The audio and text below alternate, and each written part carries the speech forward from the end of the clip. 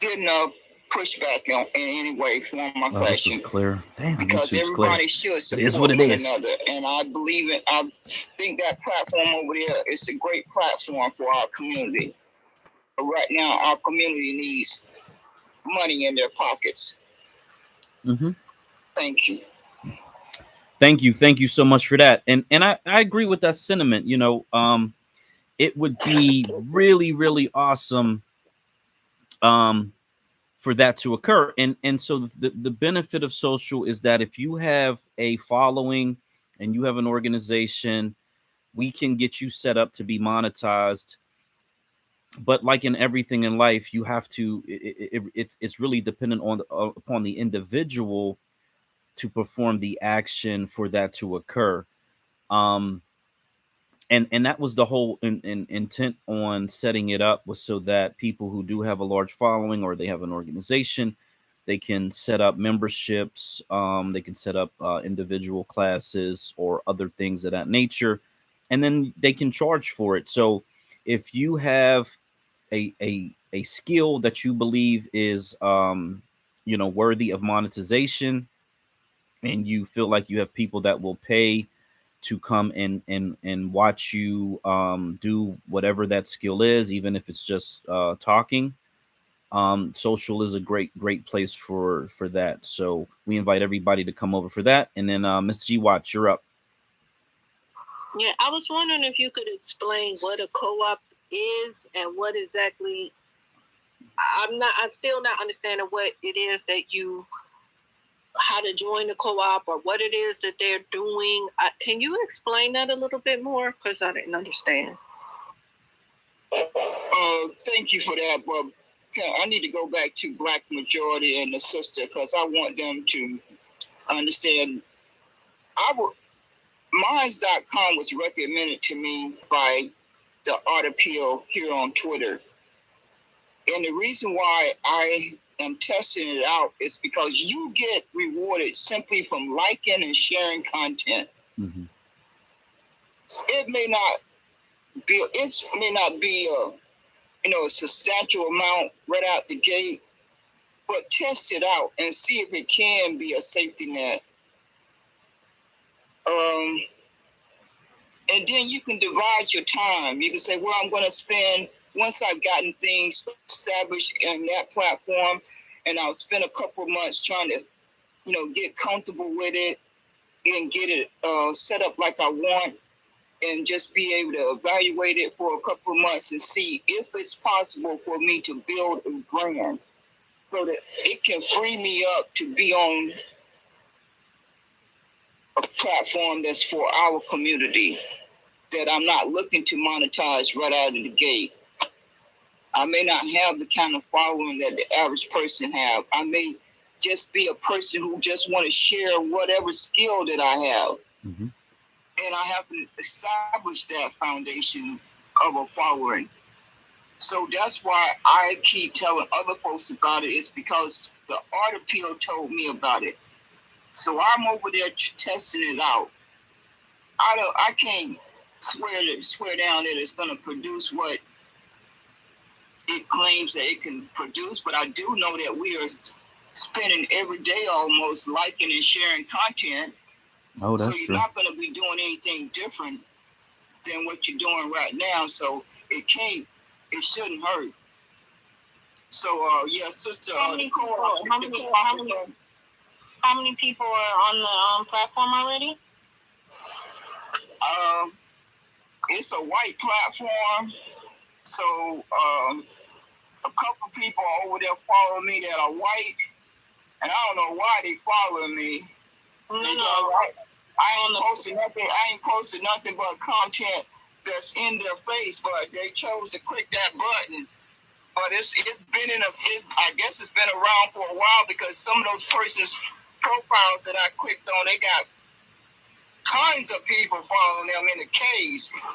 So I guess it's been around a while. I have to do a search on Google to find out when it I don't know why launched. YouTube glitches like that. Yeah, it's some. I see a couple of black faces that follow me over there. And it's black. It's a black-owned platform. No, I think it's a white-owned platform. But the only reason why I think that the art appeal and the reason why I am testing it out is because it rewards you for just liking and sharing content. You don't have to wait around to get 4,000 subscribers like on YouTube, and all of these Twitter wants you to have 2,500. So you gotta do some comparison and just decide where. Test out different platforms. Dang it, bro! Until you can go to one that you really want to be on. I would rather be on Fanbase or any black platform. But Fanbase is in the same boat. I mean, they got a subscription base over there, but things are tight right now. You know, social is free. And yeah, I know it's free, but we need to be on platforms where people can get paid. No, I understand what you're saying. I got what you're saying. I'm saying social is free for us to actually develop infrastructure, right? And so if you're talking about just migrating people over so they can actually have a place to safely have these discussions that you're talking about, I like social. I like other platforms that we are actually developing using technology. However, you can also monetize on social, and also social is growing, so that means that there are other avenues that will come down the line. I think that business owners do well with actually working parallel, but that definitely is going to be up to a business owner to make that decision. And if you are your own business owner, right, and the goal is to get everyone to actually pretty much start making money in their sleep, because that's the time I'm on, then we can have those discussions safely off this platform and on another platform. And I just like social for that reason. So I understand. I fully understand. And like I said, in the short time I've been on Twitter, I have been sharing content from different persons, but I clearly have recognized I have not received that same support in return. I'm not going to get bent out of shape about it. I went over there as soon as I was in y'all room and y'all were talking about social, but it's probably not one person in here who is following me on the platform that I'm trying to build up and supporting the boycott that I have tried to launch. But I can't get bent out of shape about that. Like you said, it's every person's choice, but every person in here that has told me about a YouTube channel, I'm following them on Twitter, I sign up for your newsletter, I sign up for your platform, even if my time cannot be over there primarily right now, but I haven't gotten half of that in return. So, I think we want to be honest about this. I don't mind folks asking for support, but it needs to be returned in the same way. I was donating to a brother on here on Twitter and finds out, and following them on YouTube and finds out they wouldn't even click the avatar to follow me on Twitter, which ain't gonna do nothing for me. Ain't gonna put a penny in my pocket. But I took time out to set up a monthly donation, only because I know he's doing something good for the community. So we need to be honest. So right now, my focus is going to be on how I can direct my people to where they can start making money instantaneously. And that's the consumer cooperative group. That gives them financial security for the rest of their life. They can pass it down for generations. Can't nobody ever take it away from them. From the day they sign up, I don't see nothing out there that compares to that.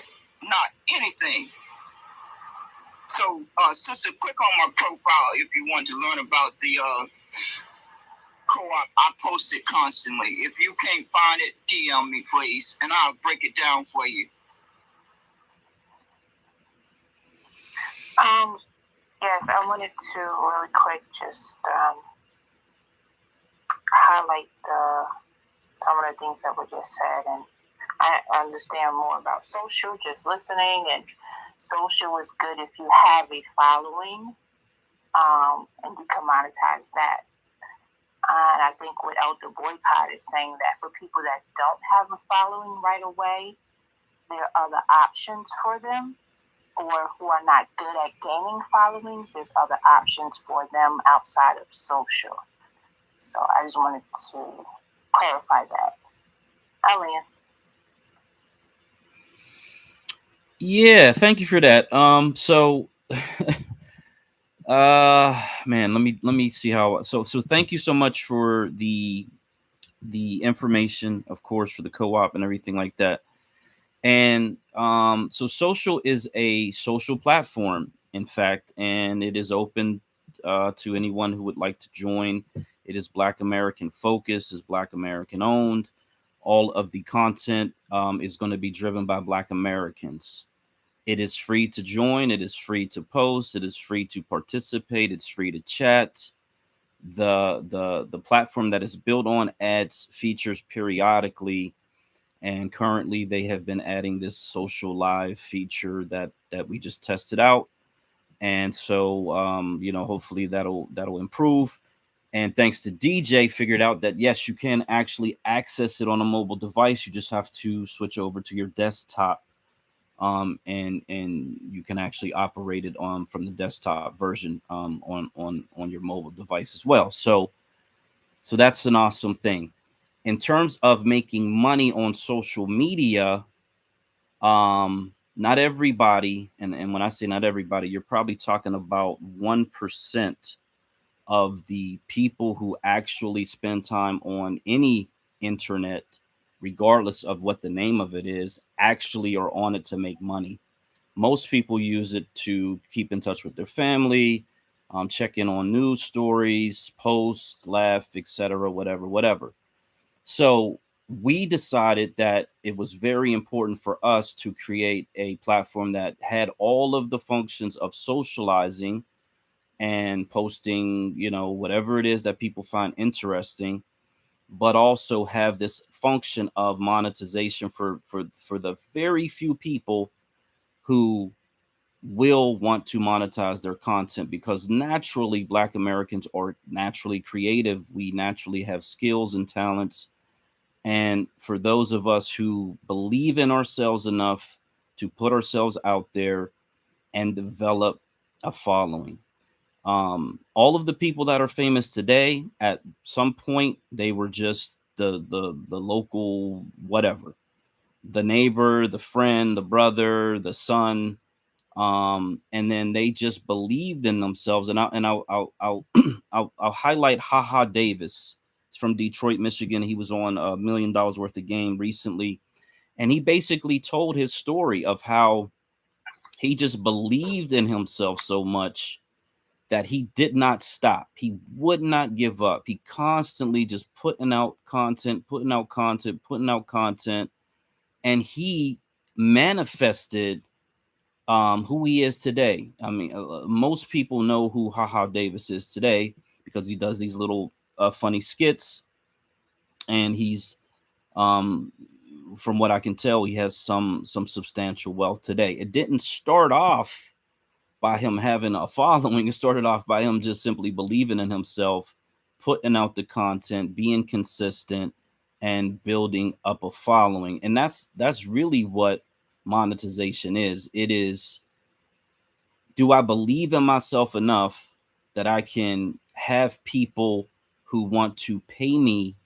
for whatever it is that I do? If I give advice, if I whatever, if I'm funny, if I'm serious, if I want to talk about the foundation of the universe, whatever it is, if you can find that niche and people will want to hear from you, or if you, to be quite honest, if you know how to um paint walls really really well, or do carpentry really really well, or do plumbing, whatever skill it is.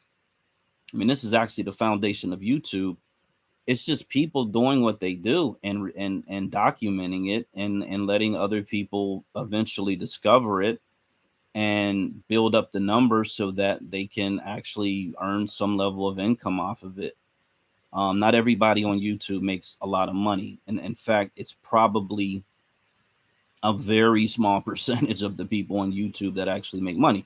YouTube makes a lot of money, but the average person on YouTube does not, in fact, make a lot of money. So the way that we set social up is so that the people who want to make the money will actually make the money day one.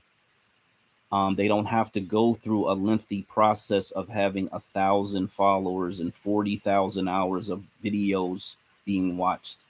They can, hey, I got one subscriber, and one subscriber becomes two, two becomes 10, 10 becomes 100, 100 becomes 1,000. Simply because they believed in themselves and they believed that social was the platform to build their following up. That's what it's there for. It's not to compete with anything else, because it is very specific to Black America. The content, especially, very, very, very specific to Black America. So does it only work for people that believe in themselves and has a following? I would say yes. I would answer yes and yes. Well, no, I'd say yes to the first part, but no to the second part.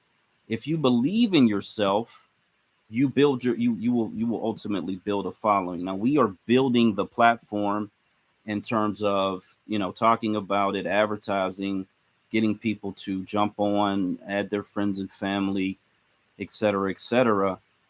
But just like anything, I have a YouTube channel, and no one comes to YouTube looking for my content. I have to develop the content so that people will actually come to my YouTube channel. YouTube doesn't bring me any content. They don't bring me any followers. And so, as much as I wish I could just grant people 10,000 followers, that's not how social media works. It is up to the individual to develop their following. So for social, it only works if you believe in yourself, no matter how many followers you have. You can have one follower as long as you believe in yourself. Social will work for you. Yes, no, so? Yeah, I think that makes sense. I'll agree with that. Yeah, because if you believe in yourself, I'm asking you. I don't. No, I'm agreeing. Information. You don't have to agree. I'm asking because I want information. That's why I'm asking. Yeah, and I'm. Let me. Can I answer? So let Well, me answer. no. Let me. I know. But yes, okay. I agree, because, again, and there are people on Twitter with much bigger platforms than I have, but it's taken me 2.5 years to get to the amount of followers I have. 2.5 years of posting daily. I've got nearly 80,000 tweets on Twitter right now. So that's all from me. Twitter didn't do any of that. In fact, had I jumped on Twitter and had this massive following, which I don't know how that would happen, because that would be something that's against the nature of how social media works. But let's say it did.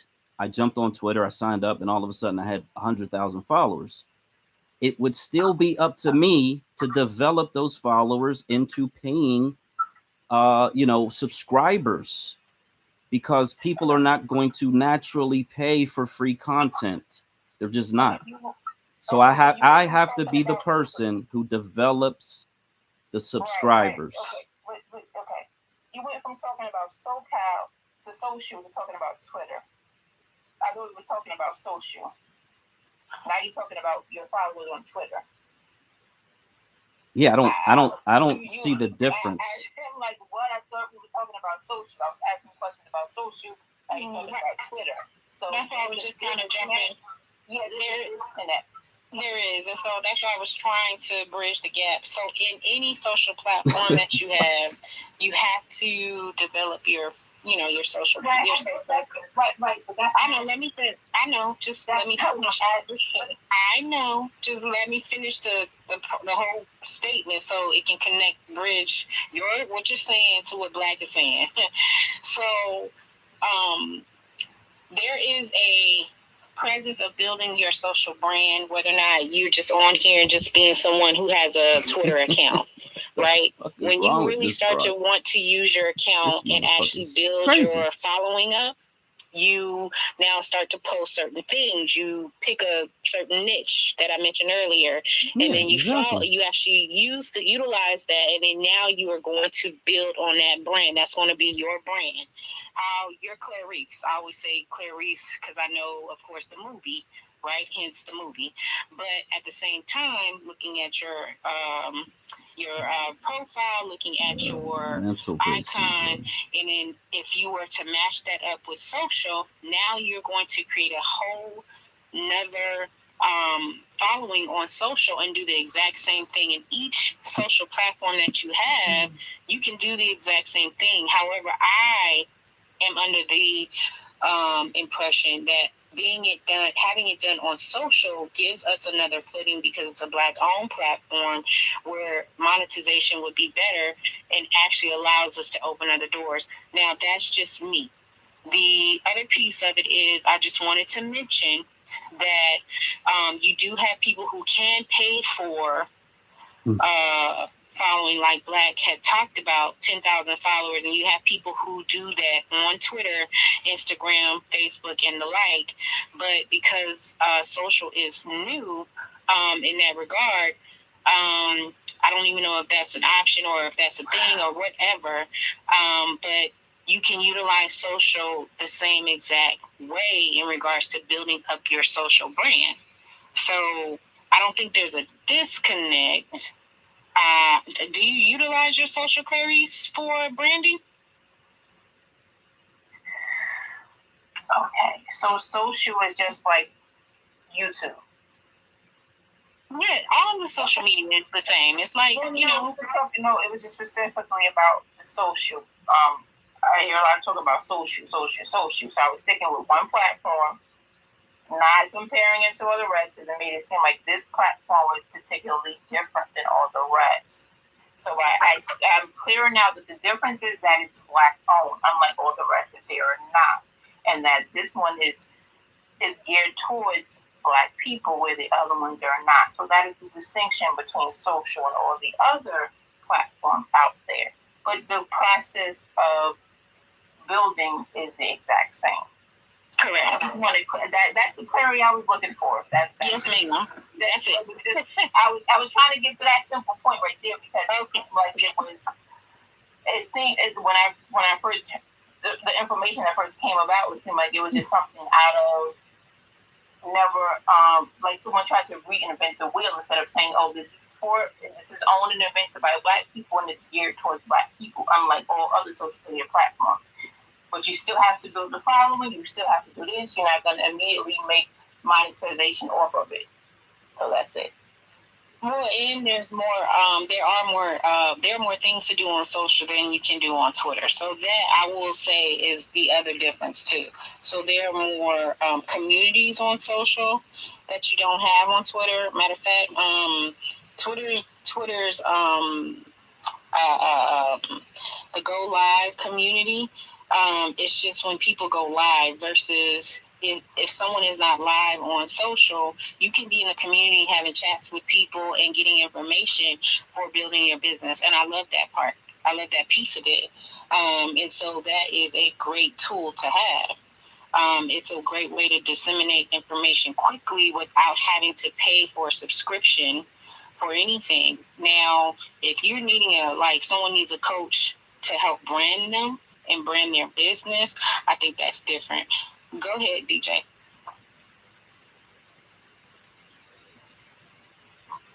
Peace to the Black state of America. What's good, everybody? Black majority homeland, or Black America homeland, rather, excuse me, you know what I mean? Rella, what's good? So, okay, here's the situation which y'all gotta understand. Two things, and it's not to be funny about anything, but this is just facts. You ain't gonna make no money off social media until you do the work. So, also our folks have a perception of when somebody tell you, hey, look, you could come over here and build your brand, or you could come over here and scale your shit, or you could come over here and start monetizing, we automatically assume that money's going to be flooding in. But if you have a business or ever started a business, The first rule they tell you, you will not see a dime until the first 3 years of business. And even then, sometimes you won't see nothing at all, depending on what it is you're doing. Because why? You have to scale the business. So when I was in school, audio engineer here, okay, I'm learning all the tricks of the trade. I'm making dope beats. I'm going to the television station. This shit is great. Oh, wow, meeting people, you know what I mean? I'm setting up shop for folks, whatever, right? Wait a minute, yo. I'm fucking broke. How the fuck do I make money off of this shit? See, they don't tell you that in school. So whatever degree y'all got, did they ever teach y'all how to make money off your talent? Raise your hands. Whatever you went to school for, nursing, audio engineer, electrical engineer, plumbing, masonry, auto mechanic, HR, retail. Did they ever teach you how to make money off your talent? So you got two hands, I guess. Well, one. So see, you went to school, you got the degree on the wall, you got the smarts and the know-how, and you got the skills to pay the bills, but you don't know how to do it yourself because we've only been trained to be worker bees. See that? So you go to work for somebody to make them rich. You don't own your own biz and own your own everything to make yourself rich. So me being a self-employed person, I just turned 43 on the 9th. I've been self-employed for over 30 years, yo. 30 years, yo. Happy birthday, DJ. Thank you. So I have a long history of doing specifically one thing, selling fucking CDs, yo. Straight up, you know what I mean? I can't go outside without somebody saying, what's up, CD man? What's up, DJ? What you got for me, you know what I mean? So if you don't have a product comes in two forms, physical, CD, DVD, or digital, download, digital streaming, whatever. If you don't have one of the other two, you ain't gonna make no money. If you and keep in mind also a product can be yourself. In an example, Black Majority mentioned in Ha Ha Davis. He is the product. An athlete is the product. You feel what I'm saying? So, we were the product when we first were, captured and brought over here. Remember, a slave went for $1,500 back then. You feel what I'm saying? That's more than what most jokers got in their pocket right now. Real shit. So if you're not willing to do the work to scale yourself, then this ain't for you. And then the other thing we always got to remember, if it's 8 billion people on the planet and only half the people on the planet stream, where are the other half of the people on the planet getting their entertainment information from? They're still buying newspapers, magazines, watching the news, or buying CDs, DVDs, some type of physical. Vinyl records is back. Vinyl records just broke the mold for most physical units sold as far as physical material, as far as music. So think about that for a minute. When the last time any of y'all in here bought a piece of vinyl, a vinyl record to listen to music on? Some of y'all never. Some of y'all it's probably been 30 years. You know what I'm saying? 20 years, 30 years. So I'm in that entertainment industry as far as replication of physical media. So I have ebb and flows. Ebb and flow, that means up and down. When the business will be up 1 minute and the shit will be down the next. This is why I stay gig hustling. When the COVID hit and the gig economy came into place, I fell right in line with that shit because I was already doing it 10 years prior.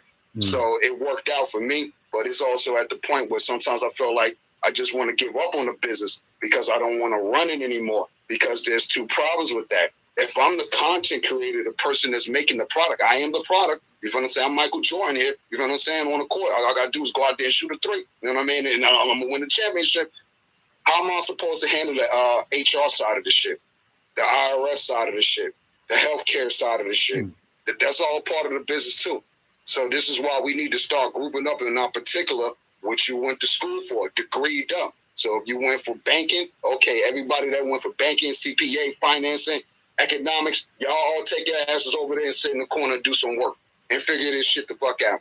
If you in the entertainment business, author, some type of writer, okay, come over here with me. If you're doing black state politics, go over there with Greg. If you're doing hair, and you're trying to get your cuticles, learn how to do nails so you can open up your own shit, go over there with Rella. If you want to learn how to write a book, go holler at Black America Homeland, go holler at Online. You know what I'm saying? And then when we meet back in the middle, we're going to have a fucking a brick to form. You feel what I'm saying? Now we got a foundation popping. It's just really that simple. But I spent the last 10 years, sister, who did you boycott? 10 years. I'm over that now because it's 2023. You know what I'm saying? So you figure, it's longer than that.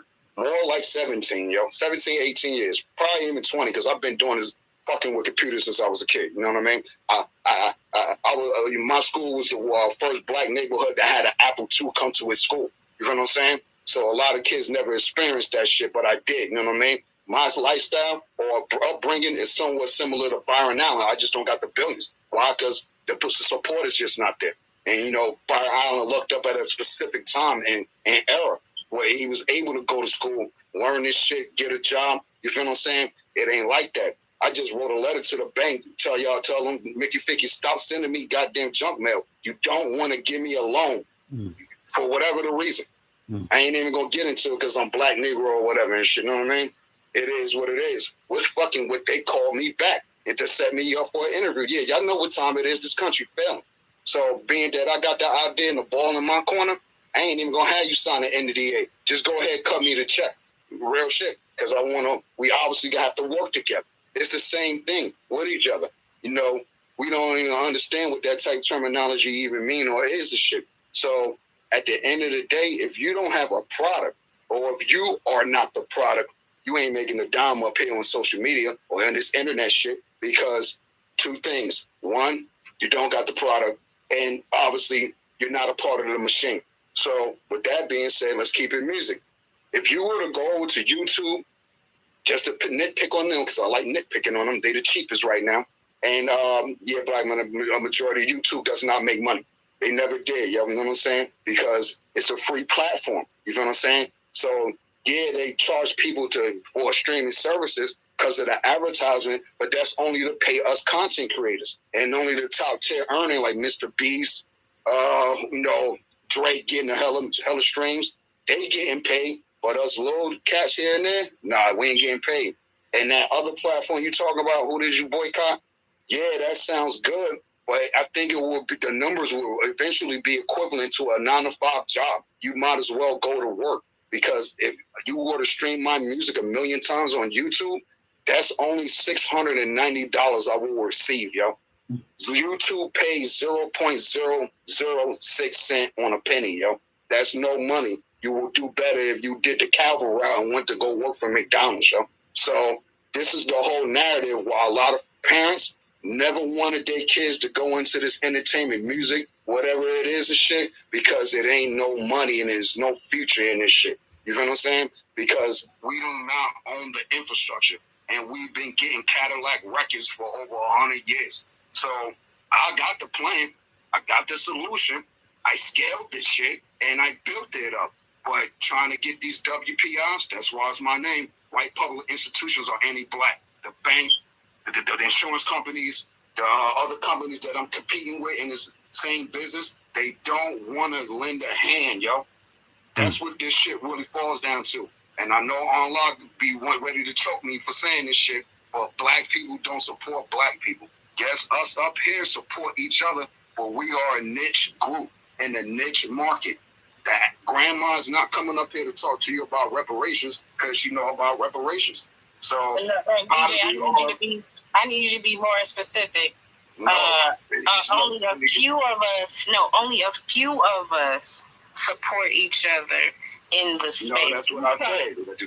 Listen again. Majority of us don't support each other. You know what I'm saying?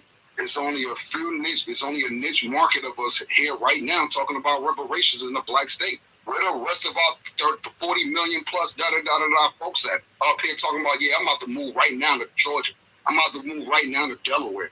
We don't. When you go down the street, just like News started the other day when we had the does it really matter what name it is? You know what I'm saying? You go down in the street, you talk to the OGs on your folks or the homies on the block, yo, hashtag FBADOS reparation. Nigga, what? You know what I'm saying? I don't even be on the line. So one of my customers the other day, he a little younger, he half my age. I've been selling him little cartoons since him and his little brother were kids or whatever. So I saw him the other day at the market. Hey, twin, what's up and shit, bro? Long time no see. Hey, what's going on? Hey, come here, I got something for you. Gave him the reparations DVD. And I said, hey, yo, since that's the physical part, you don't really need it because, you're young. You can just scan my QR code and you can get the same digital content. And that way you can get that DVD pack to grandma or whatever, or grandpa. And that way they could just pop it in the DVD because they ain't thinking about no fucking Twitter. You know what I'm saying? They trying to figure out how to do what they do. You know what I'm saying? So when he scanned my QR code and he started looking at the link tree, We see, the most simplest shit we see every day. Facebook, screw tool, tweet, hey yo, OG. I don't be on none of this shit. It's all good. It's there for you to have it when you ever want to click it. So he only in this between 25 and 30 and coming up and being taught in the digital era. And he said, hey, yo, I don't be on social media. That only lets me know the average Joe don't care about this digital stuff. So you may be wasting your time having folks, not to say it is a waste of time, but individually, or maybe wasting your time if you're, trying to share everything when most people don't click anything up here, especially if it's not link related. So here's how we know this right here. Here's the receipt, right? You could go right here on Twitter right now, look up any Twitter post, no matter what it is. It could be an advertisement. You will see the analytical comparison of who liked it, who retweeted it, who quoted it, and who saw it, who saw the tweet. So you got all these hundreds of millions of people who saw it, but only 20 people clicked it. Some ain't right, yo. Some ain't right. And it don't matter what the content is. It could be Joker streaming Michael Jackson Thriller or whoever the latest rapper or baller is. They get the same smoke. You know what I'm saying? Because I might like LeBron and I follow LeBron, but just because he tweeted something don't mean I'm going to retweet it, like it, requote it, but I saw it. You see that? And I'm scrolling right past it. So it all really depends on what it is you're doing and trying to do at the end of the day. So if you're not really, willing to put your foot down and focus and not, willing to go to parties and hang out with your friends, I cut all that shit out as a youngin' because it's only me in this world. You know what I mean? So I gotta go ham and do what I gotta do for me. You know what I'm saying? And whatever I leave behind, and when I leave this world, you know what I mean? The nest egg, the jewels and shit, I'll call that the family tree. So everything that I told y'all is gained from a family member. You know what I mean? And guess what? Somebody told me the same shit. So I'm passing it on. So this is the information we got to start learning how to retain mentally. Go back to writing people's phone numbers down with a pen and we'll try to remember that shit. How many people can remember somebody's phone number nowadays? See what I'm saying? Mm-hmm. So we letting these devices take control, but we should be in control of it. You know what I'm saying? Mm-hmm. It has the CPU, but it can't think for itself because there's no AI in it. You are the AI. So if you don't have an idea, a product, or you are the product, a Ha Davis, you know what I'm saying, a Cat Williams, you know what I'm saying, Elon Musk, whoever, you know what I'm saying, you ain't gonna make no money on this digital stuff. You have a better chance doing one thing. Shout out to my brother Moko, you know what I'm saying, BeMoreCodified.com, get your codified t-shirts. You could go get a heat press for $250 and a pack of t-shirts for about $100 and go out here and get the press on dye and all the other shit. You might spend about $500. But at the end of the day, once you get rid of them 20 t-shirts or that pack of t-shirts for 20 a pop, 10 a pop, whatever it is, everything else is profited after that once you made your money back. Start connecting more with vendors that got wholesale t-shirts. Now you're getting a whole 100-pack case of t-shirts for $25. So if you're selling each t-shirt for $10, $20, god damn, that's the fucking ultimate. Damn, son, you know what I'm saying? So with that being said, if you come over to my screw tube, which is YouTube, for those that don't know, DJ Sag 1, same name, everywhere. I got a video called How to Make Money Off Your Talent. And if you don't listen to that and then at least try to apply it to what it is you're doing, this is a waste of time. And I've seen so many people come and go, but I'm still here. Thank God, yo. Now pass the mic. Hey, agreed. Thank you so much for that. Yeah.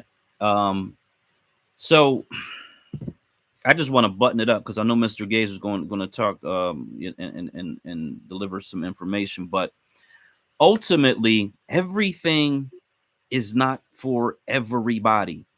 And whenever you start anything, you have to understand that. And so, those who, again, believe in themselves, yeah, they're going to reach out to as many people as they can. That's like just a basic sales understanding. The more people you talk to, the more sales you get, but you're going to have to deal with rejection. That is a part of life. And so the ultimate goal is not so much to focus on the people that you don't reach or the people that don't connect to the information, ultimately your goal is to actually focus your time, attention, and effort on the people who do. And so, you know, creating a platform for Black Americans, for Black American content, so that Black American content creators can drive the platform is specifically done so that we can focus in on the people who want to work with us, so that we can build this platform so that they can be monetized and so that it can become a community, and not so much just for monetization, but so that it's not just social. There's a political element to it. um you know, in any aspect of Black American life. You know, I just put up a sort of a religious community. We have a kids community. We have the puff and pour community, which is essentially you know, legalized marijuana and Black owned liquor and Black owned beer crafting. So we wanna salute and celebrate and uplift Black American culture in every area of our existence, and have it as a digital platform that people can go to and just tap into the information and support the information and participate in the information. But we understand that, to be quite honest, 90% of America may not be interested in it. You know, even with 10% of Black America, we still would have 4 or 5 million on the platform. So even if we only end up with 4,000 on the platform, to me, that's a success, because when it started, there were 0 people on the platform. So we're just going to keep it up and keep growing. And that's the point of it. Mr. Engagement. I'm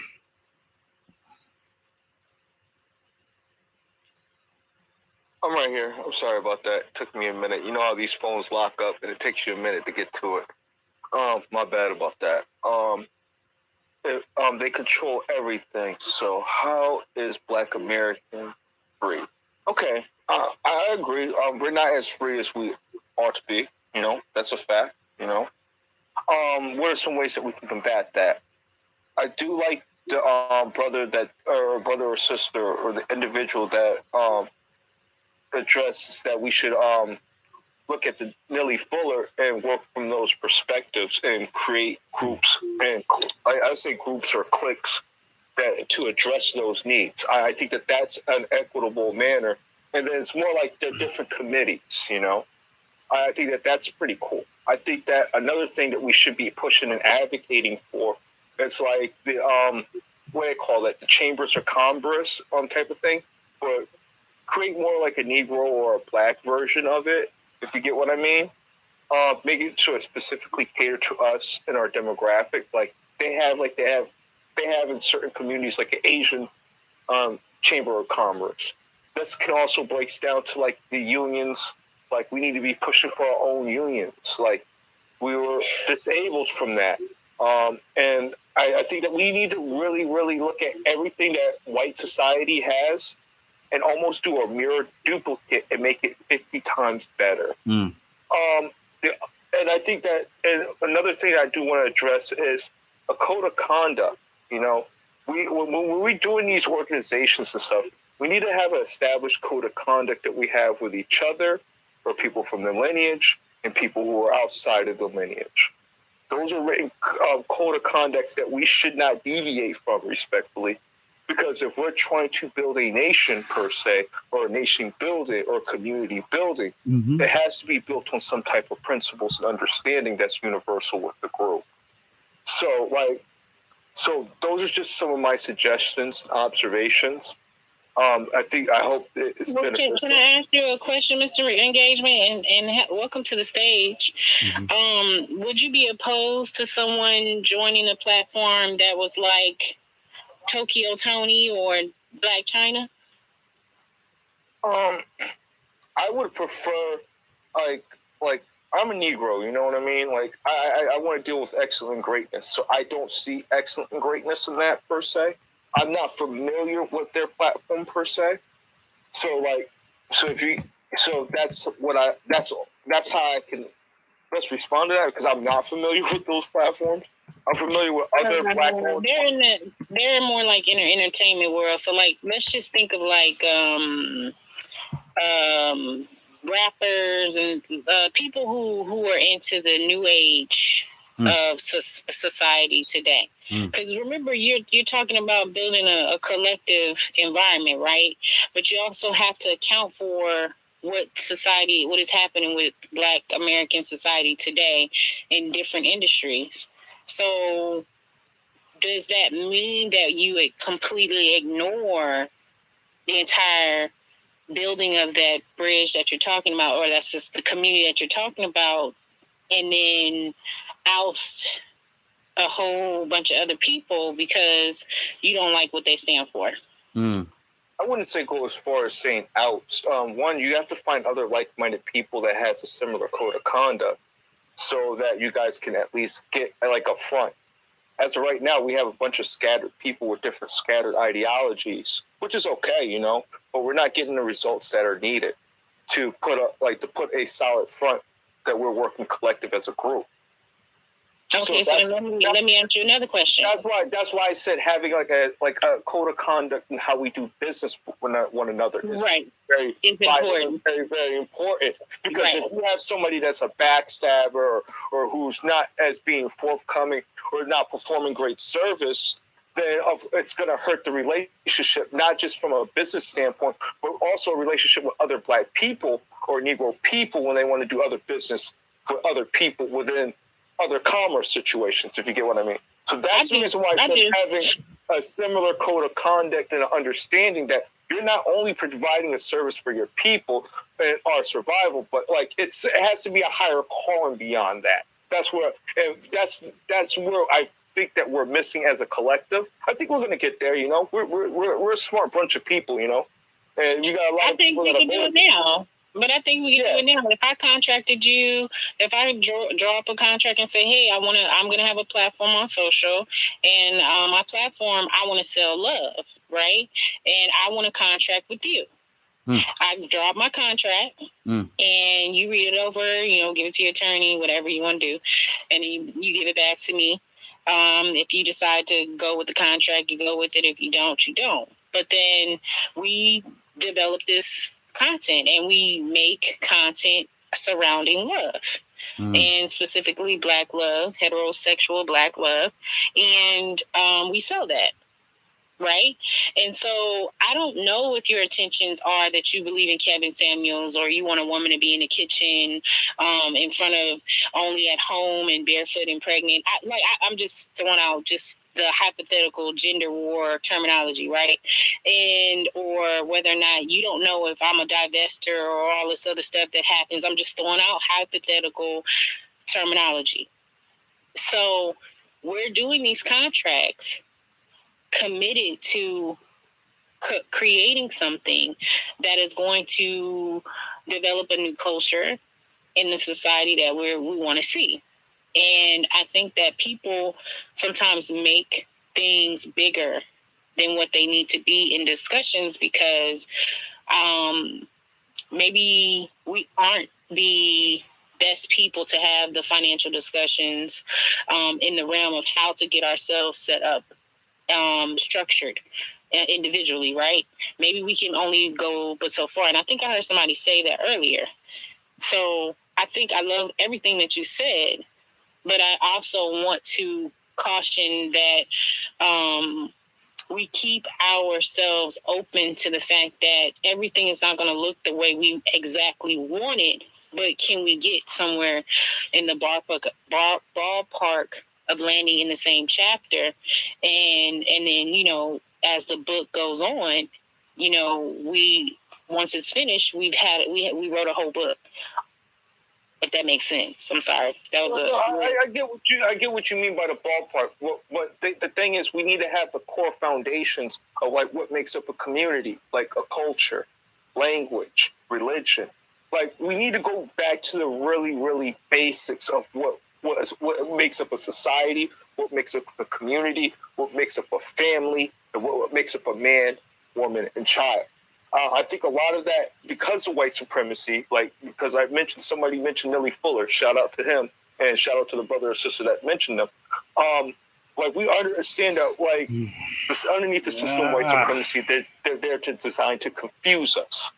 So I think confusing, building up an understanding, a similar understanding. I think that's very, very vital for our survival, for to uplift us out of the situation that we're underneath of at this current moment. So like that's just my observation, give or take, and I hope that that's like we can all build upon it and be successful. You know, we need that check. You know. Need that check. No question, no doubt. Who did you boycott? You got it, and then we got. I think is it Rory? Yeah, Rory. Yep. Thanks, Rory. You got it. Who did you boycott? Okay, yeah. Thank you again. And shout out to WPI. Congratulations for all the hard work you have put in to be an entrepreneur and self-employed. Shout out to Black Majority and the work y'all have put in for social. Do not want to be misunderstood. Every person in this room who has not at least joined social platform, and I know I have a profile over there because I set it up. Even if you're not going to be over there to be able to instantly earn income, you can still support the network by being a number that someday you may be able to get over there and join what Bella said about these different communities that may be able to support you in some way. But you may not want to put all your time over there because you're trying to monetize your time. You're trying to monetize the time that we spend on these social media platforms. And yeah, WPI, I don't think I'm wasting my time on minds.com. I'm not going to tell anyone that they're wasting their time on how they want to use it. I'm not going to tell you that. I'm not going to tell Rella that. Each person get to decide how they use their time in the 24 hours. My thought process is simple. We all see the writing on the wall. AI is replacing jobs. Everything is going to go to the internet. Whether we all want to be monetized on a social media platform, we may not have a choice in it if it's going to be our backup plan for an income source. It may not be a personal choice. But again, what Minds does is you don't have to have any special skills. Whatever you like doing, you can just post it. You're going to get paid based on the number of views that look at your content that you post. You're going to get, it may be some pennies initially, but it's going to start adding up over a period of time. Those page views that you get for somebody paging, scrolling up and down, looking at your content because they can't help but see it because it's right there smack dab in their face. It's a view. They changed their. You liking stuff on all of these platforms. You're sharing stuff on all of these platforms. Why not see if it can be an income source? And devote a little time, 30 minutes a day, an hour a day, every other day, whatever the case may be, to reach your bottom line. Close. So I'm going to do that critical evaluation because there's a lot of competition out there. Tumblr offers subscriptions right out of the gate. Whatever content that Black, the one who wrote the ebook, he can just go over there and post his ebook on Tumblr and folks can download it. Every one of these platforms that are out here, you need to be on them most likely in some way. They saying that Tumblr is growing. I didn't even know they was offering subscriptions. Fanbase offers subscriptions. You can build your brand on a Black platform. I have a profile over there, and I try to get over there and do audio books and post content, information that I come across. Even though I may not be able to spend a quality amount of time over there, because it's only 24 hours in a day. If I'm trying to be on Clubhouse, Twitter, Facebook, LinkedIn, YouTube. I'm trying to divide that time on different platforms to post content. It's only 24 hours in a day. But like I said initially, every person can join social. Even if they cannot build a brand over there, the following, they don't have the following that they need right currently, they can still join it because they want to support it. That's why I joined it, even though I'm not over there on a regular basis. Same thing I did whenever I click on somebody's YouTube channel, I click subscribe because I just want to make sure that I follow them. I support them in that simple way. I don't, it's going to come a day when these social media platforms is going to be just like the Super Bowl.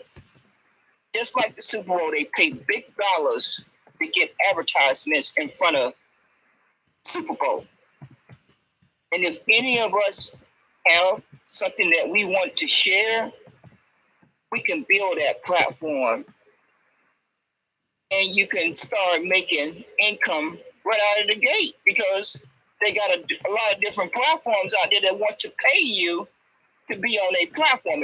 All of these platforms want you on a platform. Every one of them, that's the purpose of them making it and writing the program. They want you on a platform. So if they want you on a platform, they need to be paying you for your time. Right out of the gate. I don't care if it's pennies, but they need to be paying you. They're paying you if you're getting views. They're paying you if someone is liking your content and sharing your content. Whether you're just making a face and taking a picture of it, somebody's seen that picture, and you deserve to get paid for it because it took you some time to upload it and post it. You deserve to get paid for that 5 minutes of your time off of your life. So like I started out saying again, Consumer Cooperative Group is the only thing out there. You can be in there. The members could love to be able to have access to the content that you have created, but they don't know who you are. But the content that you have to offer is something important for them to have access to. But we are too scattered all over the place. I'm not telling anyone not to support another platform like YouTube, Facebook, fan base. All I'm saying is how we put our heads together to position our persons, our community, to be able to start trying to be monetized a year from now, 6 months from now, when them jobs get taken away because of AI. Because they going. Walmarts are closing down in record numbers. And that's why I said the Consumer Cooperative Group gives you instant financial security that you can leverage your shares that only cost you $12 per month for 100 shares. If you had been able to get in before they closed down the crowdfunding, the minimum investment was $100. When that cooperative go public, and they give value at $5 or $10 a share, and you have 600 shares, you already set. You can take that 600 shares and leverage it and walk in the bank of any bank and tell them, I want a loan based on the number of shares I have. I want a loan based on the number of shares. You create your own money. That brother is teaching us everything. We don't have to deal with the crypto. Everything that we do in that cooperative is giving us a leg up. That everybody is talking about crypto and the stock market and all of these platforms, but he's teaching us how to create our own currency. Because we, like you said, WPI, we are the we are the GDP, we are the money. But you just need to know how to put it all together and be able to benefit from everything that you've been blessed with. Whatever skills and talents you've been blessed with, you just need to be able to put those pieces together and be able to make sure that you are being rewarded for that, because it's taking time off your life. If you like going to a 9-to-5 job, that's all well and good.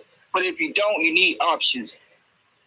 And that's what these social media platform does. In the short time that I've been a part of them, a little over 2 years, is that there's a lot of competition out there. So everybody's got to figure out which platform works best for them.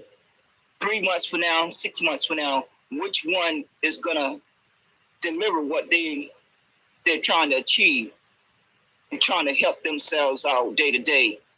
It could be social, it could be YouTube, it could be Facebook, who knows?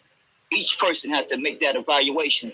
So I'm making that evaluation on minds.com right now, because I don't see any other platforms out there just paying me to post content and share and like content. So until I find another one that's doing that, that's the one I'm going to evaluate. Thank you, kindly. Wait. I got a response to that, or I got a question to the host about that. Is it a way that we could take some of those features and be able to put it onto that, so that we can capture another market per se? So that because my goal is just to definitely have it on a Negro-owned platform, or a Black American platform. You get where I'm coming from? And I understand the importance of that.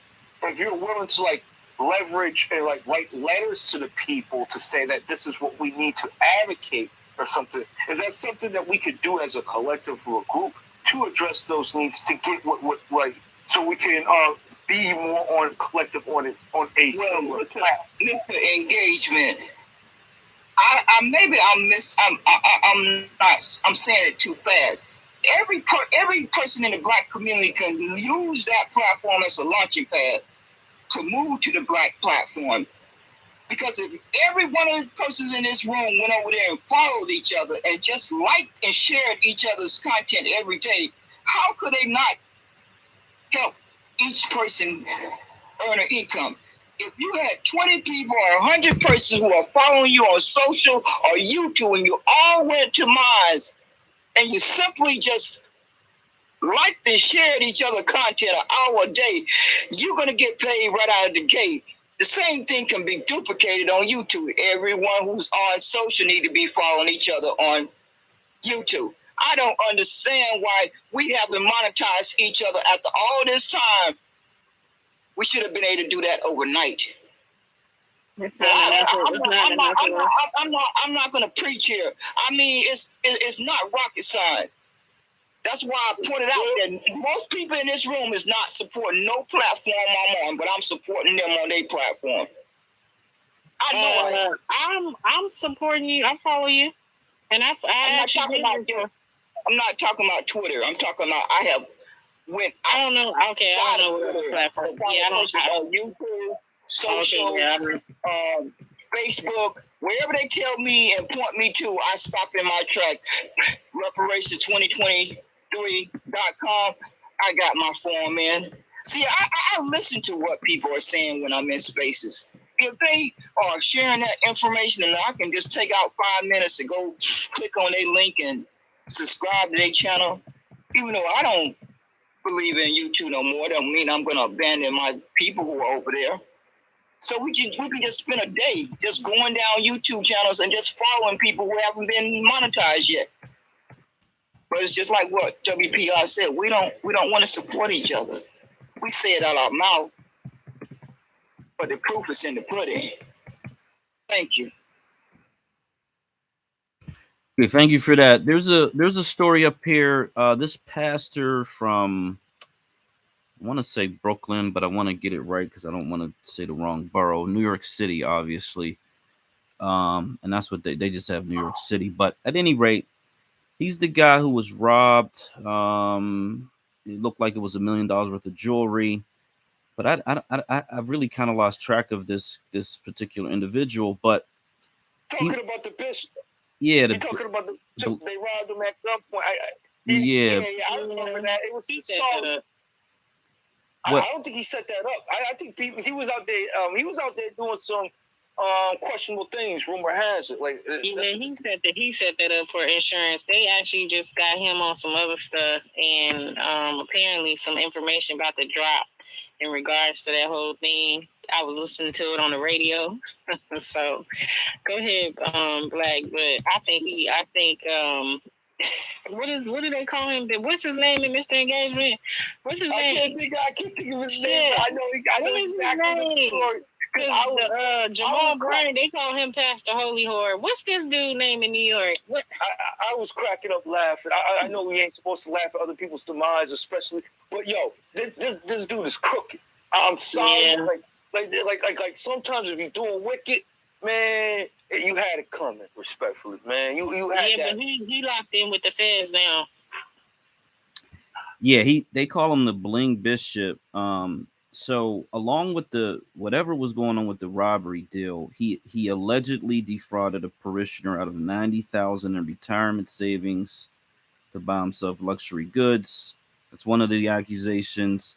He's being accused of extorting $5,000 from a businessman, and then tried to get the same person to lend him $500,000 in exchange for favorable actions from the New York City government. This most recent issue is that he lied on his $2 million New Jersey mansion application. Obviously the others have been doing that for a very long time, but he essentially said he controlled an LLC that had $2 million in it, but in fact it had less than $10 in it when he got that mortgage to go through. So he was arrested back in December on fraud and extortion charges.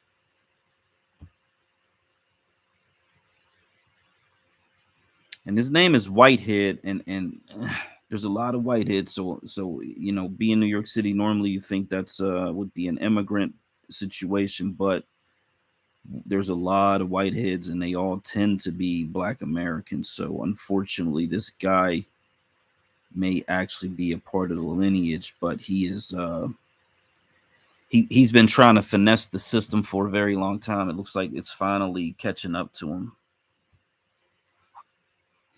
He has some nice chains, though. I will say that.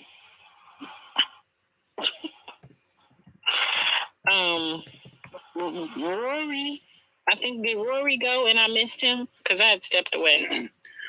Yeah. Hello to everybody in the room. Sister Boycott, DM me your channel link because I'm definitely on that. I've been on YouTube maybe about a year and a half or so. I need to recover my account so I can add my financial information on there. I'm ready to go be monetized. And I agree with everything she said. We definitely need to be on that. And you don't even need a product. You do have to put some work in. I've seen people making $800 to $900 a month on YouTube, and they live stream is just a blank screen or a picture of the avatar on there. People link up in these live streams and they follow each other. They send out make the people that come in the live stream a moderator. Mass followers. And then they drop their channel link. Everybody go to that link and subscribe. Wow. And everybody's supposed to subscribe back. Wow. Fraud. They have large groups of people. Fraud. Gaining in system. That watch each other's live stream. Fuck them. It don't have to be too long. Maybe an hour live stream. Fuck them. And if you got $300 or $400 people in that live stream, you're going to make a good amount of money. And that's something that we haven't been on. The money is out there. Look at all of us this in these spaces. Imagine if we linked up and started doing something like that. Everybody have a nice little amount of revenue every month. It is what it is, bro. Dependable revenue every month. Wow. And it's real easy to do. Like I say, you got to put the time in to get those subs up. And you got to subscribe to other people and make sure they subscribe to you. Lord, but it's definitely money to be made. Communities. No product. But if you want to do something, I would say that you need to find something that YouTube won't suppress. Like the New Black Medium, they heavily suppress it. Mm-hmm. They drop them down in the algorithm. Right. But if you on something like Kevin Samuels with relationships, you won't have that problem. And that's one of the reasons why he was so successful. Because of the field he chose to broadcast in. Makes sense. Y'all, we can make good money on this thing. Makes sense. My channel, like I said, I'm ready to go. And that picture, that screenshot was from last year. And before I got finished my monetization, I let go of my internet in the house. So I'm just on my phone, and I got a new device. So I got to recover that account so that I can start getting monetized for there you go, my live streams. There you go. Yeah, that's definitely something we need to be on. I don't know why. And, you know, I don't see much of us doing it. It's a few that do it. I've been watching Dana with the Data for a while. And, you know, a few more like Raw Be Privilege, which I love that sister because, you know, when I first started out, you know, she would come to my channel and watch for a little while, just a couple of minutes, but I really appreciate that. And that's why whenever I see her on, I'm going to be over on that channel to support her because, you know, she came by to support me. But nice. Yeah, we can do that. It's so easy to do. It's so many of us on Twitter that should be no problem for us to do. Imagine if Black got like 1,000 subscribers on here, and he'd have those subscribers go over to YouTube. Oh, that's good money. That's good money. Easy money too. Very easy. Like I say, a lot of people don't even say nothing on their live stream. It'll be a blank screen. Wow. But they have 200, 300, 400 people in there watching. Wow. It's everybody clicked in making that money. You know, you might live stream a couple of days a week, 2 or 3 days a week.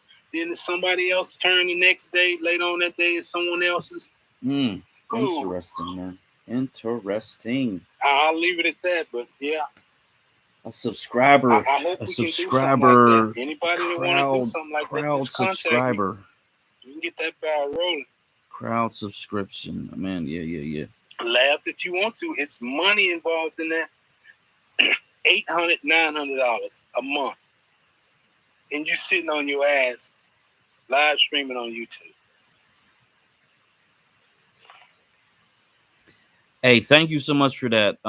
Man, so do you know how many hours that you have? Because I saw your screenshots. It looks like they reduced the requirements, but do you know to get to this 800, 900 number, is it based on the commercials that they're embedding in your content? How long does your content have to be? How long do people have to watch to get to that number? It's based on all of it. The ad revenue, and then you got the revenue coming from the watch out. Yeah. And one thing people don't even know about, if you engage in the ads, that's more money. Okay. Like if you click on the site that is being advertised on your video, that's even more money. Nice.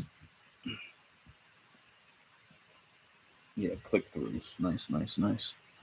Okay, man, appreciate the information. We'll go DJ to Mr. Engagement, and then well, you know what? I'm sorry. Let's go Silver Rain first, DJ to Mr. Engagement. Yeah, let me go last. I'm over here. I was putting in some work or whatever. Okay. After Silver Rain, Mr. Engagement. Thank you. Hi, everybody. Okay, I'm the person who gets on and says, everybody, please stand up, take a breath, stretch, get some air. I'm just going to drop a few bombs on you. I see this is more about marketing, I think, and getting people to join a network, but it's also about reparations. So that's where I'm going to take it back, and then you can go on when I'm gone. I'm just going to drop you a couple of long-term planning, strategic things that we've come up with on the reparations planning as a government agency commission. One thing that we're doing on my I don't have a channel. I don't sell all that. I tried every business on the internet. I'm going to warn everybody. There's a lot of data collection taking place, a lot of lists being made. That's why you don't get the kind of populations that you want to see in here, because people don't want to get on a list. But we can get around that the same way that the Jews do and experience the same great success in creating our own public image that they do. And I'm going to tell you how. Keywords and hashtags. You can program the AI. Make sure you label everything you do with a reparations hashtag.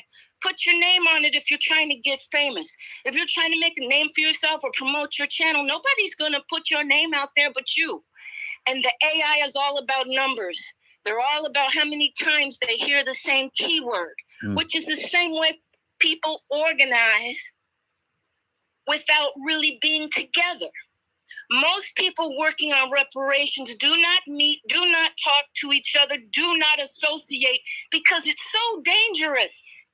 It's getting safer now, but I'm in long-term planning, so I've been at this since, the 1970s? So I'm going to tell you, you can program the AI, put your code words in. When something racist happens to you, tell the story, put in European nationalism, flood the internet with these keywords, because the AI is all about numbers and statistics.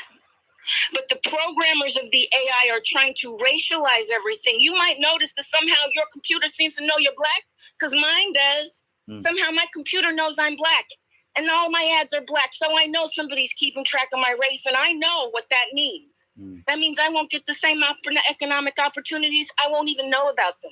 The same secret networks like the Lions Club and the Rotary will be operating, but in cyberspace. So the most important thing you can do is not do too much in cyberspace, because it's full of crooks. And learn about it. Learn about the infrastructure. You've got to go long-term in your thinking, because our problems are not going to be solved overnight. This is what you can do, though. Keywords, hashtags, tag your politicians about things you're concerned about. Don't be afraid to talk to them. That's the numbers. When the numbers and statistics speak, you are heard. Be unified by your faith and your belief. You believe you have a right to economic success, and economic success begins with the ownership of assets and resources. That means you want your land back. That's the first thing. And some of your land is occupied, so some people are going to be taking over businesses. Train yourselves for that. You're going to be training yourself to take the place of the NATO, EU invaders, because World War III will be coming to an end, and we're going to need people to move up into the places that we've been denied. So this is really a time of training and developing yourself and dreaming about what it is you want America to be. And then through our faith and our combined vision of what we want for ourselves and our children, our responses will come out naturally.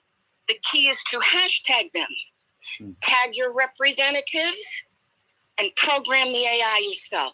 And that's all I have for you today. Awesome. Okay? Yes. Did anybody hear me? Did I lose you? No, we got you. Thank you so much. All right. I try to talk fast, and I got enough in, but I got more for next time. Okay. Thank you for letting me talk. Thank you. I'll hang around a little while longer. Okay. If there are any questions, you can ask me. Thank you so much. We got Mr. Engagement up next.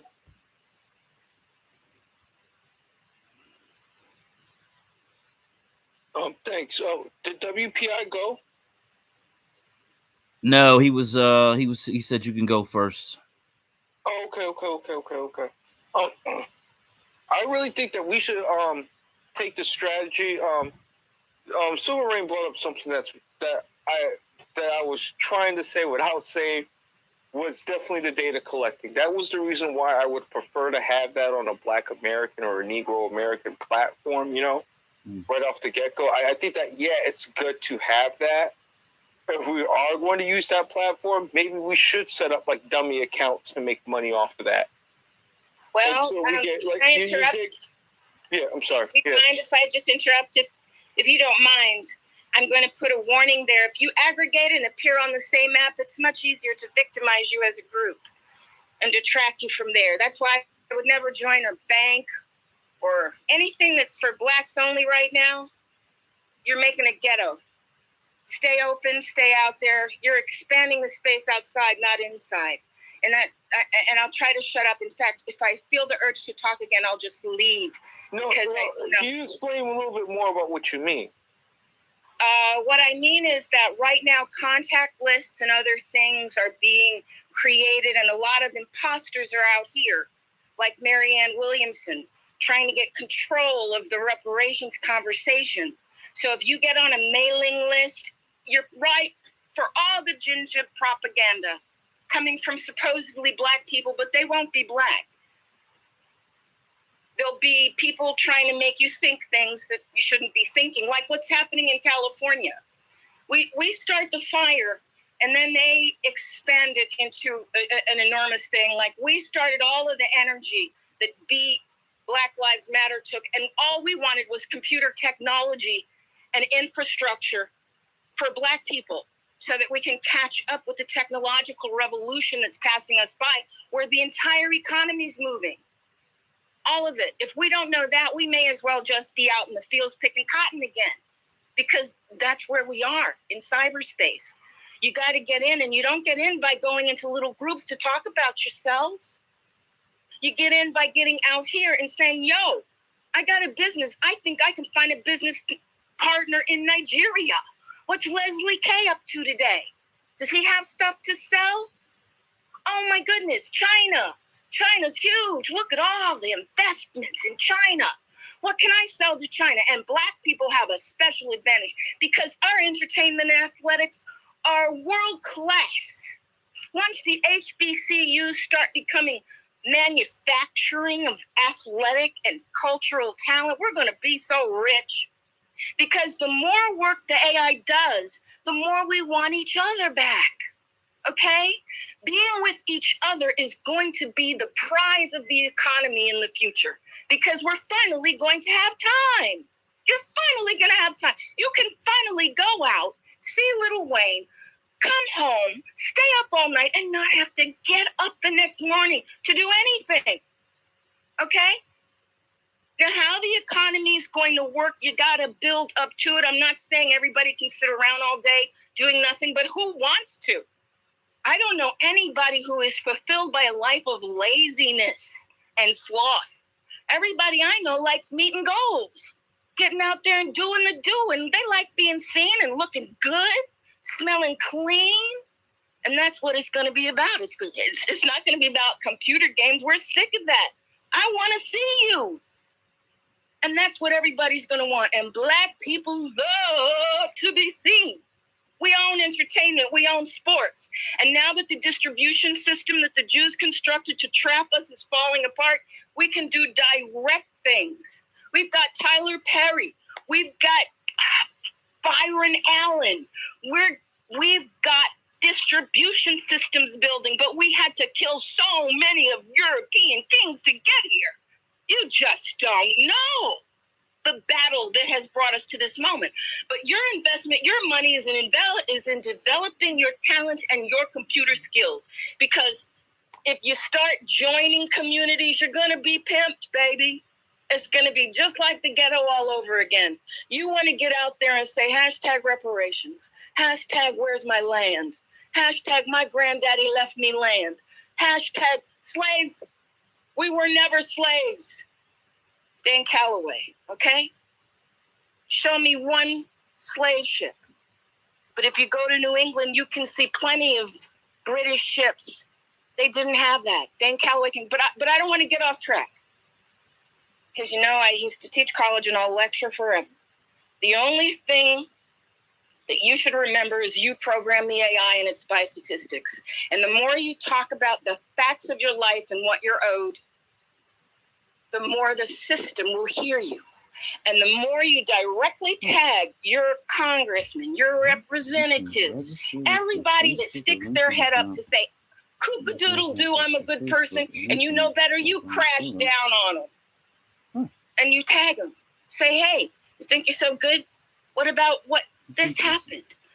What about my cousin being in jail for marijuana while your son is taking what? Your son died from what? Meth? But my son is in jail for marijuana, a weed that grows. You understand? Everything is political. So when you have an opinion, you press your politicians because all the numbers will be counted by a machine. Okay, nobody's going to be putting your opinion in their pocket and drowning it like the big press is doing right now. Look what they did for Tucker Carlson because he dared to tell the truth. He dares to tell the truth. They want to kick him out yesterday. Okay? And he's the in crowd. So you directly contact your representatives. You directly act. You protect us. You protect yourself. You say, I don't know what's happening, but I'll tell you what I expect for myself. I expect the best. I expect the best house. I expect the best car. I expect the best of everything. And for me, the best is small and modest, okay? So I'm not even imposing values. I'm just saying America's supposed to be free, and we've been captured, brothers and sisters.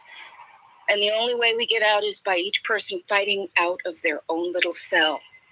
And you do that with AI, and you do that with hashtags, and you do that by directly communicating with the elected representatives and the people in power.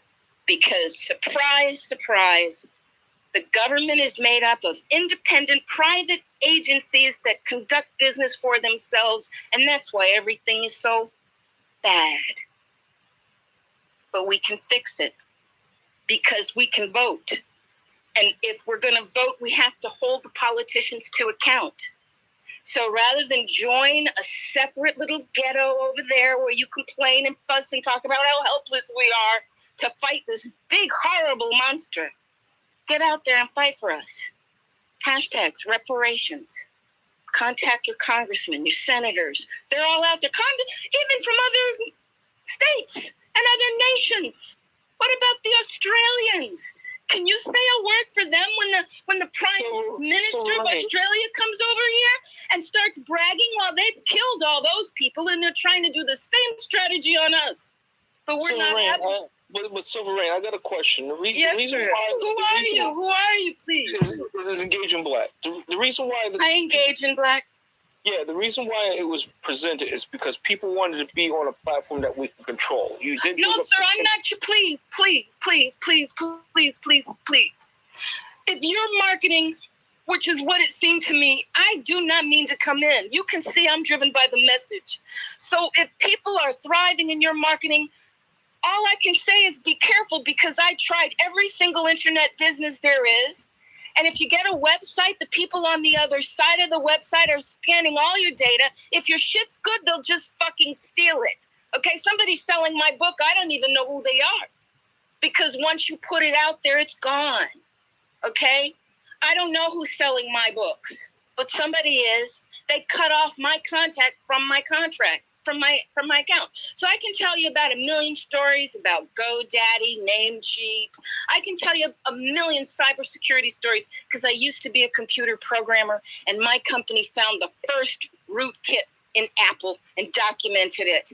Okay, we got more than 10 security releases based on our research. But Black Lady didn't get any credit except access to an Apple software engineer to answer some of my questions. So I know what I'm talking about. You can do that if you want to, but you're wasting your time if you want to know. But you are collecting data for other people that will use it to market to you and your group after studying your group values and identifying you personally, because that's what they're doing back there now.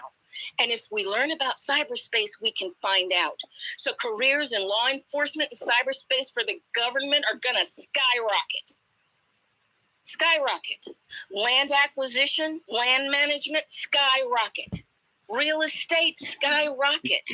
If you can run a business, a factory, any kind of managerial skills you have, the European nationalists are stepping down. They don't have enough people to fight and protect themselves from all the angry Americans and people from all over the world who are tired of the Europeans robbing and killing them. My family's almost dead from the genocide because we pushed so hard and earned so much. They took everything, okay? So I just drop it on you. The way out, always believe in the America that we were taught. That if you work hard and you're honest, and you're clever and you're smart, but not dishonest or not Christian. You got to have Christian values as you go forward. then you're going to win. You're going to win because you're going to get the skills. And the skills, baby, that's the real money. The skills are the real money. And the land is the wealth. Okay? You've got companies out here that are occupying land, building fences on public property because the dirt, just the dirt in some places is so filled with things they need for their technology that they can just build a fort and mill the dirt at their leisure and live there, flying in and out while we're starving. Okay? And that's the reality. That's the reality. So I'm going to get out of here because I'm getting too intense for myself. And I don't know about you, but my core message to you is that there is strategic planning going on here. There is a long-range view going on here. Have faith in God and pray.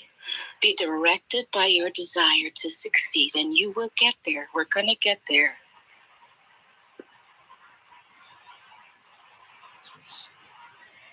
Ooh, okay. Thank you so much. I'm going to mute your mic here. Thank you very, very much. That was a lot of information. I don't see any hands up. I was just perusing the Mighty Network's, what do they call this, privacy policy, and I didn't realize you can actually, if you're LinkedIn or Facebook. I remember back in the day with Facebook, they were connected to all these different apps and whatever as well. It looks like that there is a way that if you are a big Facebook user, that you can actually integrate your social account with your Facebook account and your LinkedIn account as well. So I haven't really been a super active Facebook user, but I may try to link the two together just to get my Facebook a little more active because it's been a while. I actually looked at the percentages of these platforms over the past few years, and Facebook. Come on, thank you in the matrix, bro. Oh, really? Black, if you over on YouTube, you could stream your live stream on Facebook. Facebook, Twitch. I know it's not Instagram. It's another one. I can't think of. What's the other social media app out there? Facebook, Twitch, Discord, and it's one more, DJ. Yeah, you could have all of that streaming all at once. Oh, you talking about StreamYard? Yeah, they got another one called Restream 2 and Streamlabs. All of that connects. You can connect with multiple accounts or multiple sites.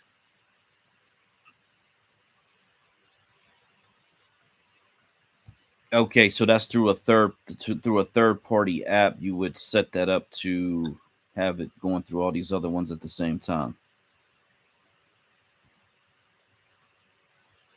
Yeah.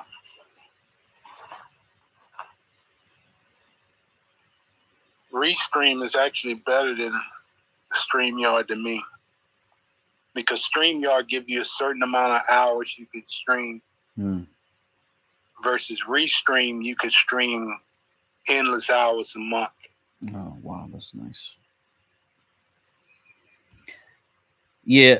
So that is interesting because right now there is a 2-hour limitation on social lives, and that is probably due to bandwidth or some other issue. So on Restream, there's no, it's free, right? And then do they run ads? How are they actually paying for giving people the ability? No, there's no ads. So it is free. How do you think they're paying for the platform? Well, their logo is actually on the, like StreamYard, you see the logo on it. So therefore, meaning it'll be a paid subscription services by the content creator. So this is how they making money. Yeah. No, nobody's doing anything for free nowadays. Well, it probably comes out of YouTube and whatever else sites it's streamed to. But as far as the user, no, you don't have to pay anything unless you want to upgrade to get access to more features. Okay. All right. So what are we about to do? What do we want to take away from all this information today? Because what I hear is we need to analyze our profiles, personal situations, business situations, and how do you actually create a stream of income. DJ has a YouTube video that could be a course on that on social. DJ, you can head that up if you have time. But it seems like we need to do what a 60-day, 30-day, 90-day get set up for content and connect social accounts. What do we need to do? What is the direction and the action item do we want to take away from tonight? Yeah, I like that, Rory, that sit and watch content farm essentially is what it sounds like to me, a subscriber farm where you're boosting your numbers, you're getting people watching the content just so you get the monetization on YouTube. I wonder if you would have to continue that process indefinitely in order to continue to get the income, or if it's just you've reached monetization, now you're good. Say that one more time. Your mic went up. Oh yeah, I wonder if you have to keep that watching subscriber farm going, indefinitely, or if it's something that once you got it rolling, then you just kind of sit back and it just generates income without anybody watching the channel at that point, or is it just something that you got to continually do to keep the money? Probably have to continually do it unless you got some really good content that people will constantly keep coming by to watch. One of my buddies, he's in the what do they call it, these guys that go around auditing police, filming the police, and God. trying to see if they violate their rights. Wow. This guy set up a camera in his car and he go around and police bother him. He cut the video on and wow. And it basically what he does is when the police profiling him, he filmed it. Wow. And one of his videos had like over 1 million views. He said he made like 30 something grand in a month off of that video. Okay, you know what? I'm gonna just go around filming flowers. That's what I'm gonna do. Hey. You know what? Cats were the biggest thing on the internet. I don't know if it still is, but that cat videos were like the biggest thing. Yes, it is.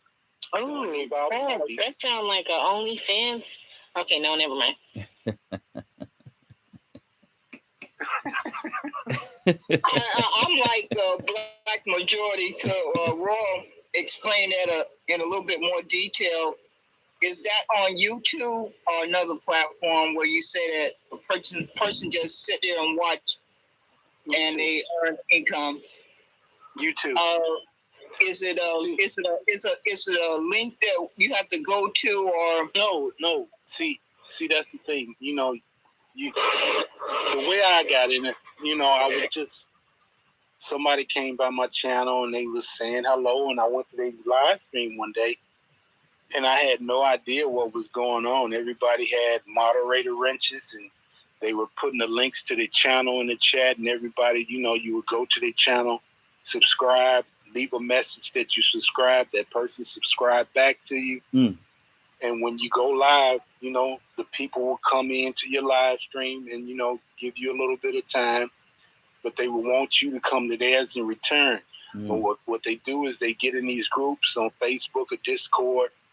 And it's like a massive group, like maybe 1,000 something people. And they have the schedule set up where certain people go live certain days of the week. And they will have like a lot of people and I just watch it. And that's organized where the extraction. Comes in. And like I said, a lot of times the people really don't even have any content. It'll just be they could be playing copyright free music. Or just the blank screen. Wow. Or just the avatar on the screen. Just the blank screen. And it's just a really good way to make money. And I think the way all of us is on Twitter, we really could be doing something with that. supporting each other. I think I get it now. So you went to a group on Facebook and they linked up with each other and made sure they coordinated. No, I never joined any of the groups on Facebook. Like I said, don't misunderstand me. No, but they just met up there later on. It started. They coordinated how to support each other's YouTube channel. So yes, that's basically what they're posting there, that I'm going live such and such time, and who's ever on at that time will go to that live stream. Okay. I already back channel you, so I'm gonna follow. I have followed everybody in here.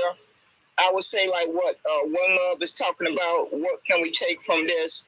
Hopefully we can take that. DM anything that you're doing to everyone, and we just have to get it coordinated. Anybody who's doing something in here, I clicked on WPI. I had not gotten to his YouTube channel before, but I made sure I clicked that subscribe button and I got his Linktree link, so I will start sharing that on my platform and just do something, just duplicate whatever we're doing to make sure that we can get each other monetized instantaneously. If we put our heads together, we can get that done, and still everyone can still keep on doing what they have a passion for. If they already have an organization or a business or a platform that they need support on, like what Black Majority is promoting the social platform. Once folks can get over the stress of everyday life, then they'll have more free time to go to the platform that primarily is for our community. And if you can get over there before then, 1 day a month, 2 days a month, 4 days out of the month, just work out a schedule. Just know that as long as social platform is supporting that person back, I don't think it should be a hiccup. I mean, people just have to be honor of their word that they're going to give the same amount of support that person is giving them back in return. And that's what I believe in. I stand by my word. So I'm saying again, to get to the point that I love, ask the room, DM me any platform that you need me to follow you on or to share on my platform. Thank you. One Love. Who is I Love? I'm going to come up with something that says I Love One Love.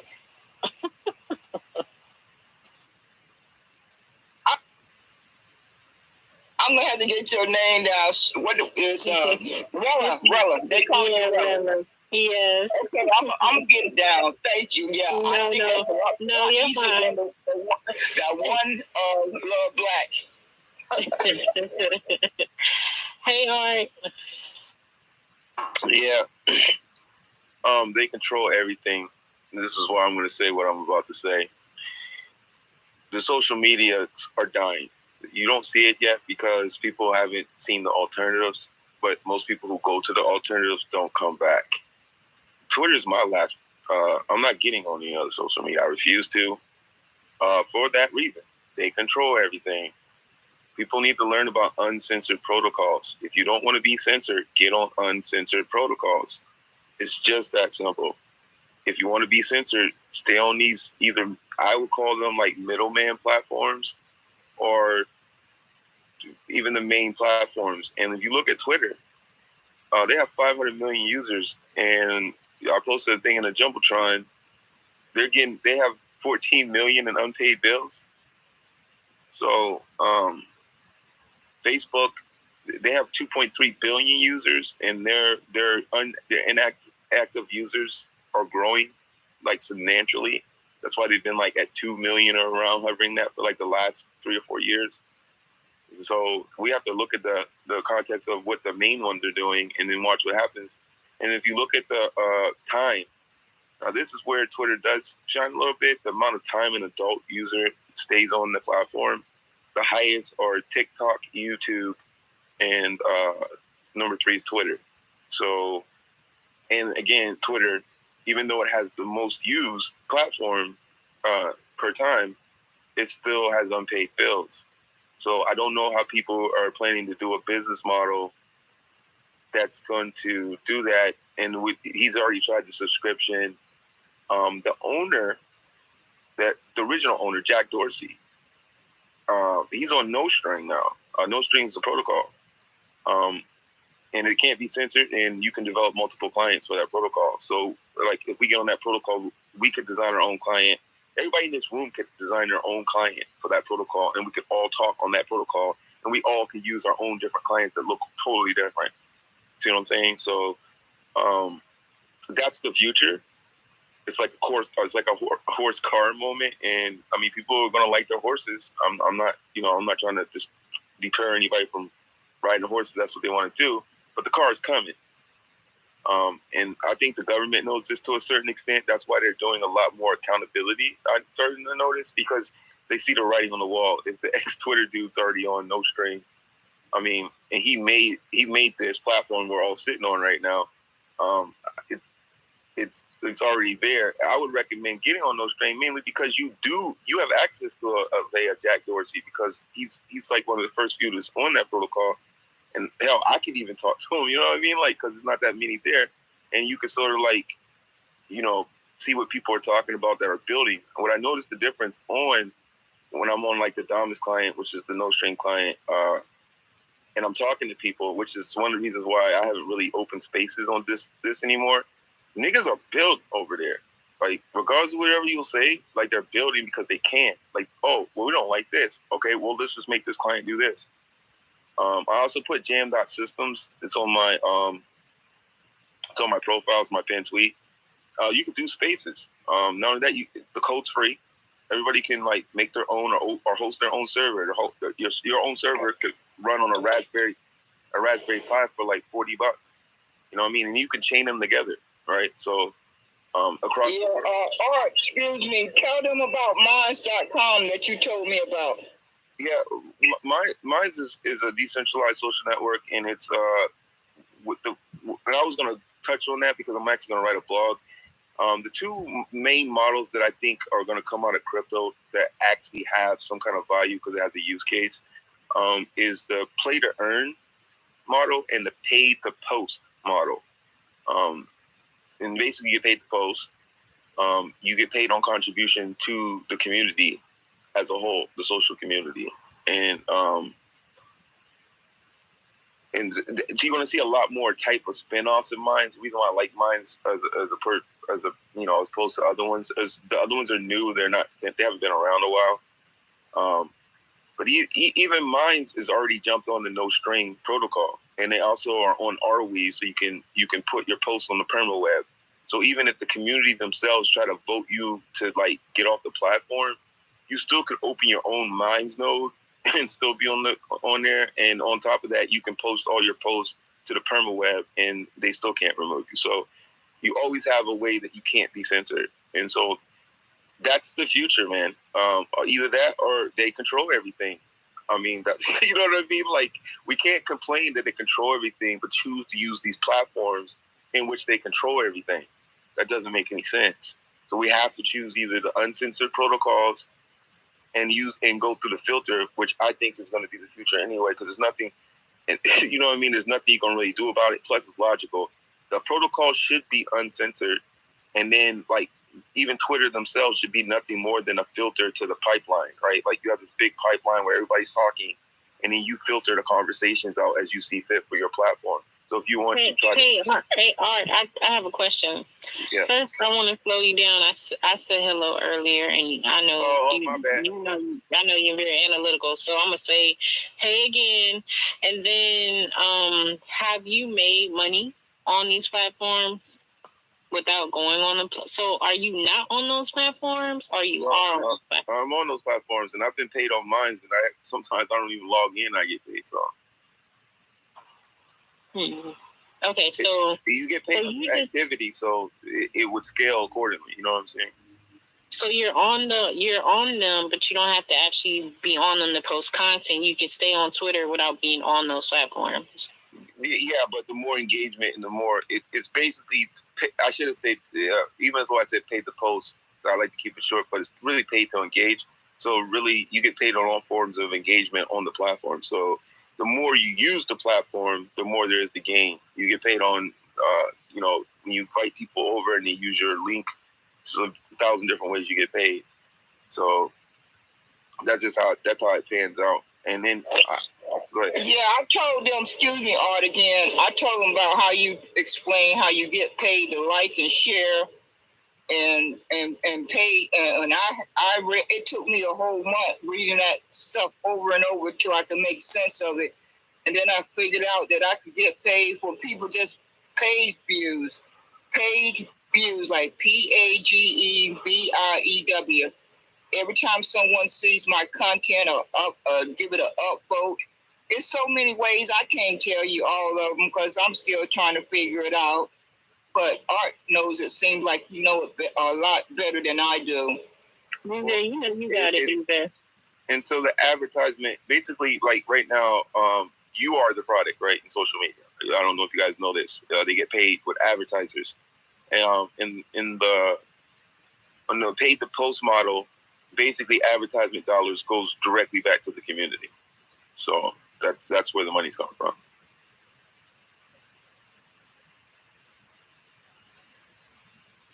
DJ, are you there?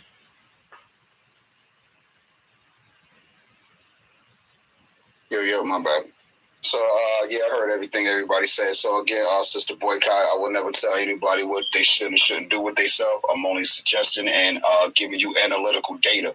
You can go do what you want to do, but I know for a fact, after scaling my business over 10 years physically, I never really cared for the digital because it was based off of what I'm doing.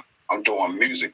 So 100,000 songs come out a month. There's no way, even if I'm the best musician, Michael Jackson, Prince, top of the line, echelon, it's a strong possibility you're not going to get paid what you're supposed to be getting paid anyway. And remember, if 100,000 songs come out a month and I'm a content creator doing music, how am I cutting through the butter? You know what I'm saying? With my hot knife. You're not, because I'm not willing to pay to play. So if you're not willing to pay these subscriptions, same thing to SoundCloud, like Art said, Twitter is in a hole. You know what I'm saying? SoundCloud been in a hole from the moment they started, and they still in a hole. But now everybody thought it was a new wave to go ahead and pay to try to get people to come listen to your shit. That's the dumbest thing ever. You know what I'm saying? But I'm not saying that's stupid to share your stuff that you could potentially get paid. Yeah, that's great, but what are the numbers, though? What is the payout? You know what I mean? This is the type of information that I would like to know. So if you're telling me that, every time I share something, what is the actual payout per share or per click? Or I think you said it's per views, the amount of things people view. But even with that being said, what is the payout of that? Yeah. Well, let's look at the original business model of music, because I was in music, right? So, and we're a long way from CDs and that being the main form. And even, I would say, even at the height of CDs, you know what I mean? Michael Jackson went 3 times diamond, or 30 million, right? 300 million, some crazy ass number, right? Something that nobody ever touched, right? And so, and there wasn't really any money in that. Everybody knows that you get paid on your shows, like everybody, in merch, right? Like, you don't get paid on views, streams. Like, if you're going into music and you think you're going to get paid off those things, I would advise reevaluate your business model, or get out there and start doing shows, because that's where the money's at. Like, everybody, you know what I mean? Like, that's, you kind of like use that as all marketing material. Like, when I was selling my CDs, even though I would make a little bit of money here and there, you know what I'm saying? This is in the 90s. I wouldn't count on that money. I count on them, like, I think the lowest I made in one night is like $1,000 at a show. Like, I counted on that money. You know what I mean? That was my money. And all the rest of it, I just chalked up to marketing. Every time I sold some CDs, it went right back into the CDs. See what I'm saying? So that's just a matter of business model, if you ask me. Right. So with that being said, I'm in the business of physical duplication. I do DVD, CD duplication to this day. I still sell CDs. The problem is we don't buy them, but there's a whole niche market of consumers out there that does buy them. So what happened last year? Let's run down the numbers. CDs, 250 million. So DVDs, another 200 million. Vinyl records is back. You see how vinyl records is coming back? Here's a niche market. Guess what? That was another 200 million sold. Flash drives and all that other stuff, this all physical product, $1 billion. So why aren't you still in that industry, Art? You feel what I'm saying? Knowing that's what, because of that one word you just said, niche. Right, but here's the thing. I'd rather be in the niche market than go work at one of these WPRs. I don't have to have it all, nor do I need to be under their umbrella. So I spent the last decade of my life physically selling products still to this day. But what put me under the water was the stupid ass COVID shit.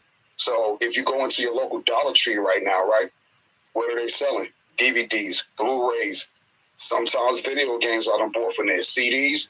And when you go ask one of the workers, hey, people be buying that stuff?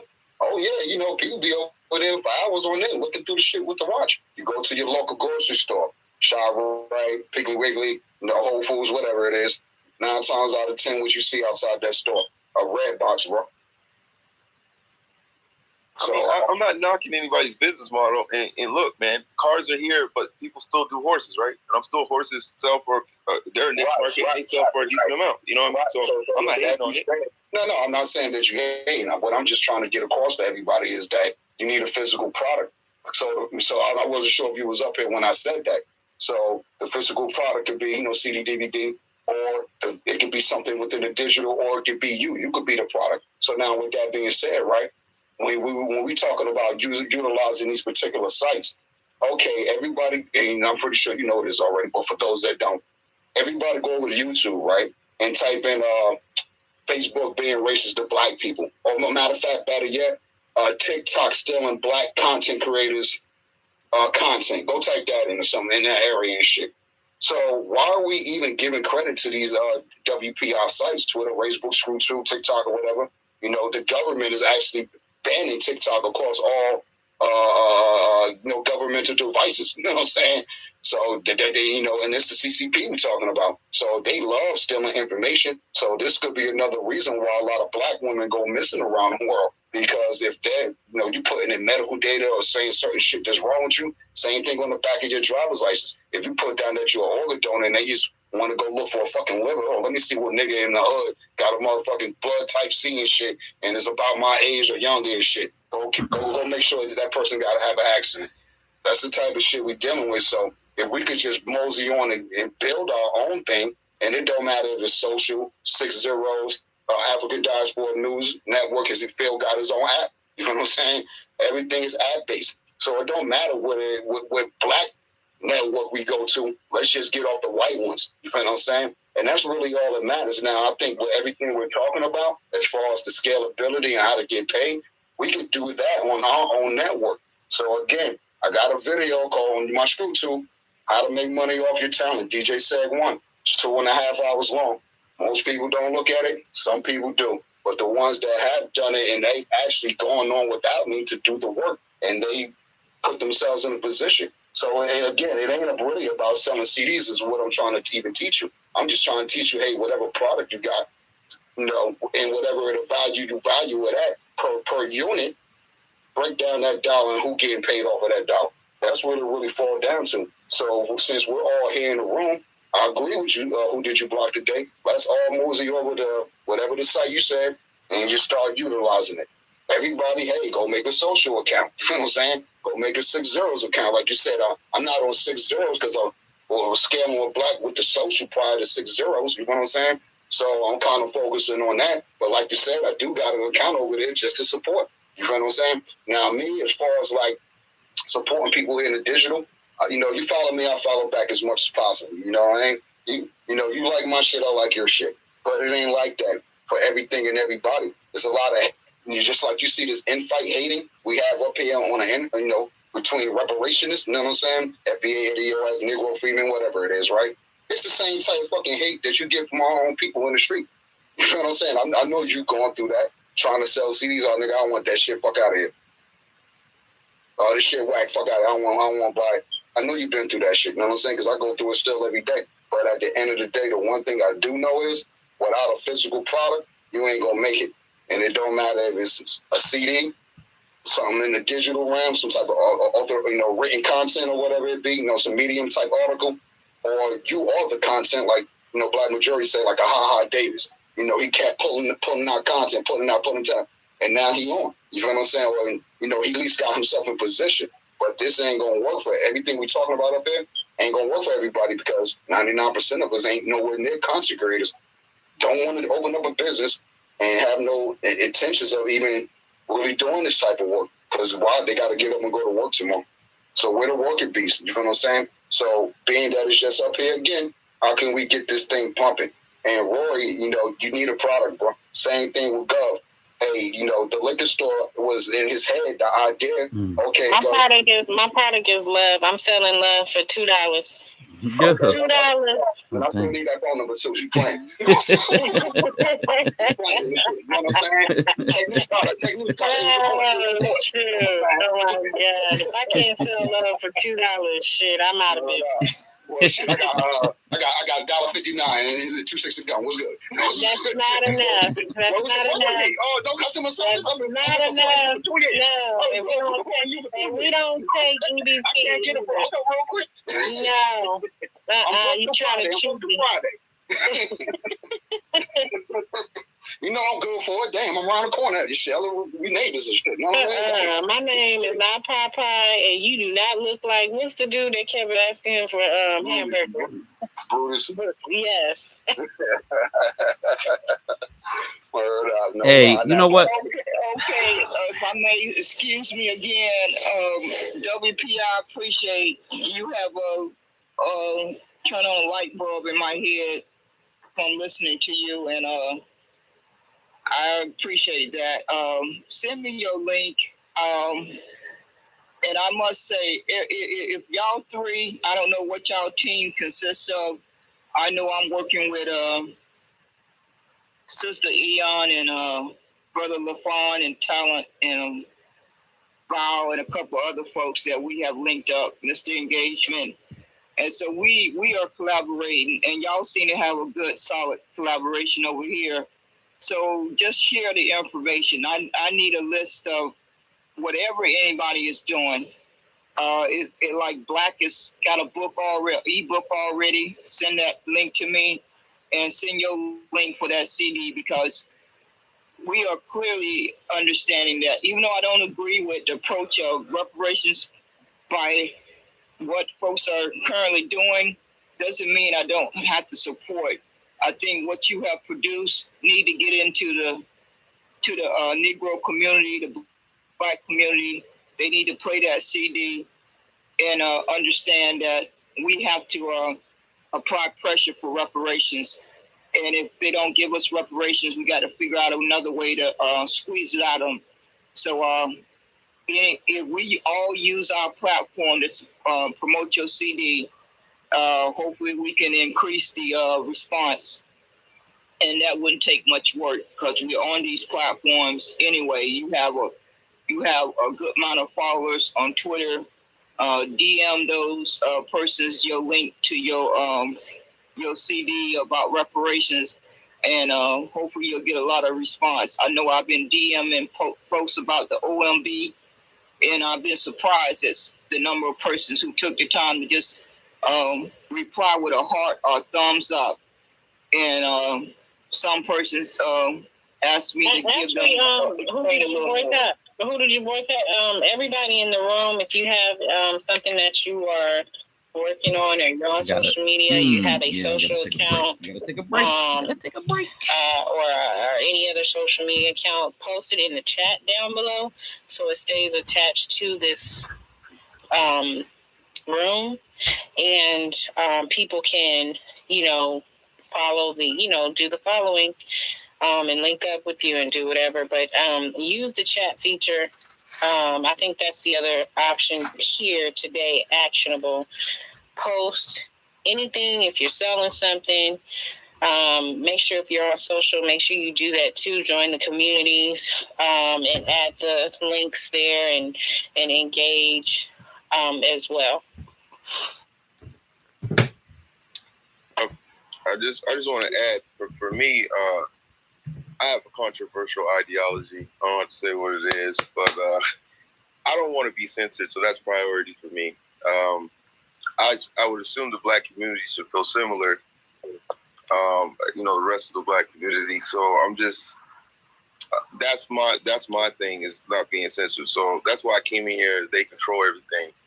If we give them the control, we choose the platforms we use. We give them the control. I got a question for you. Actually, I got a couple questions, but what are the numbers? Because you talked about a new platform, right? I think you called it protocols. What are the numbers of the people that have migrated over there currently? What are the projections for it? And then when you say that, because you talked about a horse and a car, what like can you quantify that in terms of the current internet users, social media users? Oh, what the fuck? Hey DJ, this Black American Homeland, can you take my spot? I gotta move out in a few minutes. Okay, yeah, I'll move them up. Just let me know when you're dropping out. I don't know why the room kicked me out of the space, but yeah, we'll get DJ up. Just let me know whenever you drop down. I'll move him up. But I want to ask Art. I don't know where I don't know where I got kicked out at, but for Art, because you talked about a horse and a car, and I kind of want to quantify this new platform that people are moving to. How many people are moving to it? I'm assuming you're saying that the internet, the current social media, is the horse, and this new thing is the car. Yeah. So can you kind of give me some concrete numbers on how many people are migrating over to this new protocol where they're not going to be censored?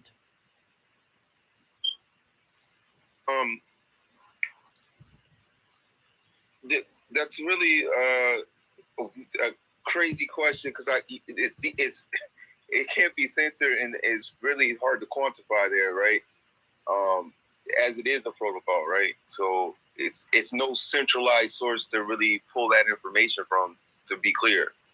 Okay, because yeah. So let me give you what the current internet usage numbers are for the planet Earth, so we can actually quantify what you're saying. Because I think what happens is people, these new technologies pop up, everybody gets real excited and they start talking about it.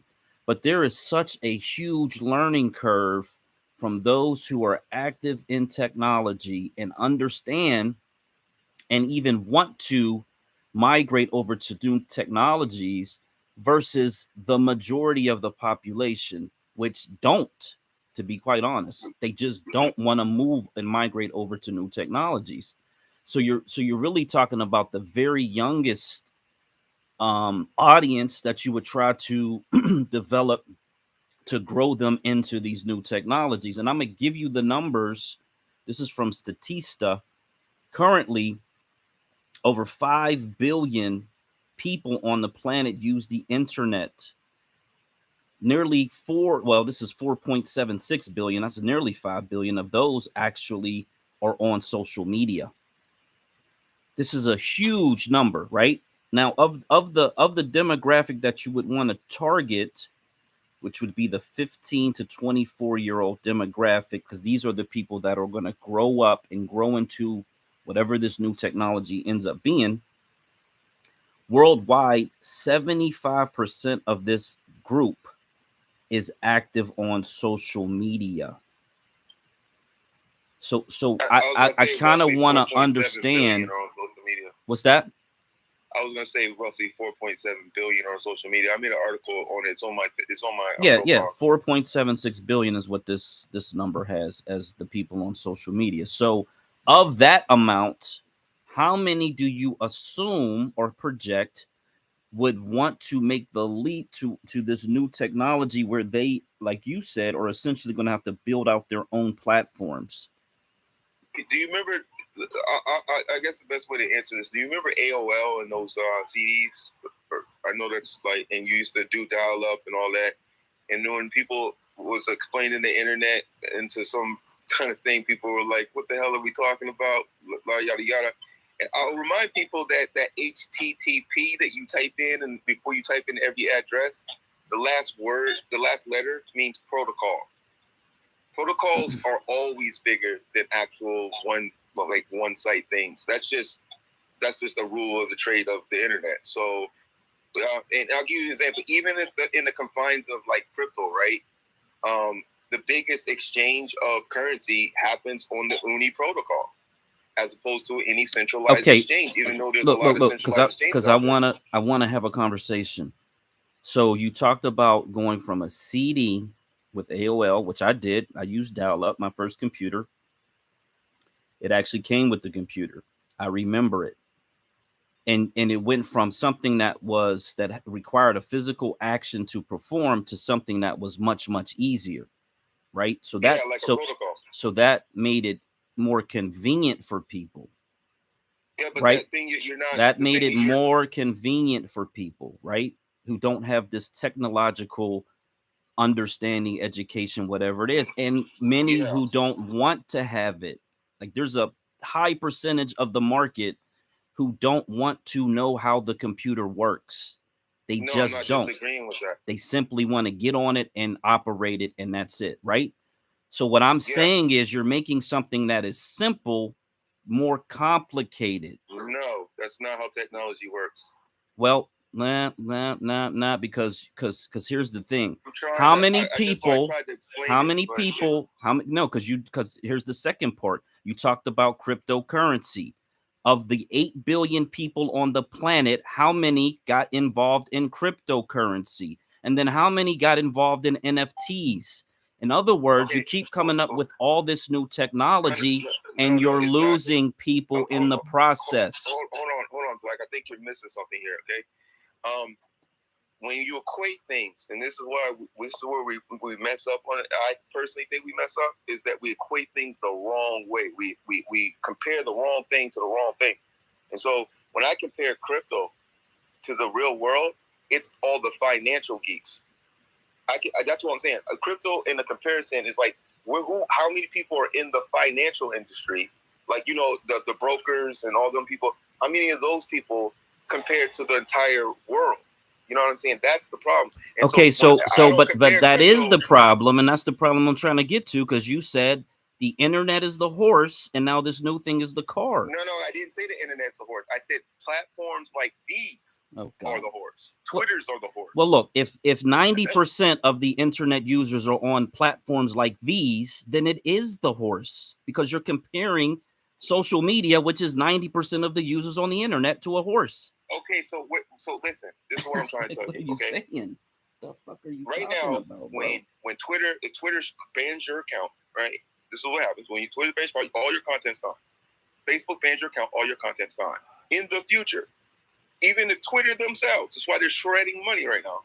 This doesn't get on board, and that's why the guy that made Twitter, Jack Dorsey, is already on no string because he sees the writing on the wall. In the future, when you post on Twitter, they can ban you all they want, but your content's not gone because it goes on a decentralized protocol.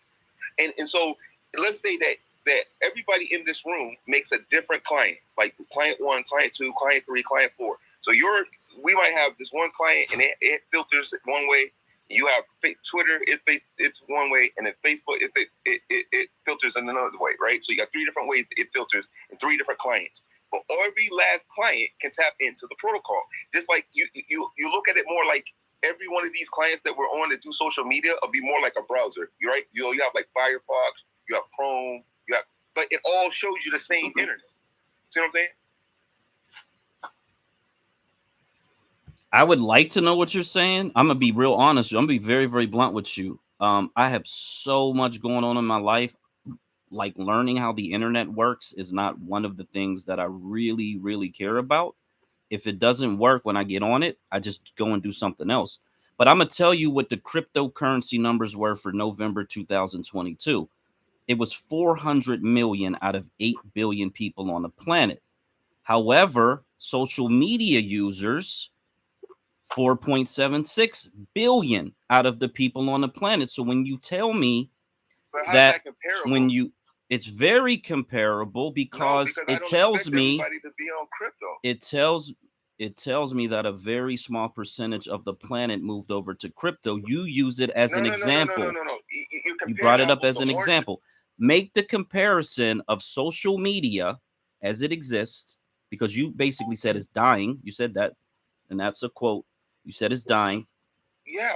So tell me how it's dying when everything about the internet increases. The users increase, the monetization increases. And in fact, I just heard a report that simply said if you shut down the internet for one day, it would nearly collapse segments of the US economy. So explain to me how it's dying. It is not monetarily feasible.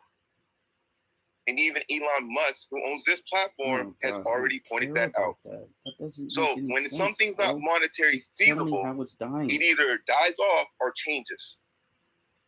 That's literally what happens. So, like, that's what's happening. And the guy that made this platform is already on another platform. If that doesn't speak volumes, I don't know what to tell you. Now, Wait. But didn't Jack Dorsey go to another platform because of what happened with the whole boardroom situation and how they actually ousted him? Yeah, you know why they ousted him? For the same reason why I'm on this platform, right? He wanted to go, if you look up Blue Sky, he wanted to make Blue Sky protocol because he's seen the writing on the wall. Because of the government relations, right, that we all know about, because you've seen those the Twitter files or whatever is going around, right? They wanted control. They knew if they did the Blue Sky protocol, they would lose control. Not only that, other people could make other clients. Like you could do your own social client using the Blue Sky protocol, which means you would have access to all the content that's on Twitter, but be on your own platform. And he's seen that. He had the foresight to do it. That's why the minute he got off of here, he went to a protocol-based platform. Like, you know what I mean? Like he didn't just talk about it. He literally just went and did it. And if you go to his account, even on Twitter, he has his no string address right there, so you can go follow him. So look, there's going to be a learning curve. Not when like I said, when cars came out, not everybody jumped to the car. It wasn't even like monetarily feasible for most people, so they couldn't just jump.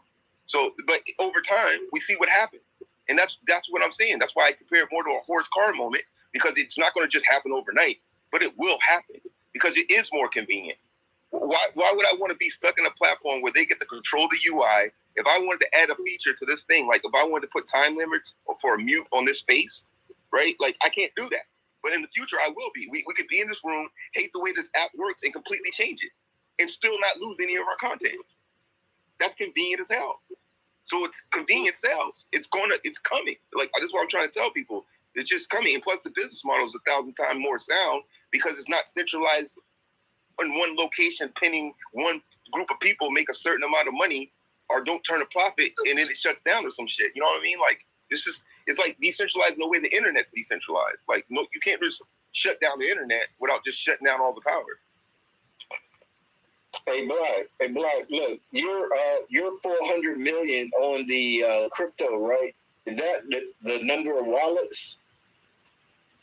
Yeah, I gotta assume what the it was number of identified verified crypto asset users, and it shows that it rose. This is from 2016, 2022. I expect it to go down though. Like to be very clear, crypto is going to be more for the banker types or the financial geeks. Like the average person is just going to get an app, and then you're going to have you will have some kind of middleman, but you'll always be able to check your assets and audit them like publicly. That would be as far as the average person goes. The average person's never going to get hardcore into crypto like that. It's a fad that's eventually that 400 million. I was actually shocked it was that high, to be honest with you, because I see it going down over time. Because you're right, most people aren't going to want to know that shit. That's the reality. But the people that do know it's going to make it more convenient for the people that don't. And then over time, it'll get better and better. And that number will get smaller, but the amount of people that's actually on crypto, whether they know it or not, will increase. So then the point of actually having our own platform where we actually can take the time to actually have things that we can scale, because every time Black people get on anything, we influence whatever. So I really think that all the conversations about whether or not you go to Blue Link or wherever else or whatever, I really feel like honestly, we still are the influence. They're going to try to pick up from us and take from us and then go and create something where they can monetize it and scale it really fast, right? And so with No, I think you guys are misunderstanding the word decentralizing and not really. I'm not. I'm really not. I'm just actually just making a generalized statement.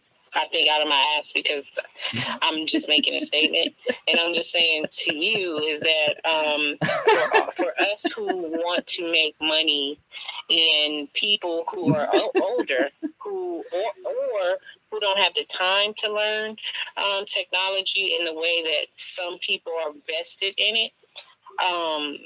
I think we should have a platform, a Black-owned platform that allows us to scale at our own pace, but still see some sort of revenue stream that we can actually take care of our families with. And I'll end there. I'm going to go to sleep because I think I had too many margaritas. So I want to say good night to y'all. Oh, sweet dreams, sweet dreams. You take care. Hey, Black, I'm also out of here. Hey, Black American Homeland, before you go, I've been drinking, Rella. Before you go, DJ. I'm looking at a. I'm going to take this opportunity to say good night so this elders can get some rest. But please DM me anybody who want to share some information with me, and I'll make sure that I post it and promote it on my platforms. So thank y'all for tonight, and I'm glad I came back to visit y'all, and I'll try to get back more often. Thank you, appreciate that. Black American Homeland. I'm looking at a $1 million Reserve Bank of Zimbabwe note. It's $1 million. It's one bill. There's 3 rocks on it, 3 big boulders on it. Have you ever? Sure, 1 million. I think it's 1 trillion. Oh God, yeah. This one is $1 million. Okay. It says 2008 on it. Way down there. So this must be an older one. 1 trillion. Holy shit. Yeah, I just wonder why they use these three big ass rocks as the image on it.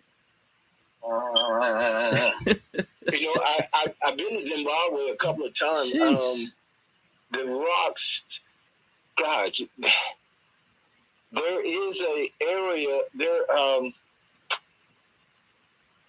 The rock is a symbol of like a what do you call it? It looks like a natural rock formation of some type. Right.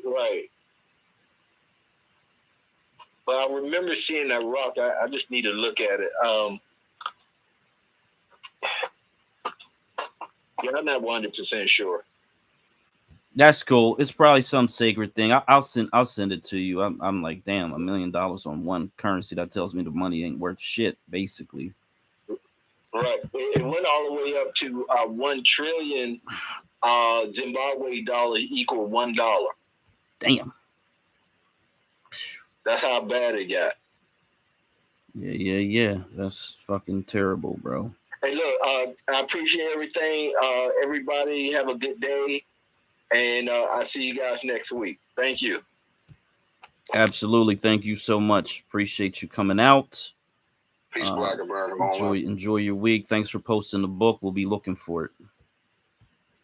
Oh, what we got is the book in? His book he's got the cover. It's in the chat and it's in the Jumbotron. True. I'll find it. I'll find it for sure. Yeah.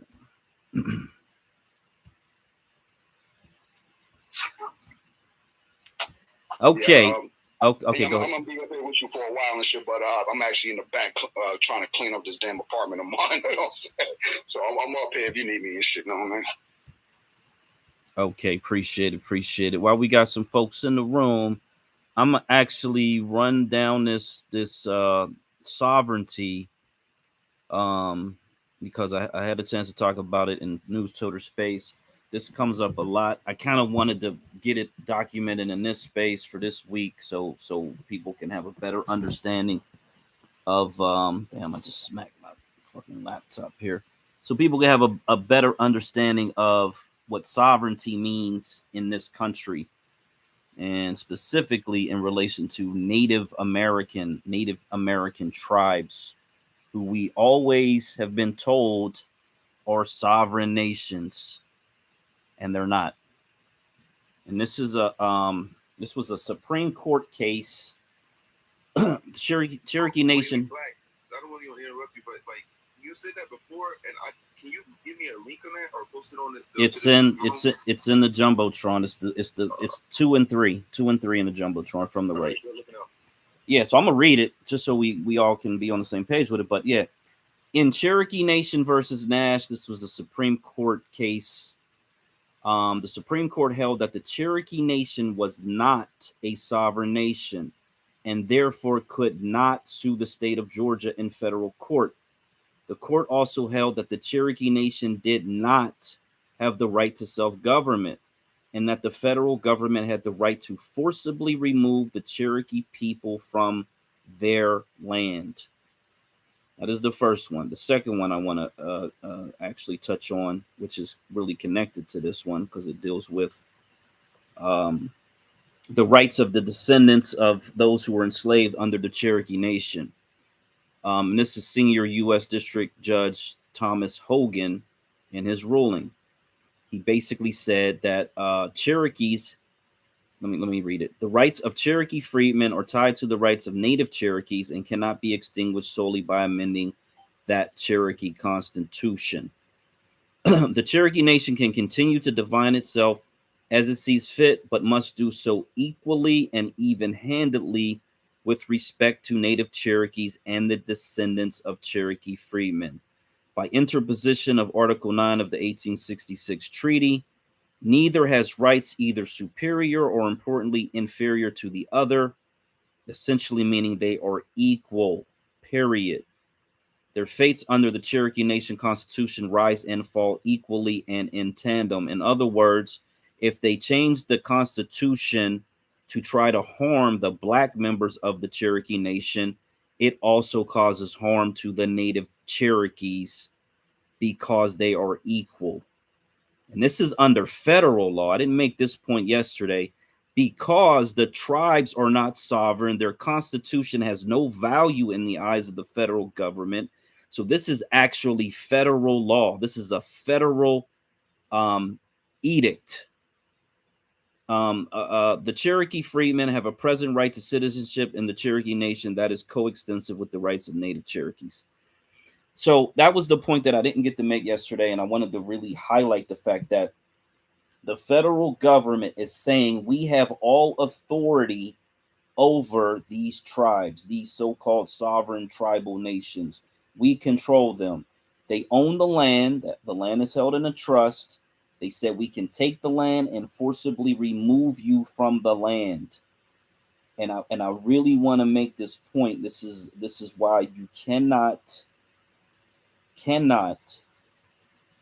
say that you're going to set up a sovereign nation on the United States continent and or their other locations, Alaska, Hawaii, whatever, their territories, because under their constitution, the way that their Supreme Courts are going to interpret the relationship of the federal government and a sovereign nation, quote unquote, these native Cherokee lands, is that it's meaningless to them.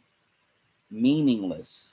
And then the McGirt decision, which was decided last year, which initially looked like it was going to give these tribes a little bit more rights against states, was reversed and essentially said the states have the same level of jurisdiction over these tribes within their states. So when I used to say that, you know, being a tribe, being a whatever was like the bottom of the totem pole, they're actually less than at the bottom of the totem pole. They're non-existent according to the federal government.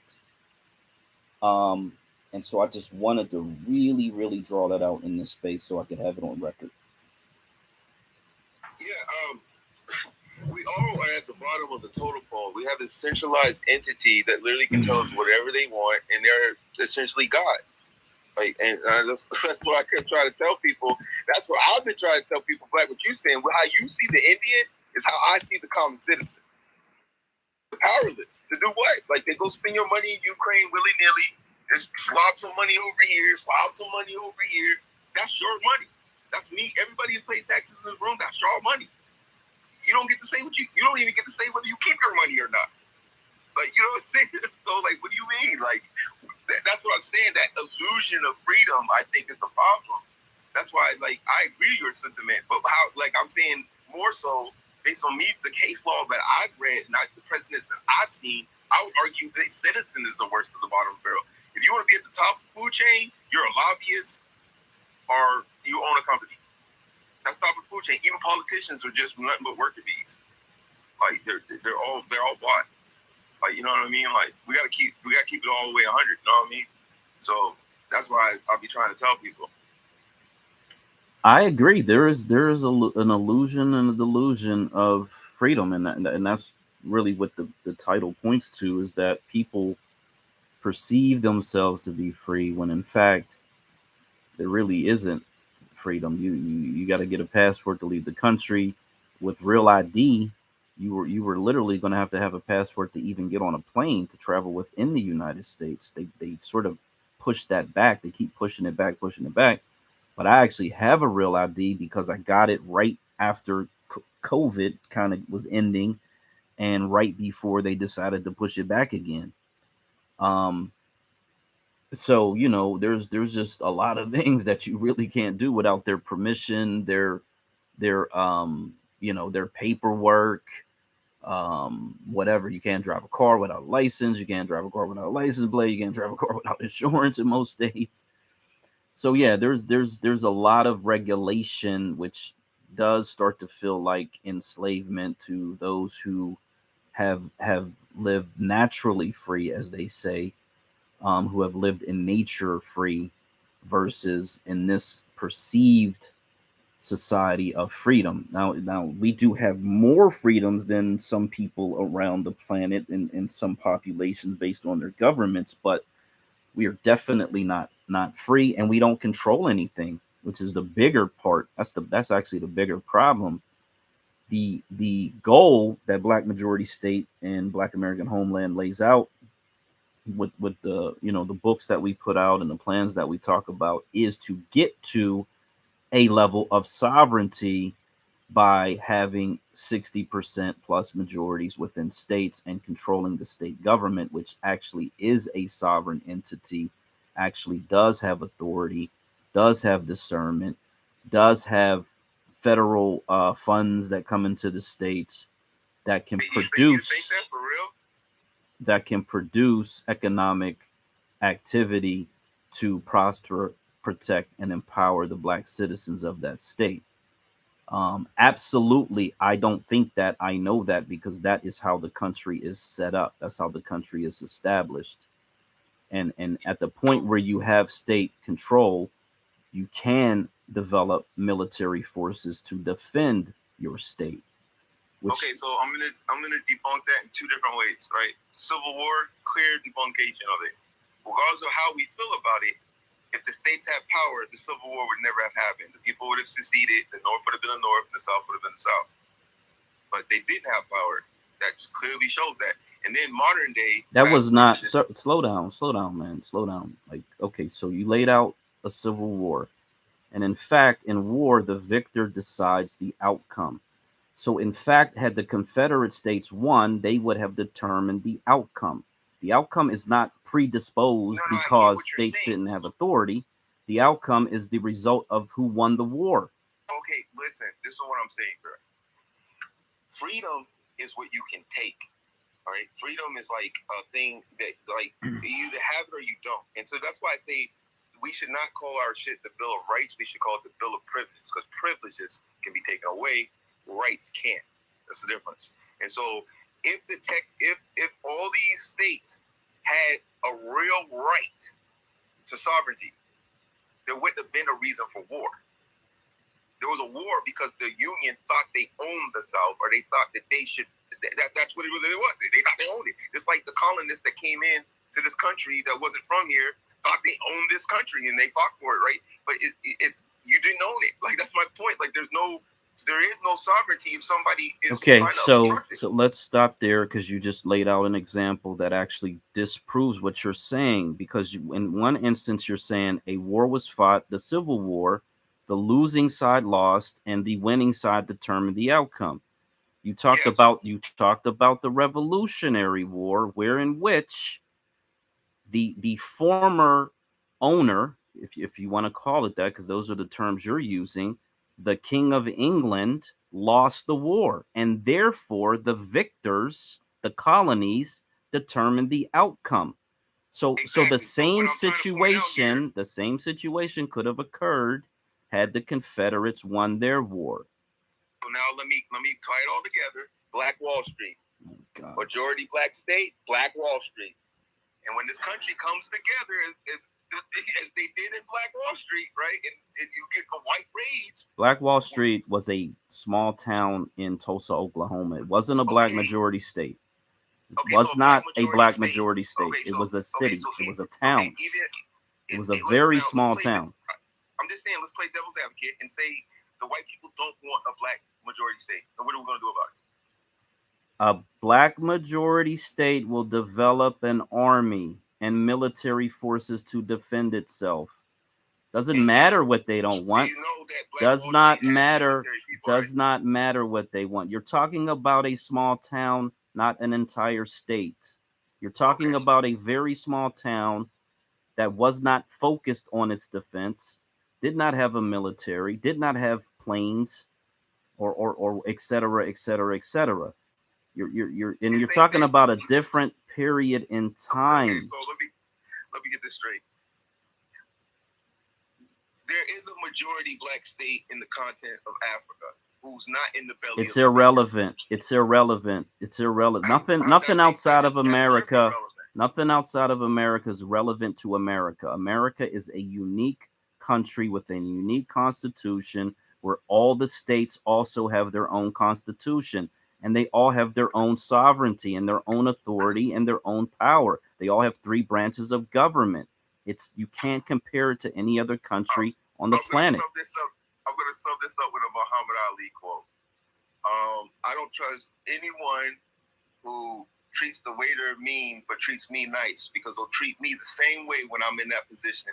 And my reference to that quote is the Indians. And read that you just read that thing about the Cherokee. Read that again, because that's what I see as an outcome. Again, you're making false comparisons. I just actually read. I just read, and I said, and I've said this multiple times, they don't own the land that they live on. They're on reservations. That means the land is reserved. I get that. No, but the land is owned by the federal government. The federal government owns the land. And then you've had multiple cases. You've had multiple court cases where the federal government has established the fact that they don't even exist in the eyes of the federal government. The federal government has total jurisdiction over them. However, that same court that decided that will also say that states have their own, states have rights. States have sovereignty. Okay, man. All right. Look, how about this state? Anytime you think you have sovereignty, or anybody thinks they have sovereignty, don't pay your property tax. Watch what happens. Don't pay your taxes in general. See what happens. That's an individual. That's, you know what I mean? Like, that's an individual. Why are you comparing an individual to an entire state? Because when you say the state has power, when I watch people, like the common thing that's going on right now is Texas, right? Like, they're trying to put in to try to succeed or there's a bunch of their states. own nation right now. And the government's over there laughing at them, but then people tell me that the states have power. It's just like, really? I mean, Democrats are in every freaking state. Republicans are in every freaking state. And so we lost the minute we made these parties the bigger than our politics. Is the minute we lost local politics. That's all I'm saying. Like, we have to put these things into real conversations. And like, I feel like sometimes it's just a little idealistic with our expectations sometimes, because it's not realistic when money talks in this country. We're still a capitalist nation at the end of the day. Yeah, we're having a real conversation. If you don't think the conversation is real enough for you, I get it. But this is it's not really idealistic. It's the way the country is constructed. There are plenty of Texits and Cal exits and places around the country where people are talking about secession. New Hampshire, of all places, had secession actually go through their state house recently.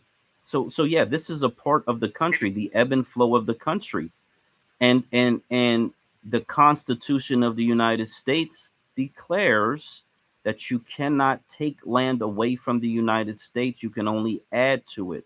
That is their position. So if Texas wants to secede from the United States, they'll say legally we can do it. We'll just have a vote. Okay.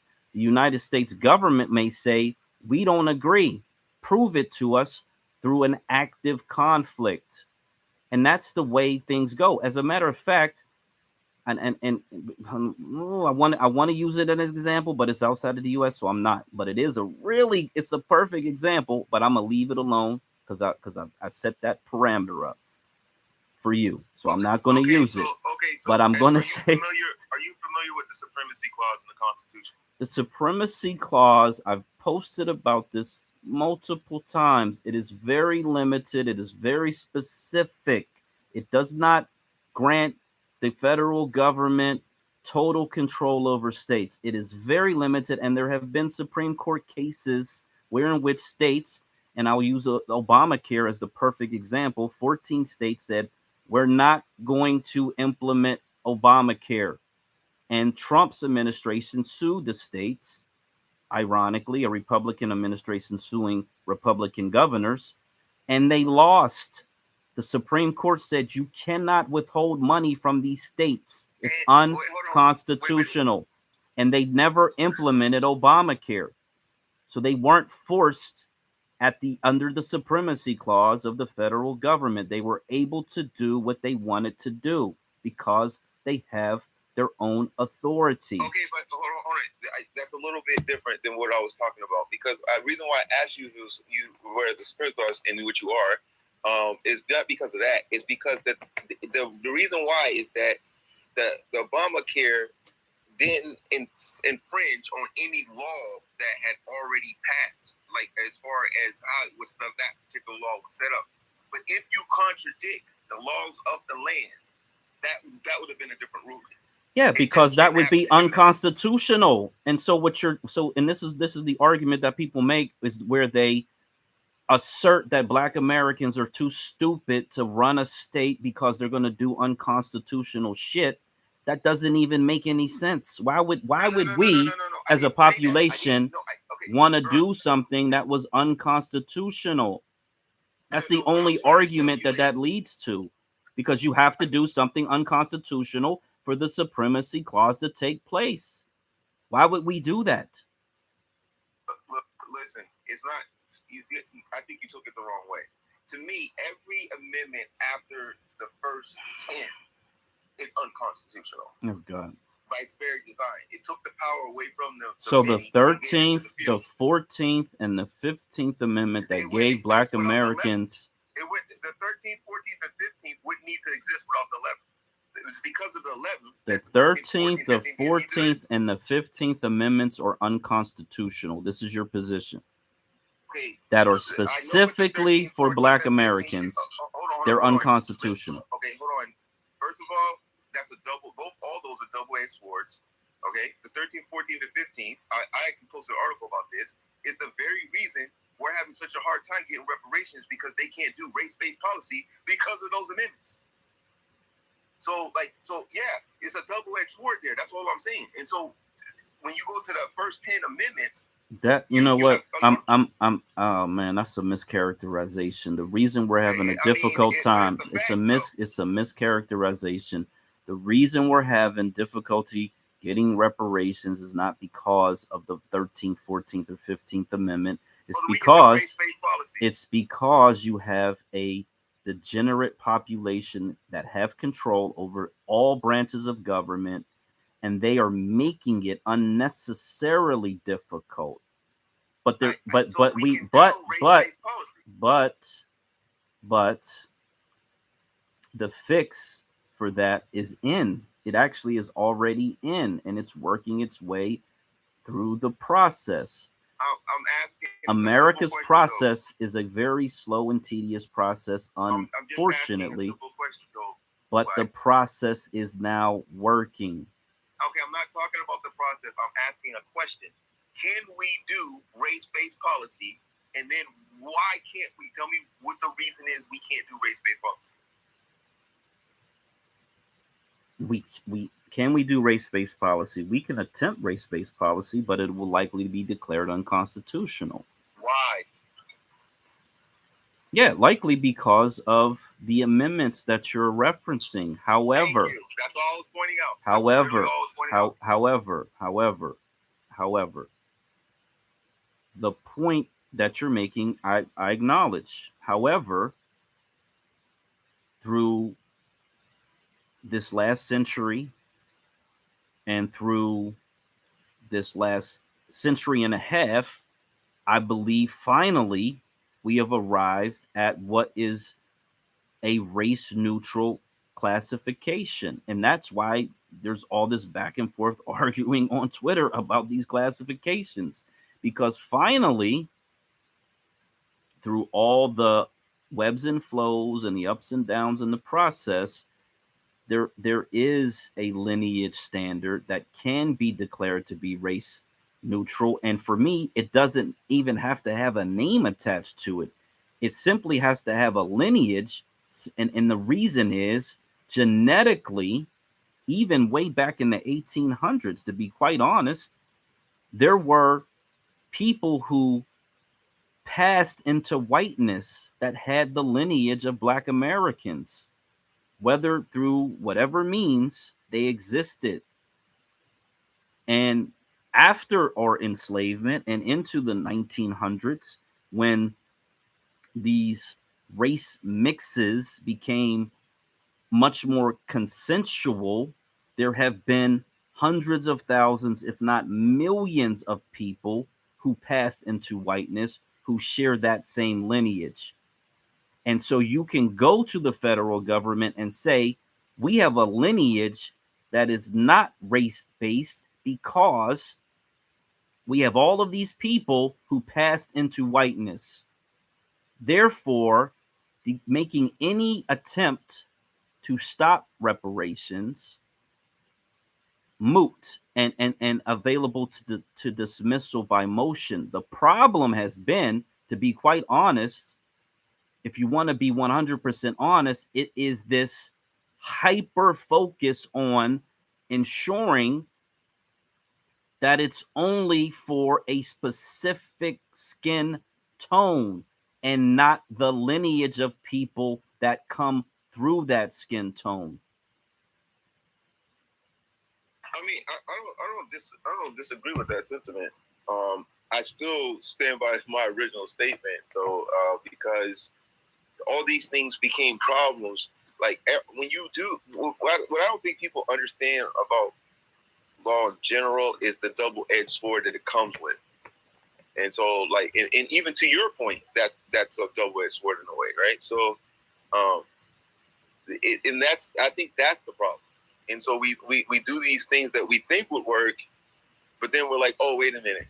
You know, we always have that wait a minute thing. So, and that's why I'm a firm believer. Okay, so if you have the right to speech, you have the right to bear arms, and if you had the original 3 rights, I don't know a lot of people know the original 3 rights, but that's life, liberty, and property. If you could protect it, you owned it. Was original situation. It was simplest government ever. Life, liberty, and property. You protect it, you own it. That's the simplest government ever in history, right? So, but we stir away from that to give away, because anything after you go past your right, freedom of speech, right to bear arms, life, liberty, and property, you are literally like opening yourself up for that double-edged sword. You know what I mean? That's my problem. But everybody's continuing to push certain things, because I'm like, that's a double-edged sword. Yeah, you get this, but what about this? And we never ask the what about this until the stuff is all the way down the pipeline, and then we're like, oh shit. And then when we tried to bring it up before it went down the pipeline, you look like an asshole, or somebody says, "Oh, well, screw you," or you know what I mean? Like, and that's the problem. We need to address these problems before they're problems. And I think we shouldn't give as much pushback as we do towards the antithesis to our thesis we may have. You know what I'm saying? That's really what I'm trying to point at. Man, I agree with you beyond belief, more than you will ever know. I try, and I've been back channeling people like crazy, trying to address some of these issues in advance. And what you get is crickets. I get a lot of fucking crickets from people who are, you know, in these upper echelons of these movements. And it's seemingly that they don't want to address the foreseeable fucking problems that are just right around the corner, to be quite honest. I don't know why that is. I don't get it. It's unintended consequences. Judge Joe Brown was in a space where he basically laid out the fact that this double-edged sword, where you can open up the door to something that is not expected. But I think we got to be more intelligent about how we move, so that we do anticipate all the moves.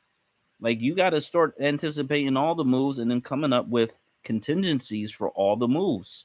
That's the reason why, to your point, the Mossad, which is the Jewish intelligence service, they have a principle called the 10th man. It was used in a movie, World War Z. It was used in that movie, but the way they do it in real life is a little bit different. But essentially, it said, whenever we're in a conversation, or we're doing what we're doing, and we're plotting and planning and scheming, somebody in the room has to disagree with the consensus, so that we can actually work through that problem. That's the only, like, to be honest, what I've learned in these spaces in this last year plus is that conflict actually, for me, produces results. It produces deeper understanding, deeper research, to come to a solution to the problem. If you're in an echo chamber, which is what it feels like, people really just want to be in their own echo chambers, you're not really growing, because you're not challenging yourself. You're just simply agreeing all the time about everything.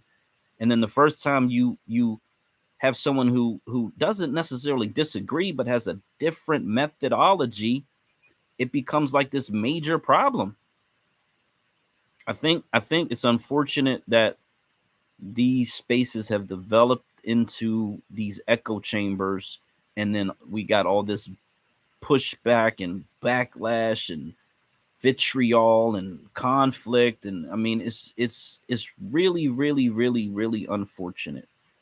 But yeah, I actually do agree with most of what you said and say many times, but there's times where I think you're presenting the information in a way that it needs to just slow down, so people can understand what's really being said, so that we all kind of can get on the same understanding. And that's why I don't, I look, I value your intelligence. You're a very smart Black American male. I appreciate you. And it's just like, I'm trying to uplift as many people as I can, and I know it's going to be difficult. Like, I spend almost 3 hours a day looking at Wilmington, Delaware, because I've really focused it in on Wilmington, Delaware. And there's a lot of poverty there. It's like 25% poverty, and most of it's centered in the Black community. It's going to be I'm, to be quite honest, there's going to need to be a divine intervention, to be quite honest. And I just, I'm a very positive person. I'm going to put my nose in the ground and just keep grinding. But, it's going to be hard. It is what it is. There's no naivety here with me. I understand the situation. I'm leaving my family. I'm leaving my home, hometown, etc. But I've been at this for 5 years, and I got to put another 5 years in it. And if it doesn't work out, hey, I did everything I could do to make it happen. The company. Yeah, I mean, I'm starting to realize that, even I have to get out of my comfort zone. I mean, it's been a pleasure being in a lot of these spaces and, being really open to, a lot of people taught me what it really meant, for this revolution to happen, like reparations, like all that. Like, this has been one hell of an experience for me.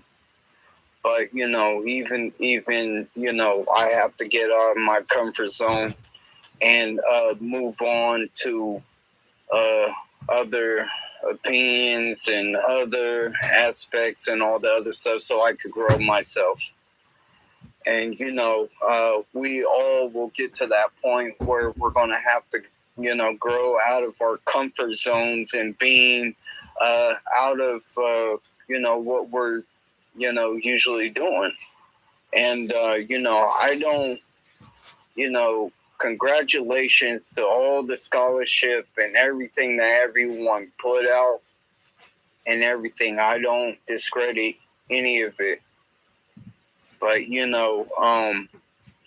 I've gotten to a point where, I have to let go of all the unnecessary stuff. And a lot of us do, not just me. A lot of us, we have to get rid of all the unnecessary things that's not progressing things forward. I mean, I got to a point where I said, hey, once and what, if you're not talking about solutions and you're just talking to me about this, that, and the other and stuff like that with not a goddamn solution, don't talk to me. Don't talk to me. Don't even bother even following me.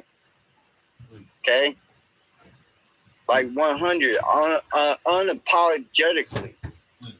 But I just want to say that, for everybody who has stuck through without bending and folding and cracking and snapping at each other and calling each other coons and, this and that for whatever the fuck people posted or said or anything else like that on the internet. Like, that's for the birds. I'm done with it. We're not doing this no more. We're asking real questions to real solutions that we need to get to, and we need to start being serious about this instead of being petty-ass kids on social media. Start asking real fucking questions. Start being a real fucking man. Start showing yourself for who you really are instead of hiding behind these avatars and just, putting bullshit that's on the internet and Google that people can Google all day as facts like it's real shit. We need to start being serious about this stuff. I'm not following clowns no more. I'm not following people that's just going to sit there with a pocket full of problems and no solutions. I can't do it no more. We all need to grow out of this. This reparations is serious to me. It should be serious to the rest of everybody else. Yeah, I want to push back on that. What are you going to do? You going to post some bullshit up about some Berbers or something like that? Or what the fuck are you going to talk about this time? No. Company, I didn't say nothing when you talked, bro. I don't give we got to start with respect. Okay, at this point, what are you going to post and what do you have to say? And do you have any solutions? Okay, we got to start with respect, or what are we doing? No, repeat myself one more time. Show me that you I didn't cut you off. I don't even know you, nigga. So, show your face first. I'll give you You respect. let me know when I can go, company. I'll put my hand back up. Go ahead. Hey, company, mute your mic, bro, because Art did respect you enough to let you talk, bro. It's really that simple. And you can thumbs down, you can leave the room, bro. It don't really matter to me. But at the end of the day, y'all gonna show decorum to one another. Okay, you don't have to, do that. But at the end of the day, it ain't no room to even remove you. So at the end of the day, if y'all can't show decorum, you ain't gotta raise your hand, Art. Put your hand down, bro. So again, if we ain't showing decorum to each other, especially on these spaces that are recorded, guess what? You're gonna sound like a fucking idiot in the future. Damn, no wonder we in poverty still 100 years down the line. This nigga company was an idiot. You know what I'm saying? That's what our people gonna say to us in the future and shit. So this ain't nothing but a time capsule make yourself seem smart at least, yo. But go ahead, Arya. Yeah, part of the reason why I'm one of the main reasons why I tried to when I first got on Twitter, I was heavy into political Twitter, like heavy. Everything I would do was like mostly political. Then I took a sabbatical because crypto Twitter came around, and then I got into decentralized, and then I sort of got away from like social media in general. And so a lot of problems like people like company, they just want to. I feel like they want to hear themselves talk. They just want to point fingers at people, and then they say, "Well, you don't have no solutions." But what did he present as a solution? Did anybody hear a solution come out of him? So it seems like the people that want other people to have solutions don't have a solution themselves, and then that's where it's like I feel like it's a disingenuous conversation. You know what I mean? Like, even if you disagree with whatever solution I'm going to put on the table, at least hear my solution and then tell me what your gripes are about it. And then if you're going to have gripes about it, at least have an alternative solution. Like, you know what I mean? And so that's why I feel like I don't even know, you know what I mean? Like, that's what Black was talking about, echo chambers. Like, company just said that we got to get over it. He just said everything he needs to do. I feel like he might have been talking to himself because it's just like, I don't even have to say anything. He said it for me. So that's the problem. Like, if you ain't prepared to hear your antithesis to your thesis, did you do enough homework on your thesis? Part of the reason why I have so much pushback to a lot of stuff people say is because I antithesis my own stuff. And a lot of things, like if I'm coming at reparations, it's not that I disagree with you, because once upon a time, I probably agreed with you, but I antithesis my own thesis and came up with, what about this or what about that? And I'm going to say, what about this or what about that when you come to the same conclusion I came up to? Which means, again, once upon a time, I agreed with you. So until we can grow up and have these real conversations that involve thesis, antithesis, I feel like you're just going to sit there and echo chamber your thesis all the way to the Supreme Court gives you the antithesis you didn't want to hear. You know what I'm saying? Because you didn't want to hear antithesis on your way up there, no matter how good your plan was. You know what I mean? Like, if I give a plan, and before I even get out of this space, I have an antithesis, what do you think is going to happen by the time I get to the Supreme Court? That's just logic. Yeah, and that's so logic, man. I don't know what those people expect. Those type of people that come off and say, "Well, what's your plan?" and then run out before you could even hear a plan or give an antithesis or anything, or even have a conversation. So just like a lot of disingenuous behavior, and I think that's the main problem. Hey, I know that sometimes I'm like the antithesis to your thesis, but no, but I like going back to steel, sharp, and steel. Like even that Cherokee thing that you brought up, I agreed with it. You showed me the thing. Yeah. I looked at it. I agree with that. I don't have a problem. I'm not always going to disagree either. Sometimes I'll agree with your thesis. You know what I'm saying? And sometimes I'll disagree. But steel, sharp, and steel. I don't want to go to the Supreme Court. I'd rather come from you, Black, than the Supreme Court judge. Because when the Supreme Court judge handed down, it's too late. See what I'm saying? Man, not only is it too late, there may not be a second opportunity. I mean, because what happens at the Supreme Court is they'll hear a case once and they don't really want to hear that shit for another, like you might have to go through a whole new Supreme Court for them to take up that case again, because they can deny cases. They do it every year. So we definitely want to be on point and on top of everything. And here's the thing, having multiple comebacks, I believe, is the way to go, and not just put all your eggs in one basket. I believe that you should have multiple answers when all these questions start popping up in the legal realm. So I trust the California Task Force. I know they're doing their due diligence. The woman that's leading it is phenomenal. And you just hope that they see it from that perspective. But I believe that they do. The other ones around the country, I'm not really that sure. I'm encouraged that they're popping up all over the place, but a lot of them just look like fucking voucher programs. So the California thing, I think gets way too much fucking attention and way too much, not enough pushback. Because, like, for me, for example, I'll give you what I'm dealing with right now. Shelby County just gave $5 million so they can make a task force, right? And I'm in Hamilton County right now, in Tennessee. So I'm already telling Hamilton County, and I've been trying to get a hold of Kobe, and it's like, Shelby, sorry, and to tell them not to do anything like California. You know what I mean? Like, and I'm just keeping it a buck, right? And freaking, and to top it all off, I live in a red state. So when I told them that, they were in 100% agreement. They were like, yeah. And so I don't know what this idea that we're going to look to Cali and then you're going to be in like a red super state and you think that's going to go the same way? You come on, man. Like, we got to be like real more realistic than that. And the Tennessee so red, it's almost fucking libertarian. So like, my approach to it's got to be totally different than what's going on in the blue state. That's just the facts. And so I don't think we add that much context, especially, you know what I mean, to the conversation. So that's why I say Cali gets a little too much emphasis and not enough, as you know, we don't add enough antithesis to it, because that's not gonna, what they're doing is not gonna work in every state, and that's just a fact. And we need to deal with that fact and come up with alternative methods. Okay, so what if this doesn't go this way? Because we know that this is a red state, or you know what I mean? Or what if the budget for the team is slightly lower? How can we tell these people to sort of push the marketing? Because as far as I'm concerned, Cali had a decent budget and they still didn't do enough marketing. And there still not enough people knowing to go show up when and where. So, you know what I mean? These are kind of conversations that we got to have. And Tennessee did 5 million. I think that's a little bit more than Cali.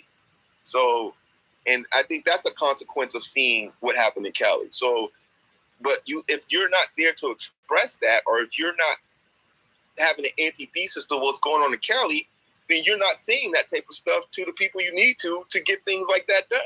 And that's the problem that I see. And that's why I tell a lot of people, I mean, I'm not trying to be mean, but I'm like, if you don't live in Tennessee, just stay out of Tennessee. Like, don't even comment. You know what I'm saying? Like, that's where I've got with it, because I've seen how Cali got done. I've seen people in the room that are from Cali, and the people who are getting shit up the most are the people from Cali. And we're talking about the California Task Force. What do people not see a problem with that? How you muting people from Cali and they're from Cali and they have the most to lose or gain from the situation? I would never do that. They would have like if I was doing the California Task Force, anybody from Cali would be top row co-host. You know what I'm saying? If not host possible. You know what I'm saying? Just I don't get these things, because you're coming from, I think, especially if you live in a state that's red, you're coming from an idealistic point of view, because your state will never do what Cali's going to do. Now, if you live in like a super blue state, like, I don't know, Connecticut or somewhere in New England, then I would say, okay, maybe you looking at Cali has a little bit more, you know, reasoning behind it. But other than that, I don't even pay attention to Cali's Task Force. I hear little glimpses and stuff, but I know it's not going to change my local politics, so there's really no point to look at it other than to say, I hope they get it. You know what I mean? Yeah, so that's Shelby County. I posted it when it popped up. I'm trying to pull up the article, because the thing that stood out to me is that they used the NARC model for reparations, which tells me that they are actively involved in it, which is a major red flag. Yeah. There's a lot of red flags that I've already noticed, and I'm gonna call it and let them know every red flag. Try to avoid it in Hamilton County. I'm using Shelby's more as my test case for Hamilton, because then I'm gonna go. You know what I'm saying? I can actually travel to Memphis as opposed to going to Cali. It's like more convenient to me. You know what I'm saying? So I'm gonna definitely try to reorg that shit in some capacity. But again, that's not even my county, and I'm gonna like keep that in the back of my head, even when I'm saying things, because I know it sets a precedent, but it's still not really my place. You know what I'm saying? So, like, I want to keep it all the way a buck. I'm using these things as examples, and I recommend that to everybody in this room, is that stick with your county, find the confines of what you can do, and pull little strands from each one of these different task forces that are popping up to try to make your county the best it can be, and look to the opposition of things as opposed to what's already just going through. Because, you know what I mean, that's where you need to both put your attention to, because you don't want that shit happening in your county. You know what I mean? Yeah, and then so I think that's where is Memphis in that county, Shelby County. Yeah. It's basically the biggest county, so that's Memphis. Yeah. Okay, Yeah, so Nashville's the biggest city, but Memphis is in the biggest county. so what Judge Joe Brown said in a space, and when he said it, I was like, damn, that that kind of makes sense, because what he said was it's like what 60% black, 70% black, or something like that. And he was saying Yeah. that it would be a little odd for the majority black citizens to pay themselves reparations, which essentially is what is occurring. Um, at least the lion's share is gonna, you would assume, is coming from the majority black population. I would love to a breakdown of the revenue to understand how that county makes money, where it comes from, how much of it comes from the black population, and if there is some sort of correlation where they could separate out, the non-black American income revenue, and figure out a way to where it makes sense that they could do it like that. um when I've talked about it from the state level, it was always you were going to take federal funds directly from the Fed and then transfer them down to the black American citizens within the state. So therefore you're not taking money from the citizens, you're actually taking it from the federal government. I'm curious about how, where they're getting the funds from, and how exactly they're figuring that part out. Oh, see, the problem with I don't know how it's going to be done anyway, because as far as I know, Tennessee doesn't have an income tax. So let's start there. So it'd have to be like sales tax, property tax, and any other taxes which people are already paying in some facet. And I don't know. I never got how that was going to work in Tennessee, because it's always been weird like that. And for me, I guess you could say, I don't know how you would do a tax-free situation on like sales tax or property tax or something like that. Like maybe go that route as far as trying to avoid black people. Maybe that's like the sit-down thing, is like we start at them not paying property tax or something. You know what I mean?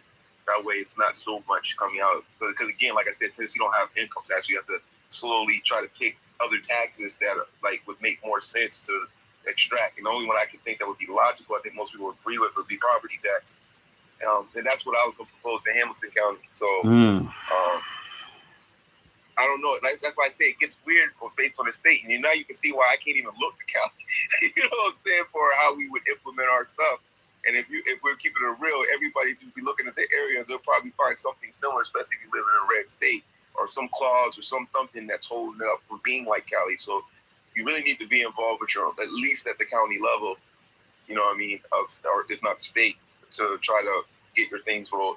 I honestly think for Tennessee it should be a state thing, because I think it's only going to work as a state thing because how our counties are divided up.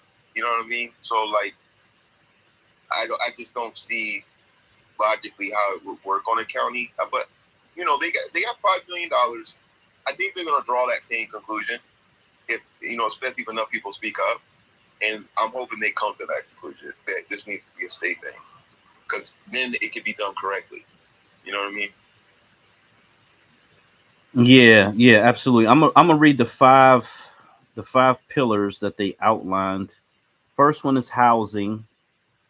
Second one is mental health and discovering ways to provide affordable health care.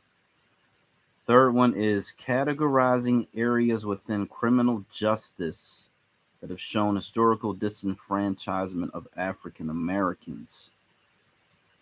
Fourth one is enhancing career opportunities and business ownership. And then the fifth one is promoting financial literacy, financial freedom, and generational wealth. Correct me if I'm wrong, but I think Tennessee is literally the first of the slave states to have some form of this type of thing, right? The actual slave states. Yeah, to come to mind, I mean, there was something in Asheville, North Carolina, which I don't even think that ultimately went through. That's probably the furthest southern thing that I can recall. Yeah, so we're going to set a huge precedent for the South, which is why I want to have heavy involvement in it. Yeah. Especially, I think it'll be a good outline for red states as well. where maybe Cali's more one for blue states. Yeah, well, I mean, I can only wish the residents of Memphis and surrounding areas and Tennessee, black Americans the best in that situation. I've always felt that because essentially what you hear from Republicans is they want to pay you one time and be done with it, and they want to just end all the what they call entitlement programs. Um, so there's that negotiation that people could potentially have. Most people don't really want to have that conversation either. Um, but I think there that's a conversation to be had. To be quite honest, is you come up with the number, whatever it ends up being. If it's 1 million a person, if it's 3 million, or whatever it is, and then they can calculate that out and say, okay, we'll end all of these entitlement programs, and they would have to end them for everybody. They couldn't just do it for Black Americans. It would have to be a complete ending. But that's some high level negotiation right there. They would probably not want to get rid of it because their people would likely rally against that, in order to make that happen. So, When they want to get rid of entitlement programs, well, I always push back on that. It's like, and I know that they're going to say that it's socialism the minute I say it, but I already know where I'm going to kick back from, right? So, like when they say, okay, let's get rid of entitlement, I say as long as you replace it with UBI, because I'm not trying to deal with. I don't think the Black residents will want to deal with white rage. And I literally say that to white people. I have no problem saying that to them. I think we just got to be more upfront with these kind of conversations and not hold our tongue. And I think we'll get a lot farther. We might not get the answers we want, but at least we'll get a lot farther in what we need to push back on or what we need to go do more homework on. I just keep it all the way 100 with these people. I'm in one of the most highest per capita hate groups places you can live. So it's ironic that, and even in the South, I believe. So it's kind of ironic that we have one of the first task forces. I think it's really because that's a majority Black county, and that's the only reason. But I'm going to try to leverage it for my county, and like I said, I am going to go up there, but be be respectful of the fact that I'm not in that county, even though I could move there. You know what I'm saying? But because I think that it's important that I do one that's like Hamilton County because it's majority white. Because I think if it works out, it sets a precedent of a majority white place, particularly a county that's a red fucking state that's so red it's libertarian. And I'll be saying that if you can do it here, you can do it anywhere. That'll be mine. Like it only gets better from where we're at. You know what I mean? Yeah. When you said white rage, do you mean that because you said UBI and then you said white rage?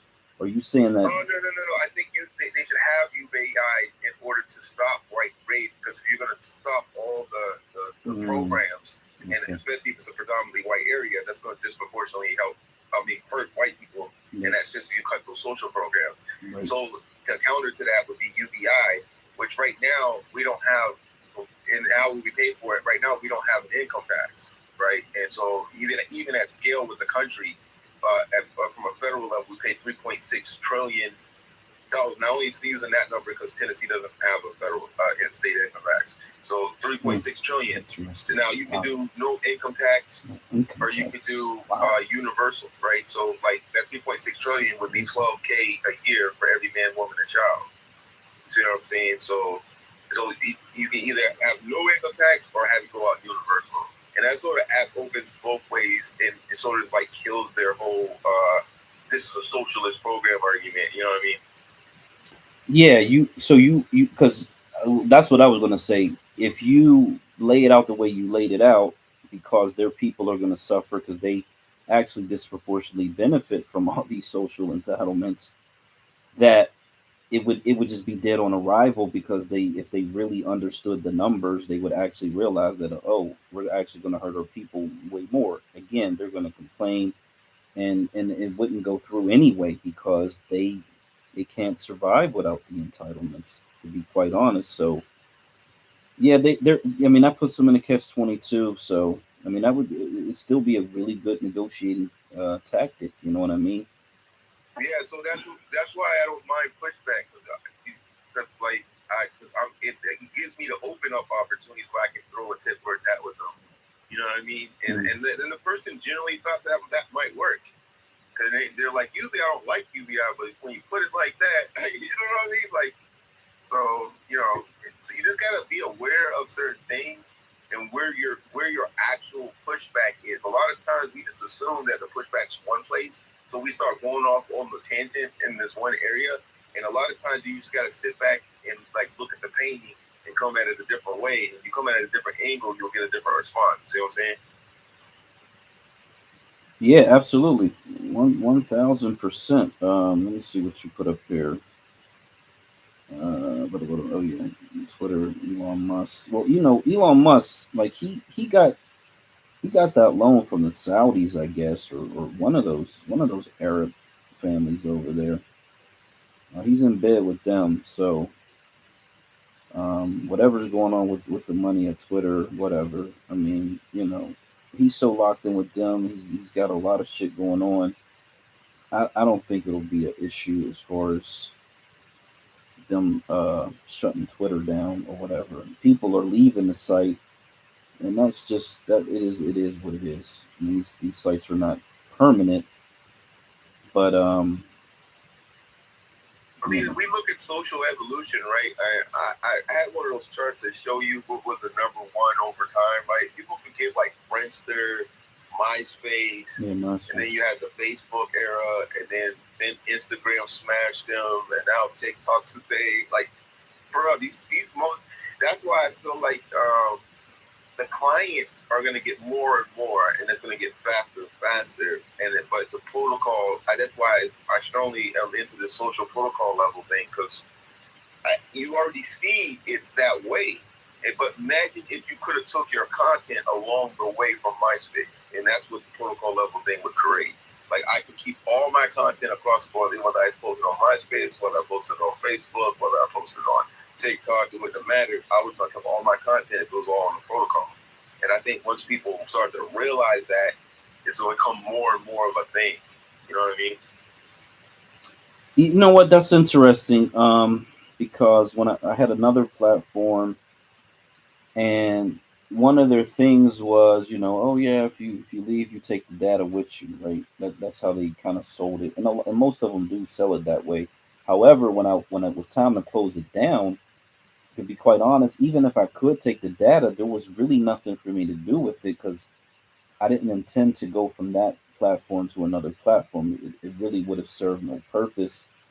I guess they could have given me some type of file or whatever to download, and then whatever. Wouldn't even be to be clear, this wouldn't even be a file download. You would literally be posting it like on a protocol. I post my pictures on a protocol, right? I can access that protocol from any social media platform that would adopt that protocol. So even if they didn't adopt the protocol, which would actually be stupid because protocols always exceed every one centralized site, like that's in history, that's always been the case. So they would never do that. That'd be like, I don't know, like our phone's not doing SMS for text messages or some shit. You know what I mean? Like nobody's gonna do that. So like, but anyway, to put these straight, you can put all your content, like you put your little blog type style post or whatever, or your pictures or your videos, right? And then whether you're on any platform, you have access to all those things on the protocol. So look at it more as a Google Drive of things for social, right? And then you could put your things out accordingly. So even if one shuts you off, you still have all your data and all your stuff, and you just move it to you know what I mean? Like sort of like just access it from another client, or whether it's Twitter, TikTok, Instagram, whatever. See what I'm saying? Because we post the same things. Like we post links, we post pictures, we post videos, right? Like that doesn't change. That hardly changes platform to platform. Yeah, and you know what that sounds like to me though. Right now, it is user initiated, and it sounds like that would be something that in a future iteration of the federal government or the global governments, they would regulate that would be a requirement that these, especially the larger ones like Facebook, for instance, there's and I don't know if these are laws. I think there were some laws that went around where if someone dies, the content has to be, essentially given over to a family member or something of that nature. I think, because technology moves so fast, so much faster than this government, of course. Other governments around the planet seem to be a little bit quicker with it, but in the U.S., probably because there's protection for these corporations here, and they can slow down regulation. But it seems like that would be something that would be beneficial for the user, not necessarily for the companies, because they would have to invest money and basically make their platforms universal. But it sounds like a really good feature function to do. They're probably afraid that if they did it, that people would just leave different platforms whenever they chose to, et You're cetera, et cetera. absolutely correct. I think, but like Elon knows, like that's why he's not pushing it so hard. He only did this $8 a month thing because he sees the writing on the wall. Hence, Jack Dorsey, the original owner of this thing, is the one really funding. Like right now, he has a 10 Bitcoin uh, uh, bounty for programmers. Like he's throwing out money like nobody's business to develop out this protocol. So I mean, you literally can get money if you're a developer. You can just go on the platform and you'll be on there 5 minutes. You can get a grant like instantly. Like it's just not even that difficult if you're willing. If that's something you're interested in. So my point is, with that kind of funding that's backing it, and the fact that it can't be censored, and the overall convenience of it all. That's why I'm saying these socials. They're on the. I'm not gonna sit here and like be some fortune teller and tell you when it's going to happen, but it's inevitable that it's going to happen over time. Yeah, absolutely. It sounds like it. Man, because you a tech guy, and oftentimes I see the iceberg image of where this is the internet, the part that you see above the water, and then there's like 90% of it that's the dark web shit. And actually that would have been a really good analogy for the earlier conversation where you got 90% of people who are we would have to flip it around, but 90% of the people essentially are going to do what they're used to doing and what they're comfortable with, and then you'll have that 10% of the people that kind of or willing to explore new opportunities or new technology or whatever. It does take a long time for people to catch. Yeah, it sounds like he's in I don't know what it is, water. I want to say underwater, but not quite underwater. Damn it. In the Matrix is where they keep me. Keep me in the basement. I'm in the basement, bro. There's a lot of information in there. Get in the chat at the bottom right hand side. The little purple bubble right there. Also, reparations2023.com. Reparations2023.com. Reparations2023.com. Make sure you come up there. I think they still got the RSVP thing up there or whatever, but just come up there, look at the information. If you're coming, fill out your RSVP form, and make sure you follow the reparations2023.com Twitter, and go over to the Instagram and follow that page too as well. You know what? Thanks for reminding me of that. Going once, going twice. Going once, going twice. All right. Yeah, I'm back. I kind of wanted to get. I was leading to a path of cyber warfare, even though I know it's already happening. With cyber attacks and these governments that have all types of cyber technology to ward off attacks, et cetera, et cetera. I posted a warning from the WEF about a major COVID-like cyber virus that could be unleashed. That's where the basically, I think they said it's 50 billion a day that would be lost if the power went out. So what do you think about a future cyber war? Not physical, it could be financial, it could be others, whatever, but I mean a global actual war where these countries are just cyberly fighting against each other. But then also go ahead. Oh, I posted something in the Jumbotron. I'm gonna read. This is Marshall McLaren. It's in this quotes from the book called "Culture Is Our Business" from 1970. He's on page 66. He says World War III is a guerrilla information war with no division between military and civilian participation. It's because of the cyber war that I think that what McLaren's saying is going to be true, because and why I think things like crypto are not. People forget that crypto is short for cryptography, which is security. When you're dealing with Web3, security is built in. On Web2, it's not built in. And so I know everybody says, well, I don't want to do new advanced tech. Well, do you want your shit at risk? Because Web3 has security built in. And to give you a scale, it would literally take so much power to sort of hack even like I won't even say Bitcoin because that's like super security, but I'll even say one less like Ethereum or something. It would take so much power just to do the number 2 crypto, like just not even number 1, number 2, that literally it would probably take out the power of everywhere else, and we would instantly know who did it. Like, you know what I mean? Like, so I don't think, even if you somehow pulled that shit off, and like, because you'd have to go through infinite like supercomputer hacking just to get like maybe 5 seconds of entry and try to get what you can get in 5 seconds, and then literally that would draw so much power. Everybody be like, "Oh, that's the motherfucker that did it." You know what I mean? So it's sort of like one of those things where if they ever wanted to catch who's growing something, they just check the power. You know what I mean? That type of shit. So, like I think I think we're gonna have to, out of necessity, learn that. I don't think that that's a thing that we can really convenience or run out of if we want, unless we just are willing to deal with that byproduct of not having security built in, because convenience and security don't go together, as we very well know. You know what I mean? Just do what is that two-way authentication shit? You already know. It's like there's no convenience in it, but you're more secure, right? So it's a tit for tat there. Exactly. Damn. So what about this virus that they're warning? Because they put out these warnings, essentially trying to tell you what they're about to do.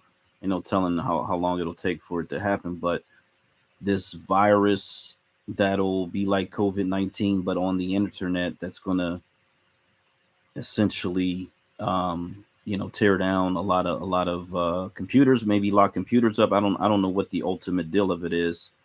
I'll try to post it in the Jumbotron. Well, I would have to see the details to look a little bit more into it, but from the general consensus, from what I see, the only way out of that is to go to an open source type of infrastructure where that's not a reality. Linux, nobody hacks Linux distros, but anybody can download the code, but all your banks run on Linux, but you run Windows, and Windows is easily hackable, right? So we have to sort of like. We have to create that standard. I didn't even know America made a phone. America makes one of the most secure phones in history, but we use iPhones. Does that make sense to anybody in this room? You know what I mean? Like, that don't make no sense. And so we're gonna have to, but again, maybe you don't like the way it looks or something. I don't know. But at the end of the day, we do make a phone. It's super fucking secure. It doesn't run on anything that you don't have the access to the code to. We gotta. Are you talking about landlines, or are you talking about something else? I'm talking about a cell phone. We make a cell phone. I know that's weird to hear. The supply chain is completely in America, but yet you don't even hear about it, and it's not sold at your local Verizon or wherever you go to get your phone. Mostly the military deals with it. So, but it's slightly more pricier, but that's what comes with security. And I think that it is American supply. Are you talking about Nextel platform, the old Nextel platform? No, it's called Libre. It's the Libre. Yeah. So like, and it's a completely United States supply. But you will pay slightly more for obvious reasons. It's going to cost more in America, and if the supply chain in America is going to cost more. And even with that, I think it's still going to go down over time if they were to actually sell more units, right? So it starts at 2,000 right now, but like I think that if there was more people buying happen at the very least, if not more. So it's just things we got to think about. Do we want security or do we want convenience? And that's really what it boils down to.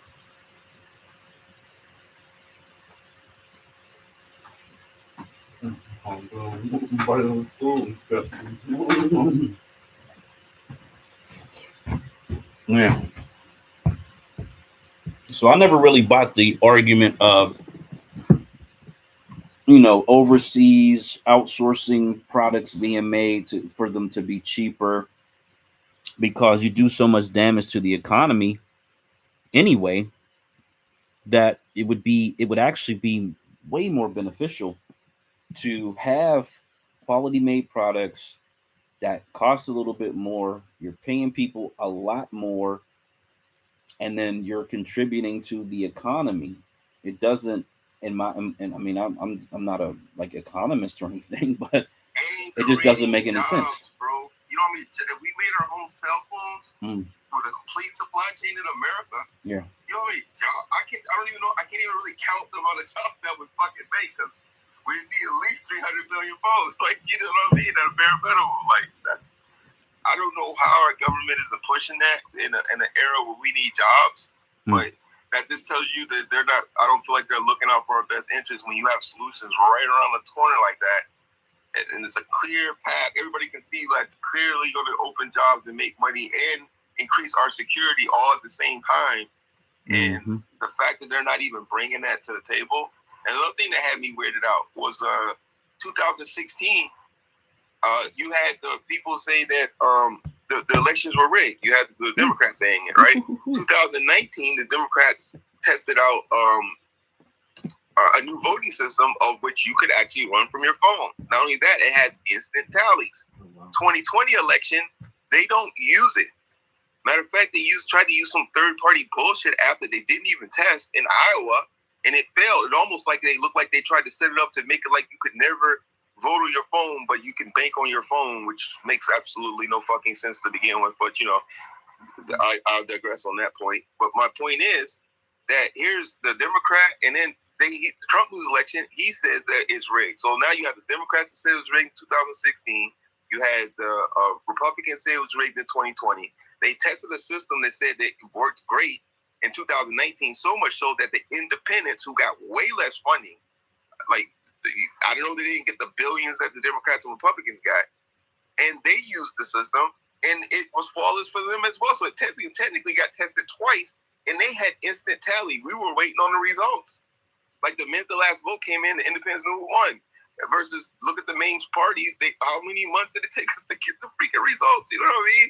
Like, something weird is going on. Like, because they're not just those two things alone, like the voting system and the fact that we could do our own phones and create, like, I don't know how many thousands of jobs, and that we're not seizing these opportunities.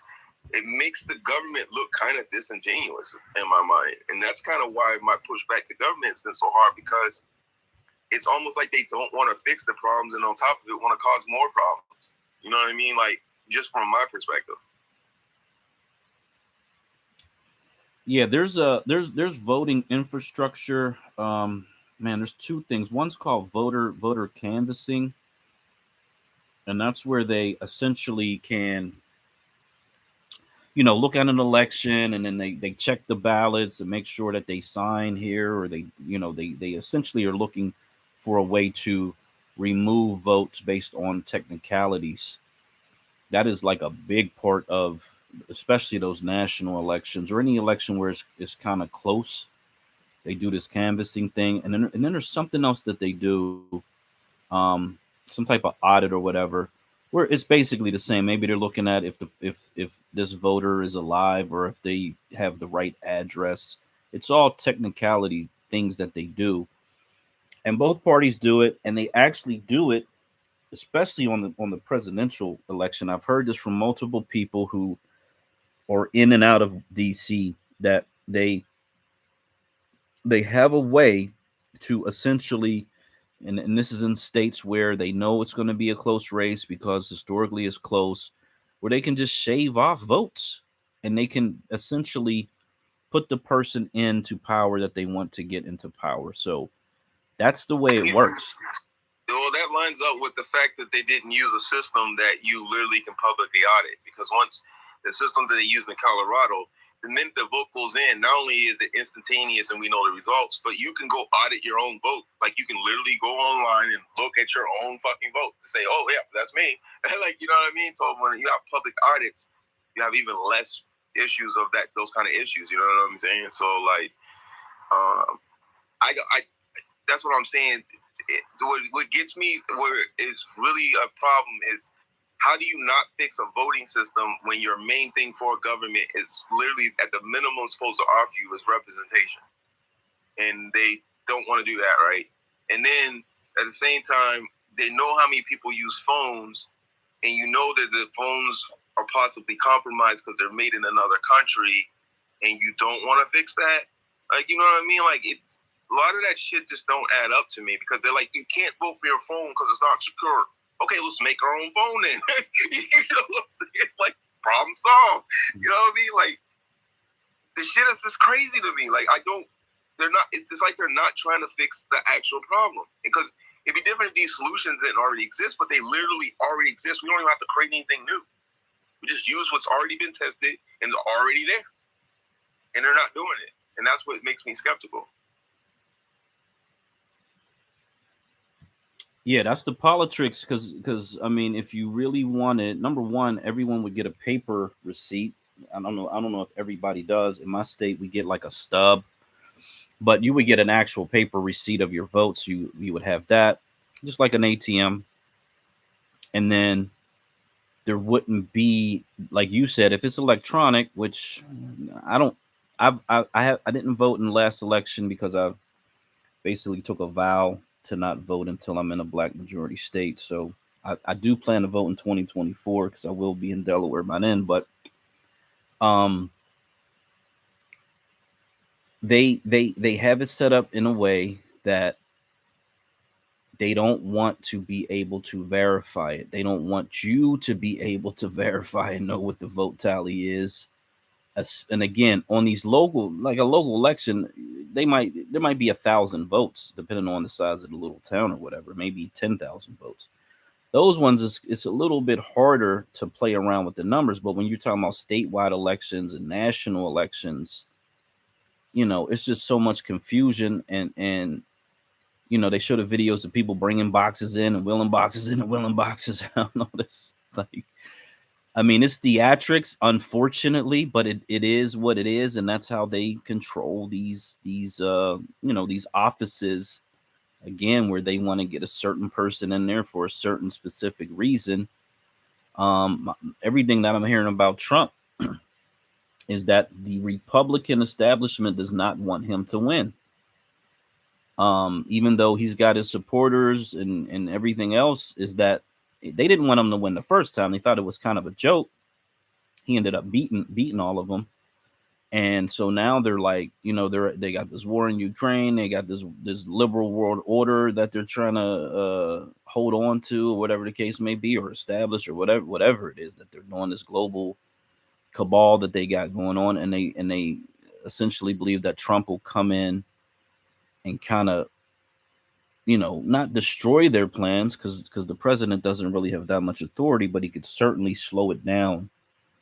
I believe if he runs, he'll win. That's my personal belief, because I just think people are sick of everything Democrat at this point. But I see Trump as controlled opposition. A lot of people forget that Trump used to be a Democrat. And I would also argue, a lot of people also forget that who ushered in neoliberalism was the right wing, not the left wing. That's who ushered in neoliberalism. So when we talk about liberals, it's in both parties. So it's just a lot of stuff Trump done. It just seems like controlled opposition to me. Maybe I'm wrong, but I just think he's there to be a filler, to try to pick off the people who would be like, you know, against the system. So they're, you know, basically just controlled opposition. Just all I see. Real opposition usually gets taken out. Like, we're keeping it apart, or at least has, you know, they some kind of more opposition to them than whatever Trump had. He had a media expose which they ate off of, right? Like if you read the Hillary Clinton's emails on WikiLeaks, she called Trump the Pied Piper candidate. Wow. And you also can look up where Democrats would deliberately fund MAGA candidates because they thought it would be easier to win. That was the thing they said, that because they thought it'd be easier to win. I think it's because he's like MAGA as a whole is controlled opposition. Interesting. Oh, that is very, very, very, very, very interesting. Yeah, that is oh God, this, it's funny because the more you look into the duopoly, as they say, it starts to look more and more like a monopoly. But yeah, that is interesting. I think what it is, maybe that he has some ideological differences. What he's campaigning on now, unfortunately, the president doesn't have the authority to do some of the things that he's talking about, but he can certainly advocate for it, like deporting 10 million illegals. Will that happen? It's unlikely that it would happen, but he's out there, promoting that. And we do know the Republicans really are not really people that want to deport these people. They really just want more votes, just like the Democrats. So I also think, as a whole, the president role is not something that I feel like, and I always express this, that the Black community particularly should even really focus on in that matter, because the president is good for in the international issues. Like if we wanted to do some Pan-African shit, then I'd be like, okay, well maybe we kind of need the president. But like if we're like just doing domestic, like that's what we're focused on, the speaker is the bigger role. And if you've seen, I don't know if you ever seen this shit, but like, you ever see our Congress scurry? Probably haven't. But guess what? Go look at when McCarthy went to go run for office, and he had to keep going. They kept, 15 times or 14 times they kept turning his ass down. But if you go watch C-SPAN on mute, what you will see is Congress working. I'm like, what the fuck's going on right now? You know what I mean? Like, I've never seen this shit. So that shows you right there. I've always thought it because I'm like, the speaker holds the purse. But that Kevin McCarthy thing really sealed the deal for me, because I watched C-SPAN on mute. I'm like, these motherfuckers are working. So, and all these side deals, and look how much shit that all of me compromises got done over that small time frame. Like, I think we should hyper focus on getting the speaker seat vacant. There is a resolution for that. And our House reps, which every one of us have access to, unparalleled access to, because they have to literally start fundraising every year, because they literally run every other year. So we have way more leverage on the House reps than any other political position. So it just seems logical to me that we get the House reps to go in, and then the Republicans actually made it even easier for us, because they said they only need one person to bring the vacating of the speaker to the table. So only one of us got to get one of our reps to do it, right, to bring it to the floor. So I think that's unparalleled power for the people, and it's actually where the purse lies. So we're literally dealing with the money. And if you get the speaker seat vacant, where the leverage comes in is that the government can't fund anything during that time. And so, and you know how they usually obstruct everything we try to do? Well, this will be us obstructing the government as a people. And then once we get that, that's where I feel like boycotts and strikes to any person that's donating to certain politicians, right on top of that, would be even more additional leverage. You know what I'm saying? Like a step 2 of leverage. And I think we would get almost all of our demands met under that pretense. You see what I'm saying? Okay, now here's where I gotta go into the questions. When you say us and you say our demands, like, who are you specifically talking about? Because you said the people, the Black community. Because if you only need one county or one rep to sort of like push that issue, like we can do predominantly Black. That's realistically say we can do predominantly Black areas, because we only need like one, right? So, and we're going to realistically get more than one, right? So, with that being said, now we're at the seat. Now we're at the table, because you only need one obstructionist to uphold the whole, you know what I'm saying? Like the whole speaker thing. And the speaker thing buys time. They can't spend money. And then they're going to have to talk to us. They have to sit down and talk to us because they have to get us on board. And that's actually a realistic plan. But I think that, and it's the decentralized plan because nobody's one county has to be the one that does it, right? It's we just all push for it or at our county level and have like 3 or 4 of them motherfuckers say, nah, we ain't going for this. And that's all it takes. And like I said, you can look no further than our last speaker election to see that how that plays out.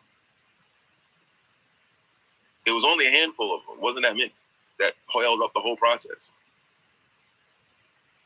Yeah, I saw that. It was the Freedom Caucus, which is a Republican faction that was involved but in essentially, without calling it a caucus, it was only a handful of counties, if you break it down. You know what I mean? Yeah, I hear what you're saying, but like, so when you say they wouldn't be able to spend money, are you talking about like this debt ceiling issue that always comes up? Or are you talking about something No, what else? I'm saying is you can't spend money without having a speaker. I don't know if you guys read the Jefferson Papers, but this is literally how Jefferson leveraged himself into office, I feel, because he was speaker before he was anything. So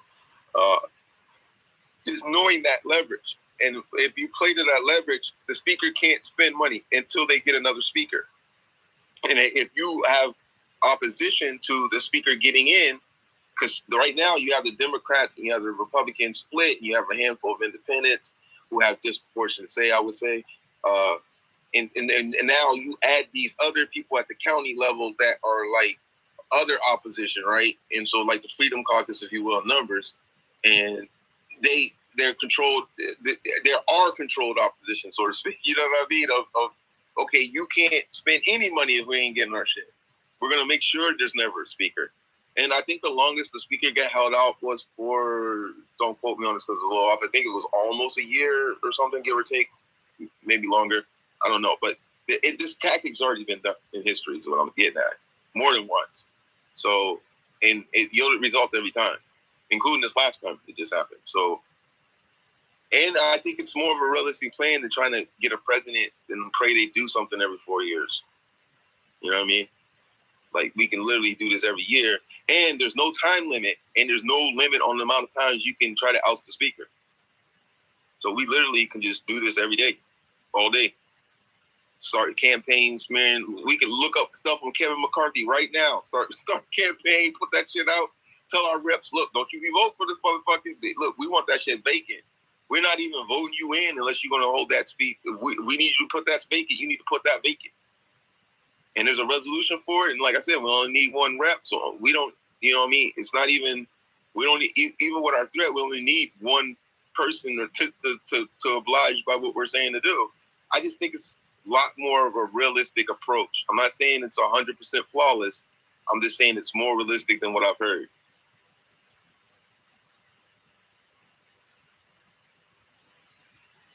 Yeah, I hear you, and I'm trying to follow along with you. I think that for what it's worth, I think we have very limited influence on the federal government. Even with 8 black majority states and 16 senators and 60 plus U.S. reps. I mean, at that point, said 60 reps. At that point, you'll probably have some level of influence, but I mean, we're nowhere near that today. Wait. We have 60 reps because if we have 60 reps, dude, I was like thinking 10. Like, so 60 is like 6 times what I thought. And even if it's only double what I thought, like whatever. That's like my plan only needs 10, and not even really 10 because, like I said, the Republicans made it so we only need 1. So I was even being like generous saying 10 because we only really need 1. I feel like that's unparalleled power. I think the reason why we feel powerless is because we're looking to a presidential election as our answer and not a House rep, which we all have access to. I can go talk to my rep tomorrow. You can go talk to your rep tomorrow. Everybody in here can go talk to their rep. Like, that's not nobody sees that as like hard to do. Like, I hope you don't. Like, as opposed to trying to talk to the president. You know what I mean? Like, I feel like that's a lot of control. And we majority black areas like have power now, like really have some serious power because we're trying to tackle the House You know what I mean? As opposed to trying to go to any other place where we wouldn't have that control. You know what I mean? I mean, I say this. If that's where our power is at, and that's where our power lies, that's what we should be using as a utensil. You see what I'm saying? If I only got a hammer, I'm using it. You know what I mean? Like, fuck it. You know what I mean? You might have a gun, but shit, I'm not going to go in there with nothing. You know what I'm saying? Like, that's all I'm saying.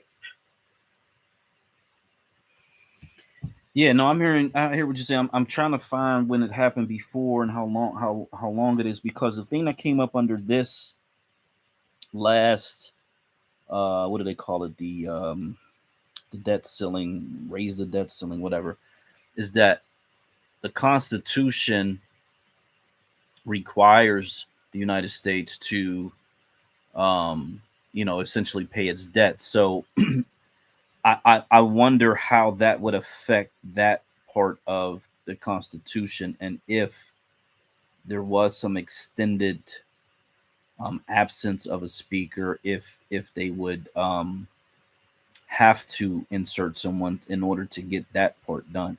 So No, we would just default on our loans. So no, okay. No, I see what you're getting at, but yeah. and I know the pushback there, because a lot of people push back in that facet. But what I'm trying to say is we need to extract the leverage somewhere, and you can't deny that's leverage. Yeah. What's the out? I mean, what's the goal of the leverage in that situation? I'm trying to understand, because again, let's say we got 8 states, 16 senators, 60 or so U.S. reps, and at that point we do have significant federal authority, and we can kind of move things around. I mean, we're not in full control, obviously, but we do have significant power at that point. What will we need to get outside of the power that we already have? When we already have 8 governors, we're controlling these states, we're controlling the economies. Not only do we not need any more, we could actually get less than that number, because we only need those 60 House reps, and out of those 60 House reps, we only need one to be successful. So right, I get that, but removing the speaker to get what is what I'm saying. What are we after? Okay, now that's up to us, and that's something that we can sit around and make rooms and sort of like come up with a plan, put it out there, get some feedback. That's purely on us at that point. Okay. It just gets us at the table. I'm just trying to get us to the table. Now, what we present at the table, that we could talk about that all day. You know what I'm saying? Okay, I understand. But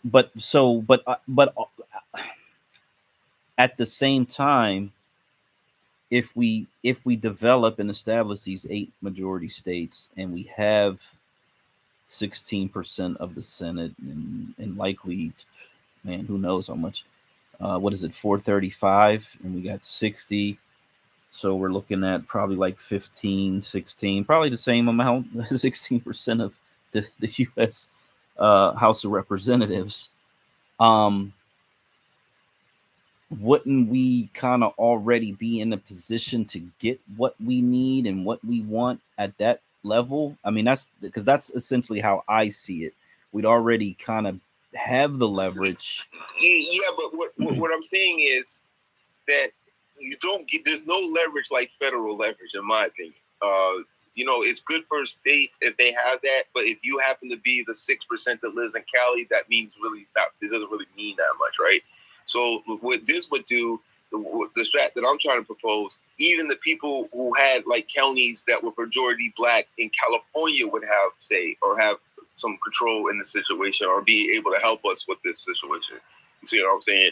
And that's why I think that the speaker role, going after the speaker role, is a unit. Not only is it a great thing and easy for us to do, it would be more unifying, because we wouldn't just have to worry about having a key people in the majority states. We literally could get every black person in the country involved, especially or any black majority county in the country involved. You know what I'm saying? Which would be a nationwide thing. You know what I mean? And with that kind of pressure, and that just mounts up even more pressure, right? So like, that's why I'm saying I haven't found another way where you can get that kind of leverage by unifying the black community and giving the black community unparalleled say. and no restriction on time, no restriction on anything. We literally can go after any speaker they put in office and be like, look, no, we're not putting that person. You ain't spending no money unless blah, blah, blah. You know what I mean? Like, and it goes right after the purse, which is like, it skips all the middlemen. There is no president or no middleman. It's literally, that's the role that has the purse. So, you know, we're going straight for the bag, so to speak.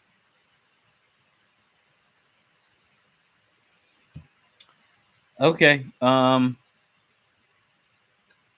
I mean, scattered across the country as a minority population, because this sounds like that's kind of where you're coming from, where you have these majority counties or districts, at least, where you can get a bunch of black politicians elected to Congress, which we kind of already do have. But they don't care about our population at all. But if, let's say, for some reason we got the people in that we wanted and they actually did care, I'm trying to understand how. I get it. We get rid of the speaker and then we sit down at the table and negotiate what we want. I kind of, okay, I get that part. But you still have to get through the Senate. You still got to get the president's signature. Because a lot of legislation gets written in the House, passes the House, but dies in the Senate. Yeah. But see, that's cool because, like, I thought about that. They can try to obstruct, but then we obstruct again, right? Like, yeah, Senate, yeah, you're not gonna pass this. Oh, I guess you guys don't want to go to war. You ain't got no money. You ain't got no money you want to spend. You got no side projects you want to spend. Oh, that amusement park you wanted, or whatever you wanted for your shit. You know how all these politicians have their little to-do list or whatever. You ain't getting none of that shit done because the speaker has no time limit or has no amount of limits of which we can remove that motherfucker. So, you know what I mean? If Senate fucking stop some shit we're trying to get done, boom, we're right back and do the same thing. There's no speaker, and then we're right back at the fucking table again. And we can keep rinsing and repeating as many times as that needs to be done. If they obstruct our shit, we'll obstruct their shit. It's just that simple. Okay. Okay, and you think that can be accomplished with us remaining where we are, scattered across the country, and then the federal government eventually gets something through. But the way the federal government operates, especially when it comes to money, is it goes from the federal government to the states, and the states essentially decide what they're going to do with the money, and they don't always necessarily trickle that money down to the Black Americans that you may be targeting with this obstructionist activity. Well, then that would be on us to be like stick up for certain counties or states, and then we obstruct again. We would have to use the same. We'd have to yield the same weapon, you know, on a case by case basis on how that would play out, or that person would just leave that county, or maybe move to the next county over or something. I don't know, but like we would essentially we would have to use the most tools, or you know what I mean. But at that point, we have power to sit down and sort of. We have something to yield. We have a sword to yield, so to speak. You know what I mean? So, like, that's all that really is where I'm getting at ultimately. Like I said, it's not, there is going to be some nuances and stuff that is not in the pure content. So I'm not acting like this is a purely perfect plan, but it is a sword that we can yield that I think that we have access to. We fortunately have access to the sword. We're just choosing not to use it for whatever reason. Okay. I mean, I hear what you're saying. I do like to go all the way through everything to its final. They say follow the money, so I do like to do that oftentimes. I believe that is a lot of energy, a lot of work, a lot of effort. I don't know what it would produce, but I do know this, that if you move and migrate and you establish these Black majority states, and you do have two loyal, dedicated senators in each of these states and a number of US reps, whatever that number is, that you not only control the state, which is where the federal government is going to send the money, so that you can actually determine where the money goes, because you already control the infrastructure that the country has already set up for the money to be distributed, but that you actually do have federal authority because so you let me get have this straight. multiple senators and multiple US reps already in position. Yeah, but a state can only have so many reps or senators. So like if It's based let me on look at it's based on population, yeah, based on yeah. population. So let's say we have a state, and so we have unparalleled power in that state. But I don't know how that transitions to federal level power. Like that's where I'm missing, I guess. Yeah, because you know you have the senators that represent the state that are in the federal government.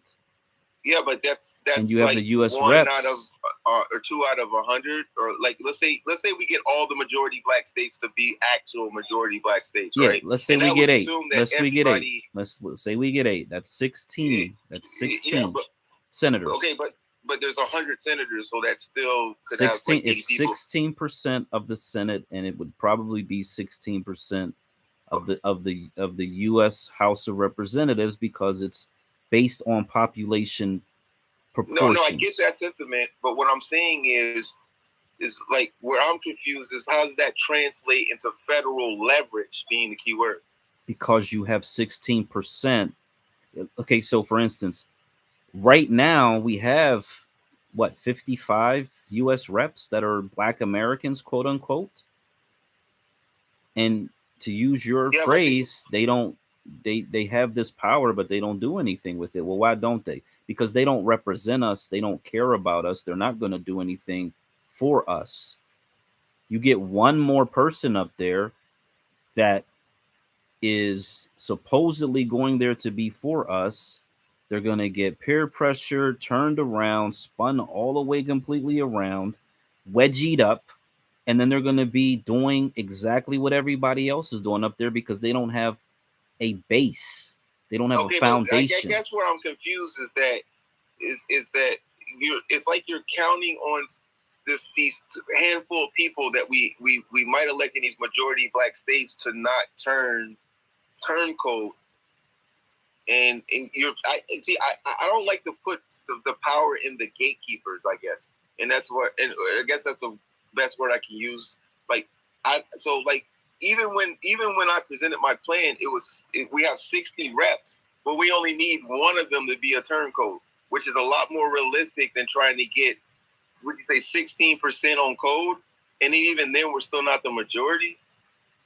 You know what I mean? Like it yeah, seems but like you, mine but is a little bit more. All right,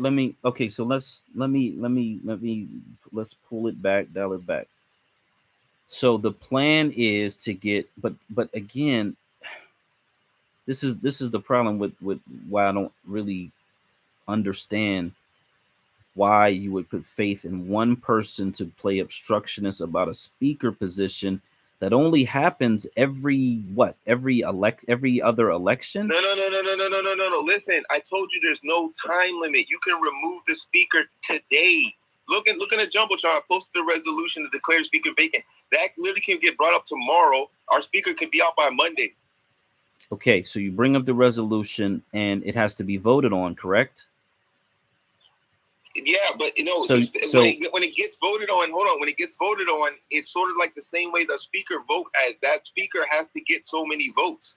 So you have one person that's going to influence 220 people to get a simple majority. There was a group of like, how big is the Freedom Caucus? Like it was a group of like. No, and then this is okay. So you're misrepresenting the facts. The facts is that they were at a juncture where they had 200 plus votes on one side and 200 plus votes on another side, and it came down to these few people. But that still exists right now, right?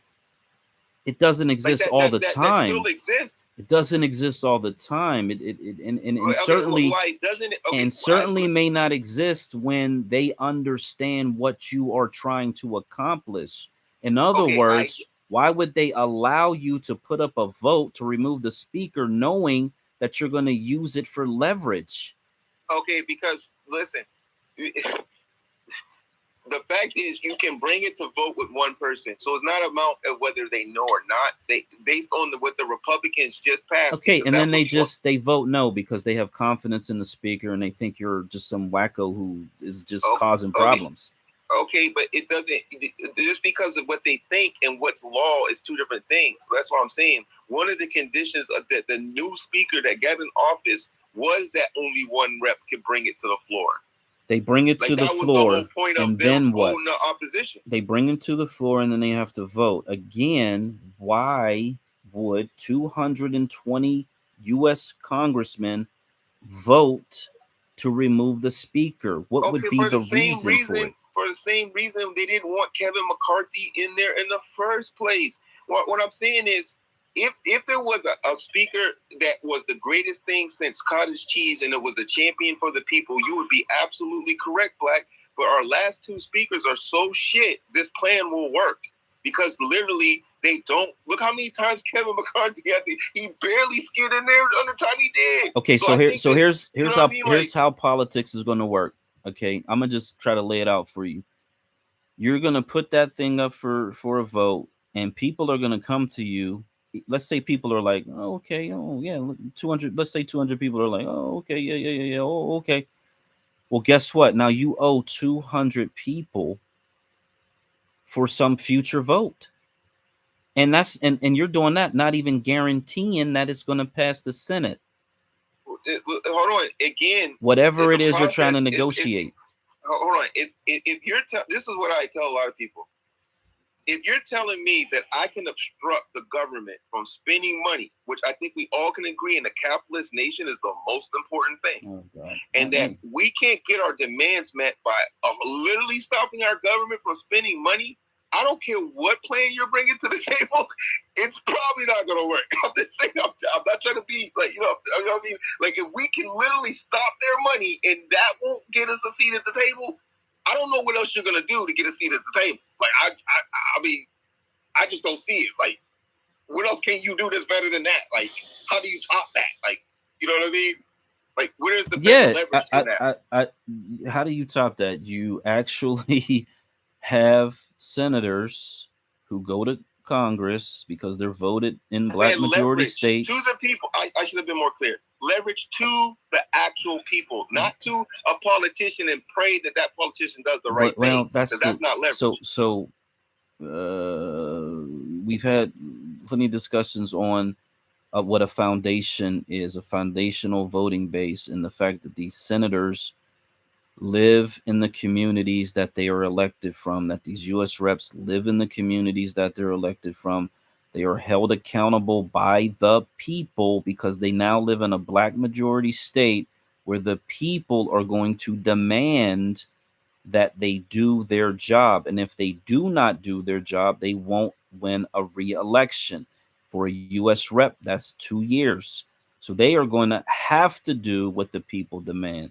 The senators have like remove the speaker. A senator has a much longer window. However, a senator has a much longer window. However, because once you're at the point where you have 16 and they are caucusing together as a black majority caucus, not as the black caucus, but as a black majority caucus, they will be held accountable to each other. Okay. Because they can actually form a wall of protection around themselves within Congress because they are accountable to the black majority citizens. Unlike today, where they're not. They have black districts, but they don't care about that. They throw out numbers of 70 million, 80 million non-black people that they're accountable to. So they don't care about the people today. And I don't know how or where there's going to be a place in the country today, the way that we are scattered and integrated across the country, where you're going to find one U.S. rep that's going to go to Congress and is going to create all this obstruction, and the people there are going to vote for it because it sounds insane. from just a rational so you're saying place. There's no, hold on. So let me see. So we can't get any black majority counties to get on code, but you want to get black majority states to be on code. It's a totally different thing. It's yeah, because it's the same thing as a bully in a high school. You could be the majority in your classroom, but if you're not the majority in the entire school, you don't run shit. You don't control shit.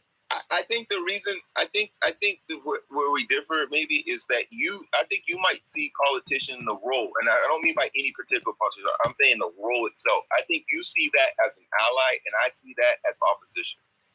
And I think I know going in that the politician is going to do self-interested things, and so I go in. Yeah, that's because they're allowed to. That's because they're allowed to, and they're not held accountable. And no one has the leverage to hold them accountable because we're so scattered across the country. No, I mean white people can't hold them accountable. So that's there you go, and they do, and that's the way the system is set up. The white people do hold them accountable. When has a politician ever been held accountable? Just name one.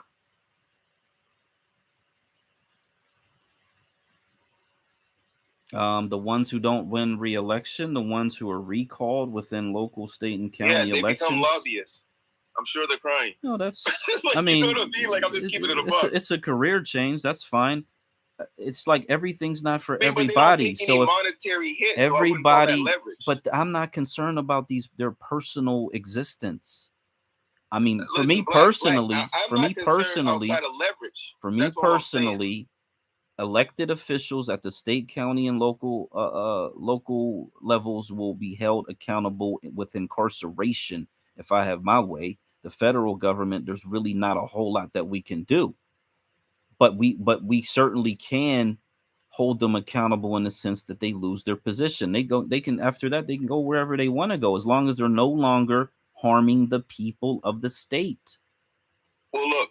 This is what I've noticed, all right? And this is just a historical thing that I've noticed. Whenever you have black leaders, and in this case, we'll just call it a politician, and it's not scattered, and they have one central point in what they can focus, they take it out. And then on top of that, you're only a certain percentage of leverage to begin with there. And so they take that one person out or that handful of people out. I'm trying to avoid that process. But that's one of the reasons why I'm looking for more of a decentralized style of plan that anybody can participate in at their level. Like the way I presented this, they literally can do it. Like we could get started tomorrow, right? Everybody can do it at their own county, right? And start talking to the House rep about getting the speaker removed. Especially if you're in a blue state and you want to get Kevin McCarthy removed. That should be a no-brainer, right, for most places. So, like, I don't know. Where I see the opposition, always going to be opposition for me in conversation, is when somebody says, we need to get this person or this role or this one thing, and it's not to remove that one thing. Like, if we're trying to do anything, remove it, then I'm down. But if we're trying to put it in, like, that's where I get, like, because then you're like establishing sort of like your own gatekeeper. But I see that there was a hand, so I'm gonna let that person go because I know we're gonna go on. Me and you go at it. Yeah, and okay. So here's the thing: we can try to keep finessing the system and taking shortcuts, and that is one way to go about it. I think that's kind of what we've been doing, and to no avail. Or we can actually do the mature, adult, responsible thing, which is actually take control.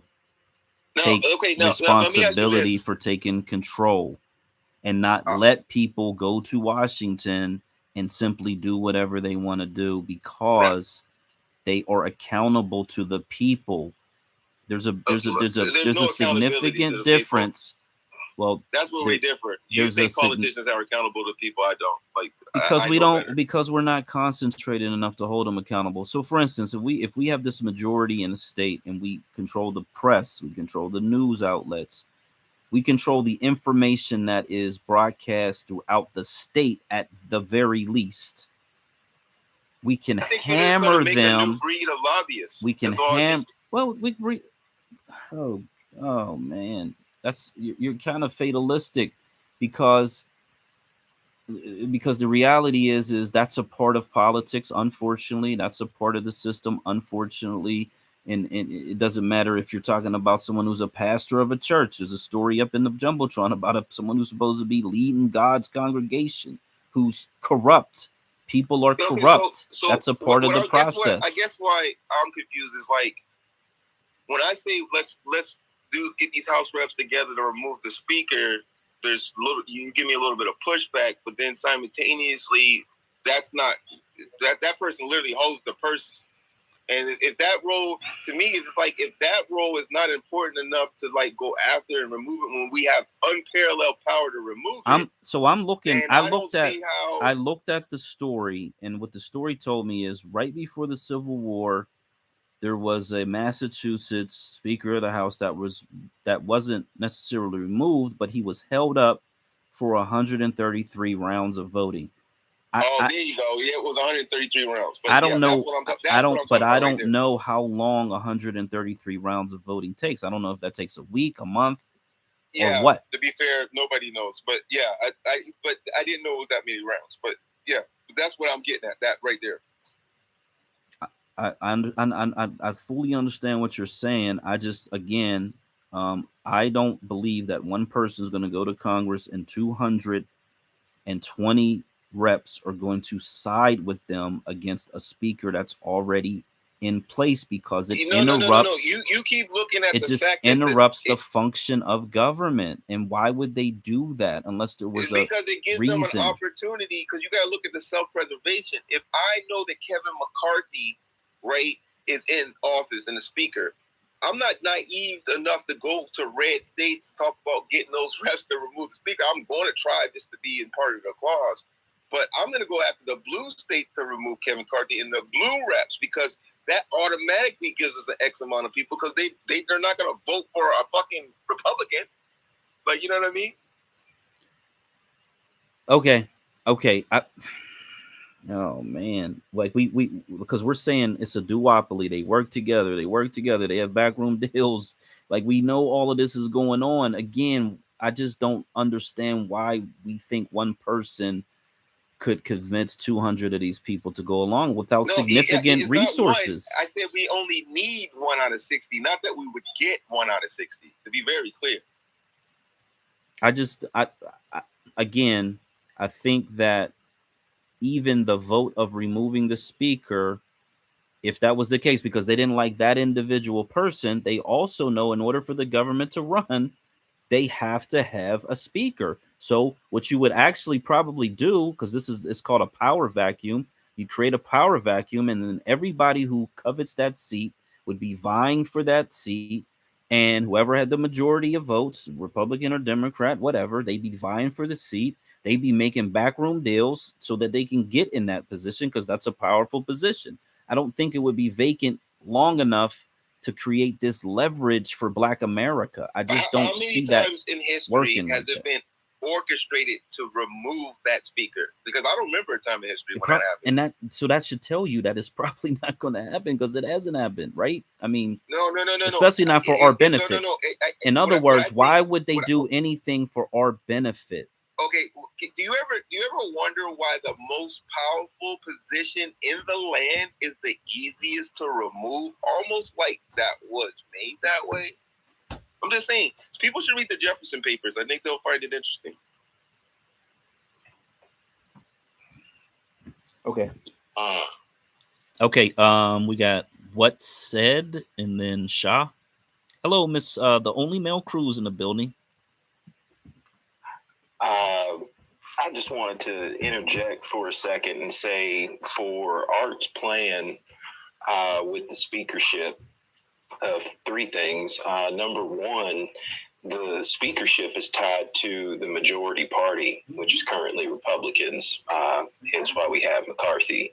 So even if it would actually have to be effectively a Republican that would step in currently to have McCarthy removed. So for the Democrats, that you have Hakeem Jeffries. He's the minority leader right now in the House. So you wouldn't be able to get to that speakership position unless you are the majority party in the House as a whole in order to get to that position, because you wouldn't get the votes. So and really that right there is part of the issue. The next thing would be for having only one person initiate the motion to remove someone from the speakership is temporary status, because that gets decided when they actually establish the speakership position. So as soon as the next election rolled through, and they may even be able to change it when they're having that vote. So they'd say, okay, well, McCarthy is being, we voted on it, McCarthy's being removed. Now what are the new rules? And that can change depending on how they set it up at each, interval when they have a new speaker. I tell you, man. Yeah. Hey. Just a quick before Shaw goes. My job, my goal in this whole sense of the plan is that literally have no speaker. So it's not about like the Republican or the Democrat or who gets in. It's literally the cause of problems no matter who gets in. Like there would be we're using the parties against each other, so to speak, in order to leverage a small thing. So if it's a slightly tilted to a Republican or a slightly tilted to a Republican, I care not, because I don't care which one gets in, because I'm going to go for obstructing them no matter whether it's the Republicans or the Democrats. I'm just going to go to the opposing side, get them on board, and try to go to the opposite side. The Republic. In this case, it would be, since the Republicans are the most, I would target Democratic states for the majority of what my goal campaigns would be. But then I would have a little push in the Republicans just to get a couple on board. You see what I'm saying? And because the whole goal is just to cause the obstruction, not to pick up one side or the other. I do understand what you're saying there, but the issue that you'll run, I think that you would run into would be when they change the rules. They do that all the time. Now, that's a fair assessment. If they pulled that off, but I think that we knowing that that's a possibility going in, we can sort of use that leverage on the House rep before then and get them on board to not push for that situation and even obstruct that part of it. So we just got to know that going in, and then because once you go in, you can say, okay, we're going to elect you, but your whole job is to remove the speaker under this pretense of election, right? And then we add on whatever else we think might be a problem that they need to do. You know what I'm saying? Like we're not restricted on that. And like I told Black, is we're not restricted when we can do it. We're not restricted how many times we can do it.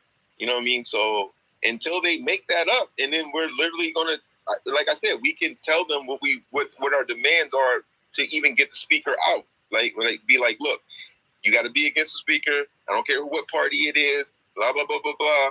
You know what I'm saying? And just get them on code. And I think from a House rep level of things, you have, as a person, as a citizen, have unparalleled leverage against your House rep, because every other year they have to fundraise than any other freaking position.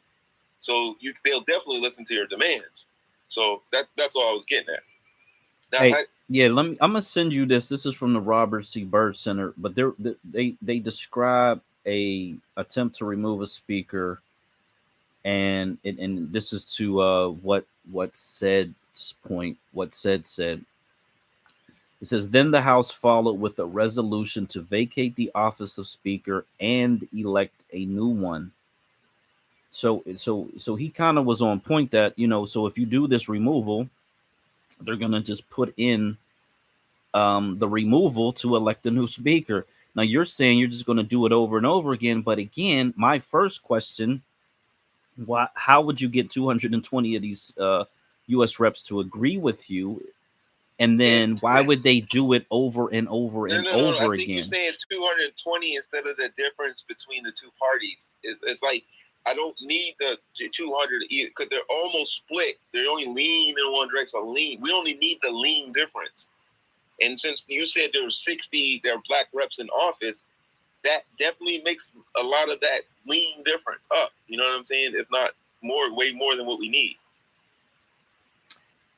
I hear what you're saying. The only way that I would even attempt that, or I would hope that they would attempt that, I may not be alive to see it. Hopefully I will. But if they were going to do that, they would do it to get their person in the position of speaker, because that to me is the only reason that it would make sense to even attempt something like that, so that you can actually have the power. That route, but you wouldn't be stuck with that, because even if we don't get the person in as a speaker, I mean, I'm not saying that we can't use it for that. We can. But in the event we don't get that person, it still creates leverage for the new speaker, because they're still going to have to meet some kind of demands of those 60 individuals or whatever amount of individuals it would be. You see what I'm saying? I'm trying. We got Shaw up. Yeah, you guys are gonna circle in this one. But one thing we can say is what history has taught us about these type of situations is that there's gonna be cracker backlash. We know that from Reconstruction. Yeah, there you go, bro. We know that from probably Obama being in office, and this is what we need to be concerned with. I can never agree with Shaw, but I actually agree with that sentiment. That's the best argument I've heard so far. You always say that. So we have to be prepared for that. You know, if we take these states, and not even if we get reparations, we got to be ready for that. You know, if we get any kind of repair, even if it's not near what we want in terms of reparations, we've got to be ready for that. And then the mere fact that they almost, it looked like they were going to overthrow the country.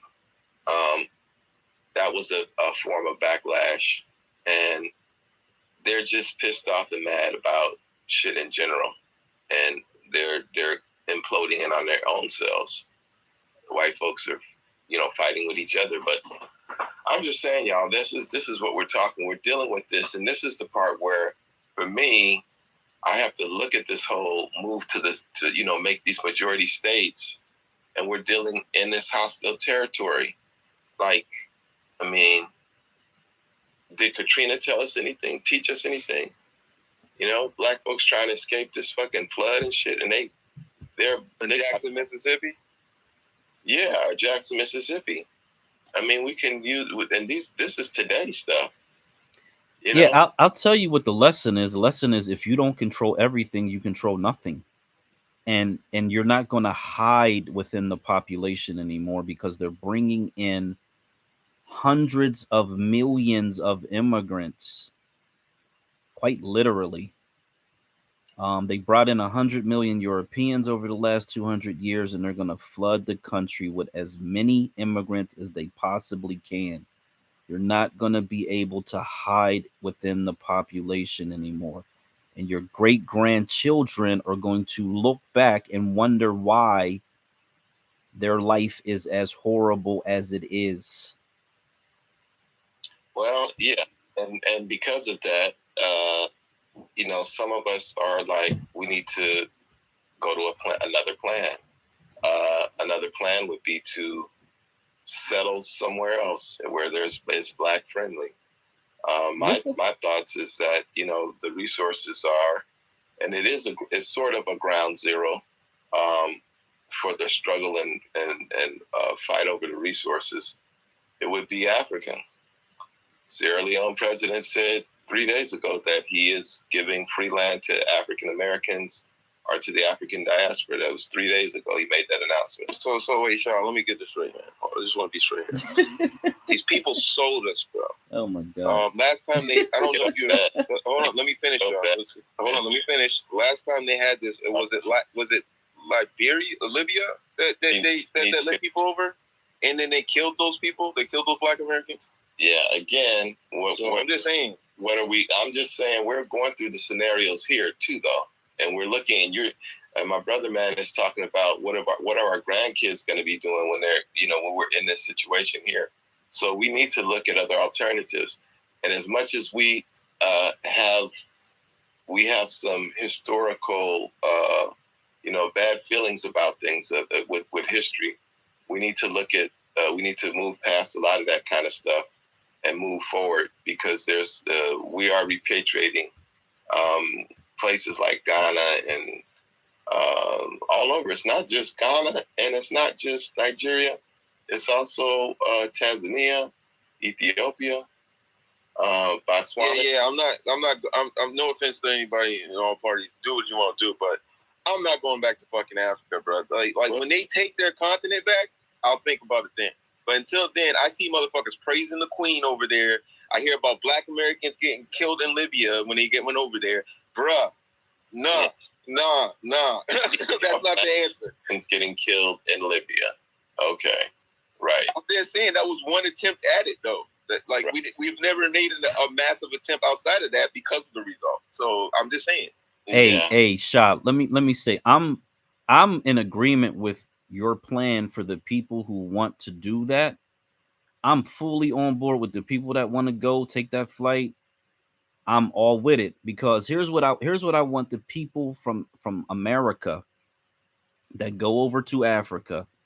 I want them to get into politics, and I want them to stop the Africans from coming over to America. That's the first thing I want y'all to do. Facts. The second I agree with that. The second thing we can do is we can establish mutual respectful trade. Outside of that, man, look, in my opinion, the people who promote this never leave. And I think that's probably where you may get some pushback, because I've spoken to Black Americans that are in Africa. They're on Twitter, and they're actually really intelligent, and they're doing what they say that they're there to do, which is awesome. It's the people that are here that earn enough. They got a job, they're working, you save a couple paychecks, you got enough to take a flight.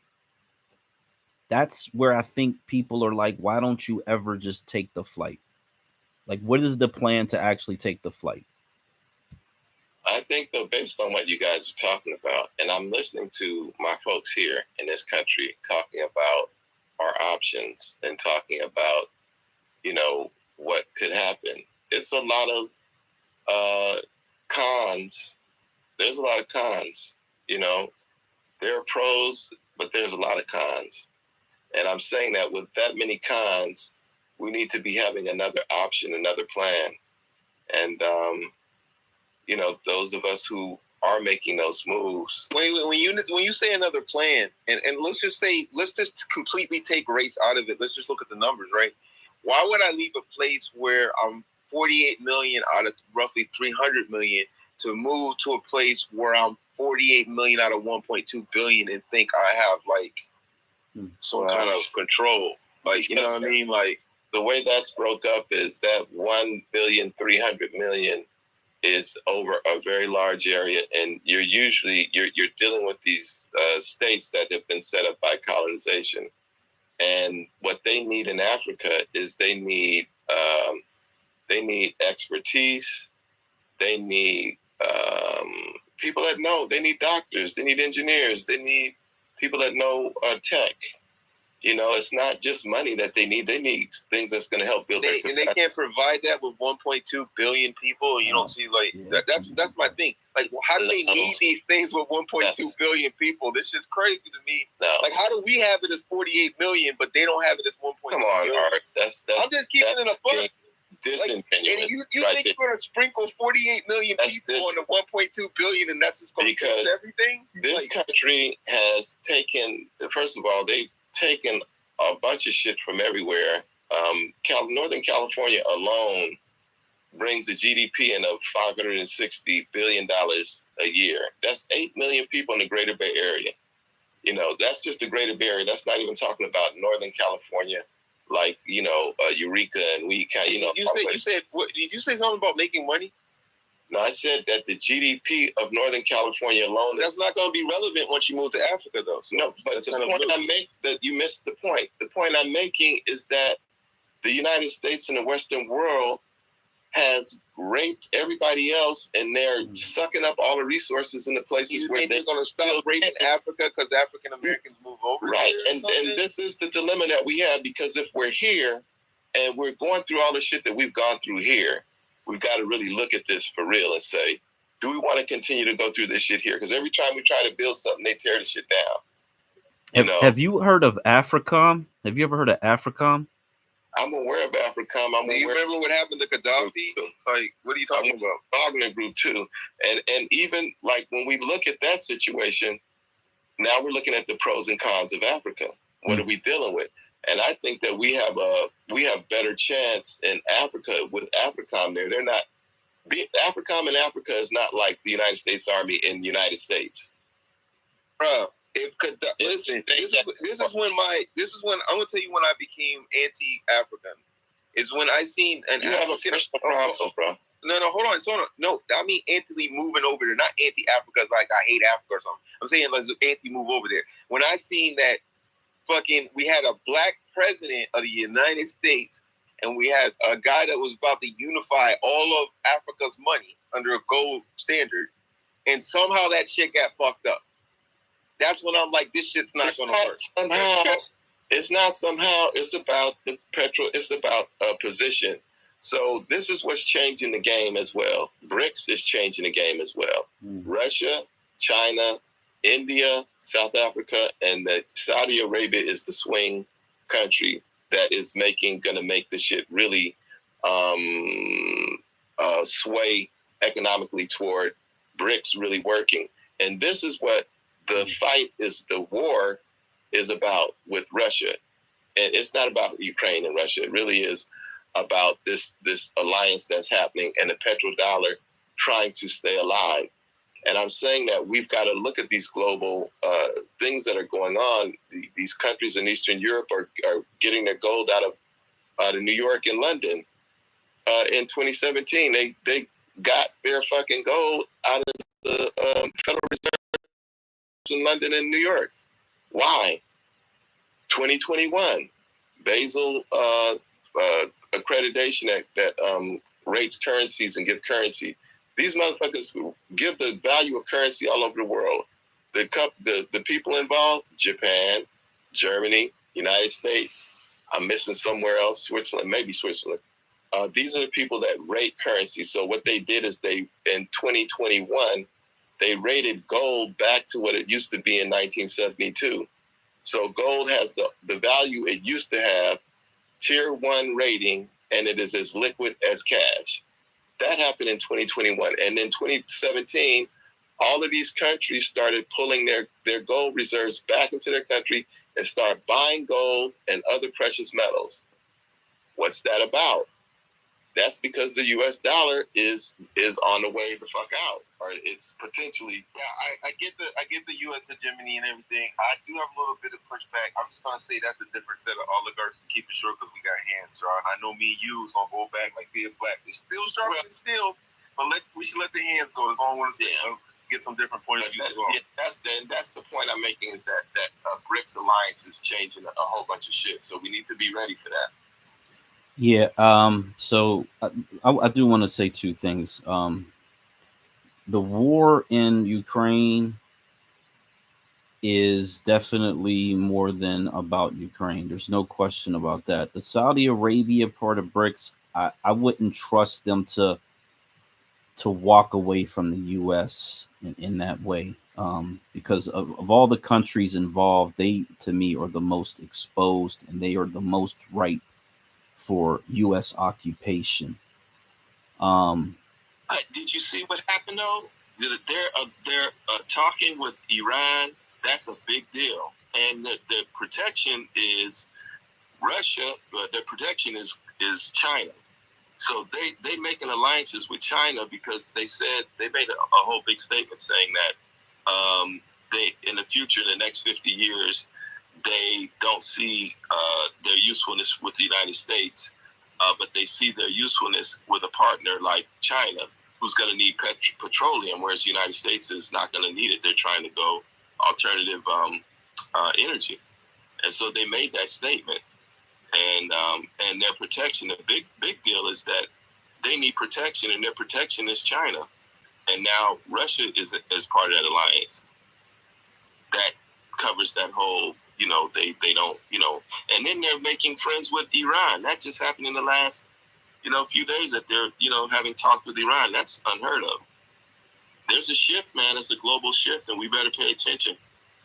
I agree that there is a shift. However, what I don't agree with, and let me say two things. One, gold is not a precursor for anything, to be honest. There's not enough gold on the planet for the amount of currency on the planet. Every time there's some financial windfall, people talk about buying gold, buying silver. In my opinion, that's one of the biggest scams on the planet Earth. There's not enough gold to match the amount of currency on the planet, and we know everybody's moving to digital. So I just don't respect the whole gold thing. The petrodollar is a whole nother issue. However, if the United States is moving away from oil, then it kind of wouldn't matter. But at the same time, the United States is a military global power, and they will go to war if they feel threatened. Against Russia, India, China. Yes. That's a fair fucking fight, right? Yes. There. Yes. Right. They will go to war. That's not, and this dollar that they got. Shaw. I'm actually gonna agree with you, but I think this conversation is gonna go long because I will say there's been things about China being in South America. There's reports that it's like they have police stations all around the world. So I'll agree with you, but I think this is gonna be a very long conversation. I'm just pointing that out. Well, and the other thing that I know that I'm gonna be quiet after this though, but that this currency, that the problem with the United States is the debt, and it's not, they can create debt forever and ever and ever and be in debt, but they can't control inflation, and that's going to be the cause of the reset. The reset is because of inflation. They cannot control the inflation. That's the problem, not the debt, not creating money and currency. And then so controlling being in control with their military, enforcing that petrodollar all over the world, making motherfuckers take the petrodollar. They're making them. France and Africa alone is forcing the African countries to keep their reserves in France, forcing them, right? Forcing them. And that's just one of the, these Europeans is something else, man. They got a stronghold. This is why Russia and China have gone into Africa, because they know that that's a major place for the Western world to survive. They have to have those resources to survive. And that's why they went in the last 30, 40 years. They've been there trying to make sure that their country survive. So they have resources, a certain amount, but these motherfuckers is relying on Africa to survive with the resources. That's why Africa is so important. I'll land right there. Oh, okay, awesome. Let's go, baby sister, and then what said, and then hey, DJ, you up here? You rocking? Reparations. I'm here, bro. Okay, because I got it, man. I gotta hit the pillow. So, Wait, Black, I wanted to get your thought on this. Somebody else want to be co-host, better speak now, forever hold your peace. Yeah, definitely. Yeah. Art, you trying to co-host this space?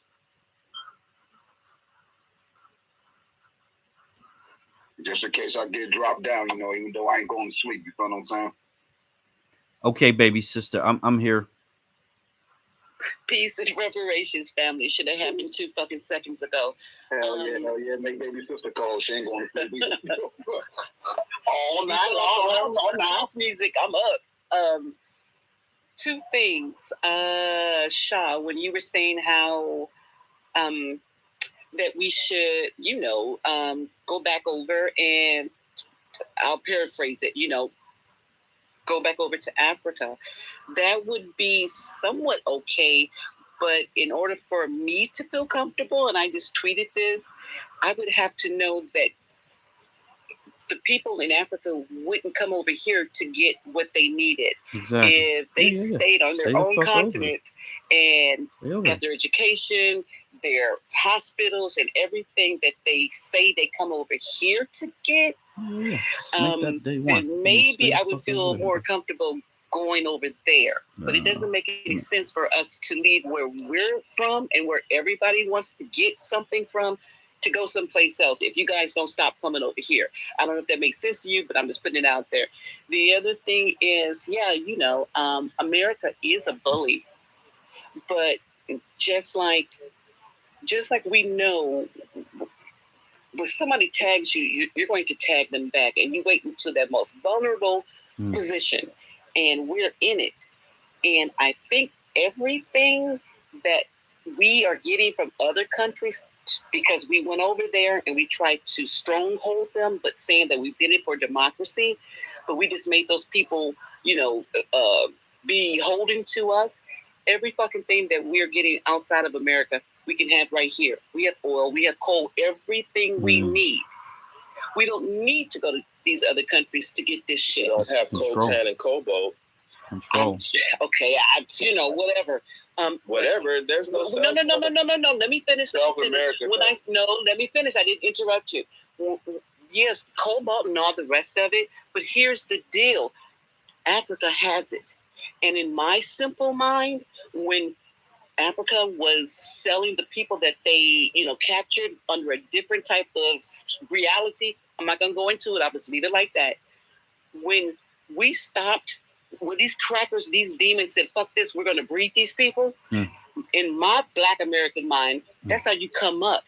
It seems as if the forethought of saying, you know what, we can't sell anymore. We can't do this. What do we have to play with? And it went right over y'all's heads. Instead of saying, we got the cobalt, we got all of this shit. We got the name game right here. Somehow it just went over you guys' head, and you became beholden to everybody that was like a doorknob. Everybody's getting a turn. Everybody's getting a turn. So, I appreciate the extension, but I don't have dual citizenship. I only have one. But until you guys, and I don't mean it that way, baby, I really don't. But until you don't come over here to get something from us, I think we'll stay here. So even though it's fucked up, you know what I'm saying? Yeah, and us and we we're talking about us and we in terms of what we have here, and we're talking about being able to work this system, this political system, so that us or we, no, I mean so that 50 million Black folks in this country can have a better life, not us. but 1%. Yeah, but the better life that you're offering, we're here now. You're in pursuit of it. No, what I'm saying, though, is that you're not the 1% we. You're not that we. You're not that us. You're the 50 million that's trying to hold on, Sean, think out something. What you can through a political system that's not even friendly to us. Yeah, Sean, you know why I don't talk to Africans? Like, why? It's not because I don't like Black people. I love. Hear me out. Just hear me out. The reason why is we have, over here in America, we have a use case for the minority. Over in Africa, we have a test case for the majority. Okay, so like, we have a step in. The reason why I dislike Obama, but I do like the concept of Obama in one facet, that we had at one point we had a Black man in office in the most powerful country in the world, while simultaneously having another Black man try to unite all of the currency, African currency, under one gold standard. During that same time frame, I might add, things, you know what I mean, other than the fact that Obama took the nigga out, just saying, that was, we're not going to, I don't know if I'm going to see that again in my lifetime. I hope I do. And you know what I'm saying? But that shows you what Obama was able to do, or who he was in that office. He was a white man in that office, as far as I'm concerned. No, I'm not disagreeing with that. What you're not understanding is, imagine if we get a foundational Black American or somebody that has our interests, at the very least, in that role, while simultaneously trying to unite Africa. Then you have that. If you don't see how that's why I said, I hope I see that again in my lifetime. because I would do that. It wasn't. People got excited when Obama got in office. That's not when I got excited. When I actually got excited is when I think Gaddafi trying to unite all of Africa while Obama was office. It was like, it made me question, is Obama really white or black? I can't tell now. You know what I'm saying? Like, I was still looking. I was like, I don't know. You know what I mean? Like, it wasn't unification of Africa. It was creating a currency, which is a certain type of unification. Yeah. So don't right. Even do that. Don't even do that. It was an economic kind of unification. But again, we wouldn't have took him out if it wasn't a threat. I'll just leave it at that. Of course. But the thing is, they've been trying to get him for a while. And the thing is when we look at that and we look at this, we're in the hard place. So this is what I'm saying. We have hard decisions to make. Either way we look at this. This is true. This is true. So let's just put a little period behind it, and not let the room just get into the vicious cycle of whether or not it's okay, because everybody has an asshole and a point of view. So, DJ, you have any news or whatever, so we can just sort of lighten the mood?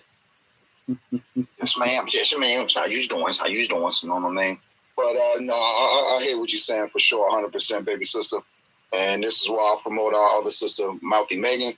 So, Sha, I want you to get in the Jumbotron, right? And I know it's a lot of shit up there. Now, hold on a second. Let's see if I can find it. Or get in the chat at the bottom. You'll see where I posted it, say hashtag BSOA, that's Black State of America. And you'll see, matter of fact, everybody get in the Jumbotron. It's the fourth end from the left. Okay, YouTubers, thank you so much for coming out. We start on social for the first 2 hours every week, because they only give us 2 hours, unfortunately. So we are starting this around the 11 o'clock hour, roughly. So if you've been missing out on the first 2 hours, that's why, because we're on social, soxial.com. The feed for the lives are at the top of the website, the app, etc. And we figured out how to have multiple speakers on, so we will have multiple speakers on in the future. And check out Social Live, social.com, and or Twitter, obviously. And then we'll just see you next weekend. Thank you so much. Blessings to the family. Blessings to the folks. Good evening.